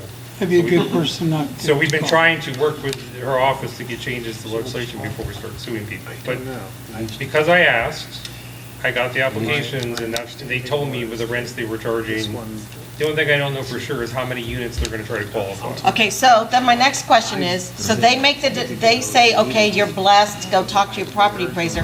What are the steps for our property appraiser? Property appraiser basically also decides, do they meet the requirements of the statute? If they do, I think the property appraiser would have no choice but to issue the exemption. And The one variable, though, I will tell you, is, Jack, we gotta listen here. but if I sue them, and I do have very good arguments that this tax exemption is unconstitutional, okay? So, It's not charitable. if I sue them, I don't know if the property appraiser may deny the exemption on the basis that it's unconstitutional. I don't know, because And then they sue the property appraiser? I don't know. Who knows what would happen when I file the litigation? They may try to bring in the property appraiser. I'm not personally going to sue Mike Wells. I want to be clear about that. Nor am I suing the state. Oh. The only person I'm suing is the apartment owner. No, I thought that if Mike wouldn't give them the determination, then they would sue the property appraiser for not giving them the Yes, determination. they might try to sue the property appraiser for Well- denying them the tax Okay, exemption. so let's say that they meet everything, which we think is not possible, but when do they come off our tax rolls? It would affect your fiscal year 25 25 budget. budget. So they're applying for an exemption Next year. by March 1st, is their deadline to apply for this exemption. So I think that would affect your fiscal year 25 budget. So not the one we're talking about now? I don't think it can affect. It is this one. Yes, this is what you're talking about now. Okay, so just in those two, that's 1.6. Between the two apartment complexes, it's about 1.4 million. That's if it's 75%. I just want you to know that, David did some work here, and what that is to our budget, just for those two, over the life of it, is $86 million. How many sheriff's deputies? $86 million over the life of However you want to do it, the local. present value of that is $86 million for those two. two complexes, 2-year general I revenue. guarantee you, and I talked to my son, up in Connecticut, and he said they've been shopping this around. Of course. That there are companies shopping this around to people to invest in these. And that why would you even go to the trouble of building one and trying to get the financing and everything? Why wouldn't the market just jump onto pocketing? And my husband did the math, because, he's looking at his apartment complex, we were, and he said it's between a 4% and 5% annual savings a year. So a developer wants to make 15%, or they won't really touch a project. And so 5% is 30% of their risk. It's just a gift wrapped in a By the big, way, big bow. These two companies that are applying, one's from California, One's from Connecticut. From Connecticut. Yeah, it's just and there is no value to our citizens. There is no income savings for our teachers or our deputies or anybody. Or even Andy. It's a tax. Or even Andy. It's a tax burden on our citizens. It is, because those costs will be made up elsewhere, because we still have to provide services. And if you take the cash, the 4 or 5% and do the law of compounding, in 15 years or 18 years, they double their cash. Yeah. Correct. It's just a cash cow for other people with no benefit to our citizens. So if I could? Yeah. Yes. Mr. Starkey, you've done you really, I'm glad you're fired me up to come here, because I can't wait to go up there. And I'm so thankful that Ralph and Sean Foster has set up all these meetings for us. I mean, literally every bit of our Really should delegation get with and the us. senator. As much as I know we're going the following week with the other two cities, the other two counties, I think David should be going up with us. I do too. I was this hoping is he was. just what we talked about. It's that Our big. appointment, we have And it- everybody. I don't mind going up, but I will tell you, Sean was the one that asked me not to come up tomorrow because he didn't think that he'd be getting meetings with the Senate President. Maybe that's changed now. It's on the list. You have a 15-minute meeting. Yeah. But I will tell you, I've already met privately with, not with the Senate President, but with their office. Mhm. And I've also met with Cooper, and I also spoke to the Community Affairs Committee. I think your knowledge, your brilliance, your persuasiveness, if it's nothing else but for the 15-minute meeting, could be well worth it. I think Take a sheriff's helicopter. prepping all our other... You've got 6 to pick from. Prepping all our state legislators to know how important this issue is, because it can be the only thing that we talk about as far as I'm concerned. It can help us through the next week of committee reports as this thing gets done. They're going to need to be experts too. So the better you can help them, the I'm better happy off to we talk to are. anybody, but I will tell you what Sean has advised me. He said, part of our problem is that Pasco is the only one complaining That's about right, this. that's right. And I That's will why tell you- just carve us and out. So I would tell you what hurt us a lot when I spoke to the Community Affairs Committee. FAC got up right after me and said, or right before me and said, we're fine with the bill as is. So I brought it up at our legislative meeting, And I not, brought- yep. I got no support. Our legislative executive conference. I talked to Mayor Castor, I was at an event Friday night, and I said, how are you doing with Live Local? You know, it's gonna kill us, because she's like shocked. She Correct. said, well, we only have the one. They only have one application. But I think But they don't know what's coming. These apartments that are on board here, that are already in, and I think they're actually redoing portions, part of the glitch bill is making clear what the standards are for substantially renovated or modified, I think Well, there's. what they did in the glitch bill has actually made it a little worse for us. It did. Because Correct. right now, the tax exemption only applies to newly constructed within the last 5 years. Yes. And now they said even if you substantially rehabilitate an apartment complex, And that's- you can also get the tax. And that's key to all of this. Now, just so you know, I've brought this up at county manager forums at FAC, actually on that one call on Friday, Osceola County, Right and I after think me, I've yeah. passed along, hopefully we got some information on that, but people that They are have a sitting on that. task force, a Live Local task force. It's affecting everyone a little differently, but I think that this ad valorem threat now seems to be catching some people's attention, and so I'll beat the drum through my circles, obviously, but FAC unfortunately is really not picking up the mantle the way that No. I 'Cause we're really the only wish ones. that they would. Well, I think part of the problem, I'll be honest with you, is They most don't of the know. counties It's politics. haven't. I asked the question of FHFC, what are the Pasco applications that have ban applied for? I'm not sure that all the other counties have done that. Yeah. No. I don't know if they know that. Are we allowed to ask FHAC or CA how many applications they have in for I current imagine that's apartments a to public flip? record, Catherine, I mean. I think we should get that number. Someone needs to give us that Yes, number. we could. I only asked about Pasco, because Let's I'm sure about let's, Pasco, but. can someone call and get us the number for everybody? That would be good information for me. and That's Jen. huge. We can use that. Yeah. I'll see if I can get the number for how many there are. 'Cause they don't statewide. know. When are you going up? I like that, too. Tomorrow. Tonight. Tonight. 15 minutes. 14 minutes. 14 minutes. The provision Maybe you of the could glitch bill We will start open up more the door for a lot of Yeah, they're counties going- being outraged. I I mean, think you that go around since May. Hillsborough and May. Pinellas County, You've got a real there's close shot so we get remodeling that. going on 20-year-old units all over the place. Yeah. And when I think of cities, and I understand there are quite a few cities now who have moratoriums and more looking at them, because if you're a little city and you got an apartment complex, you're like, wow, this is really going to help our, I think the issue and is. then they get it come off. Your biggest issue right now is, David Engel would point out to you, is your rents and these AMI thresholds have reached Yeah. parity. And so It's an increase. now it's gravy. And to think that his rent will go up to, Well, it's like insult on Actually, injury. according It's to so the bad. guidelines, you It's could so have a bad. 2-2 at $2,370 would qualify as 120% AMI. There you go. When you look at the value of that particular property at Wesley Chapel Boulevard and 56, that property is. That's another what's number we could meant- use. That's what's meant to bring in quality revenue that to number. the county. That's And now correct. it's at a discounted rate. It's What it could have been, egregious. what it could have been, and what it could be if it's Live Local. Well, it's actually in there. Yeah, so it's, Well, so I know right now, you- that apartment complex is, this last year paid a little over $1 million in property taxes. So if they got the 75% tax reduction, I think it's No, close to there's no number 800,000 attached. in savings. Well, 800,000 in lost tax revenue for 1 year. To the county. Well, it affects the school board. Yeah. It affects SwiftMud. Yeah, it they did affects- not know, by the way. They're going to talk about it tonight. They did not know that this affects them. Never heard of it. Have no idea. So I did send them a copy of my draft demand letter to Betsy Kuhn, so they are aware. I also sent it to the sheriff's office as well. Yeah, I just sent David's to the sheriff, because I'm trying to get the sheriff's association. But again, if you only have one, and you got, what'd she say, her budget is $2 billion at Tampa? If you have one coming off, it's okay, we'll figure it out. Here's $800,000. But Listen, you've got, 14? I would argue back, 20? even to the peers, is when you look at it as a net present value, Catherine, our budget's the same as Tampa's. Yeah. Your budget here in this county is the same as Tampa's. But we Two have 14 complexes- and they have one application. It's not catastrophic to them. Correct. Yet. That they know about. Well, that they know about. But even Yes, look at two that they know complexes costing $86 million worth of revenue loss to the school board and to the general operating fund. It's I mean, does that a put us in the negative in our general? Do we No, start it would not going, put us in the negative, but it would certainly, those top-line numbers will fall. I mean, every time your top line drops, you have to make an adjustment somewhere. Yeah.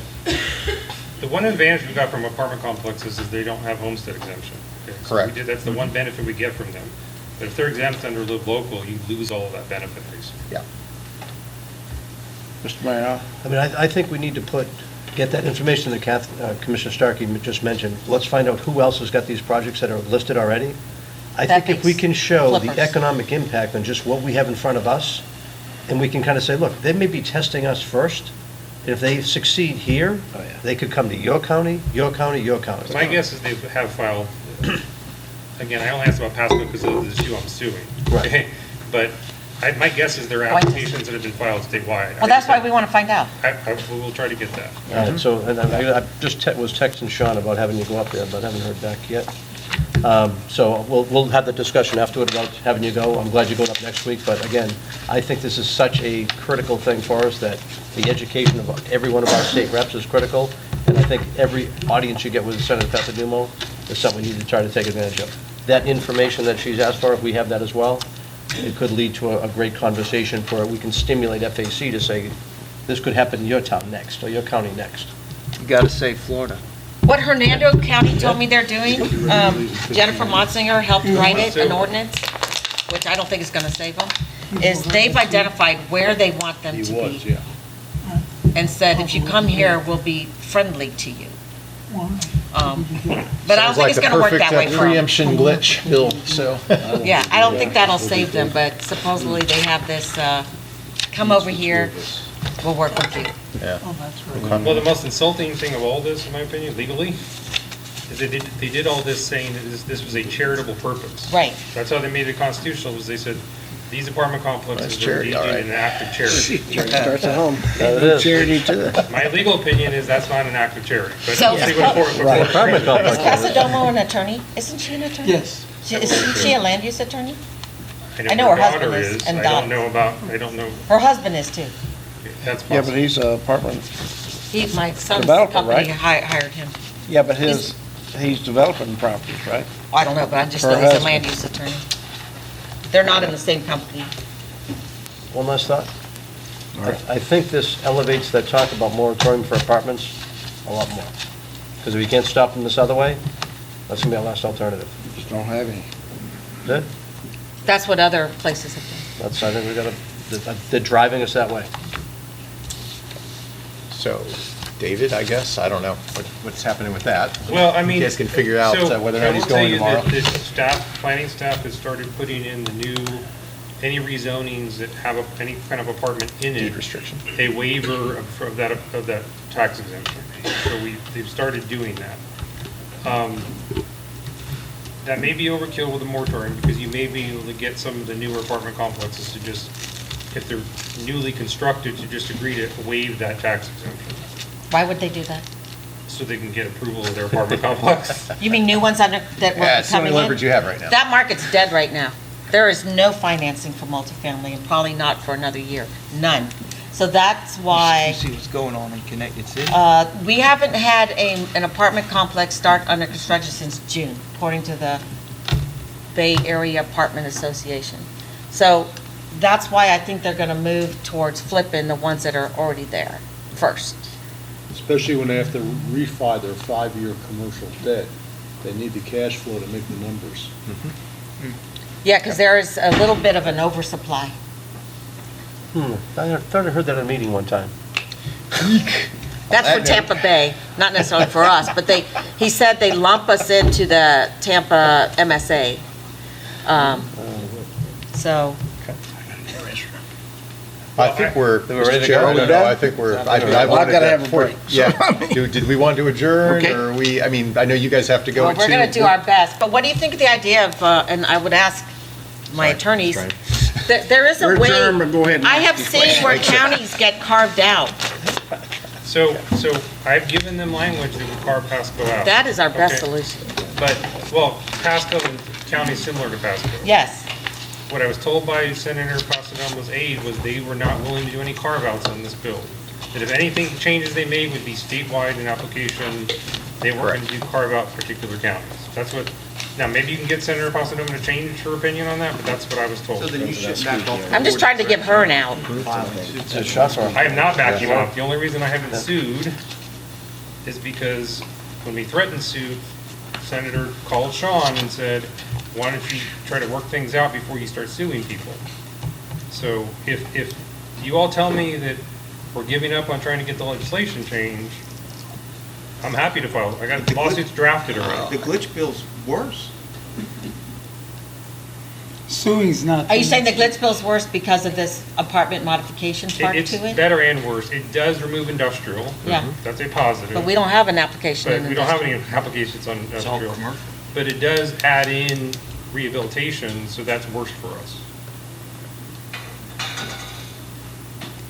So I don't think the bill helps us, if that's the question, in its current form, but could they modify it? I've given them language that would help us. You know what? We don't have that. Do you have that, Jeff? Can I get, I can send you the language Yeah. that you gave to Senator Pasadona's office. yeah, we need to have that with us. But they looked at it and it didn't add it. But I will get it to you.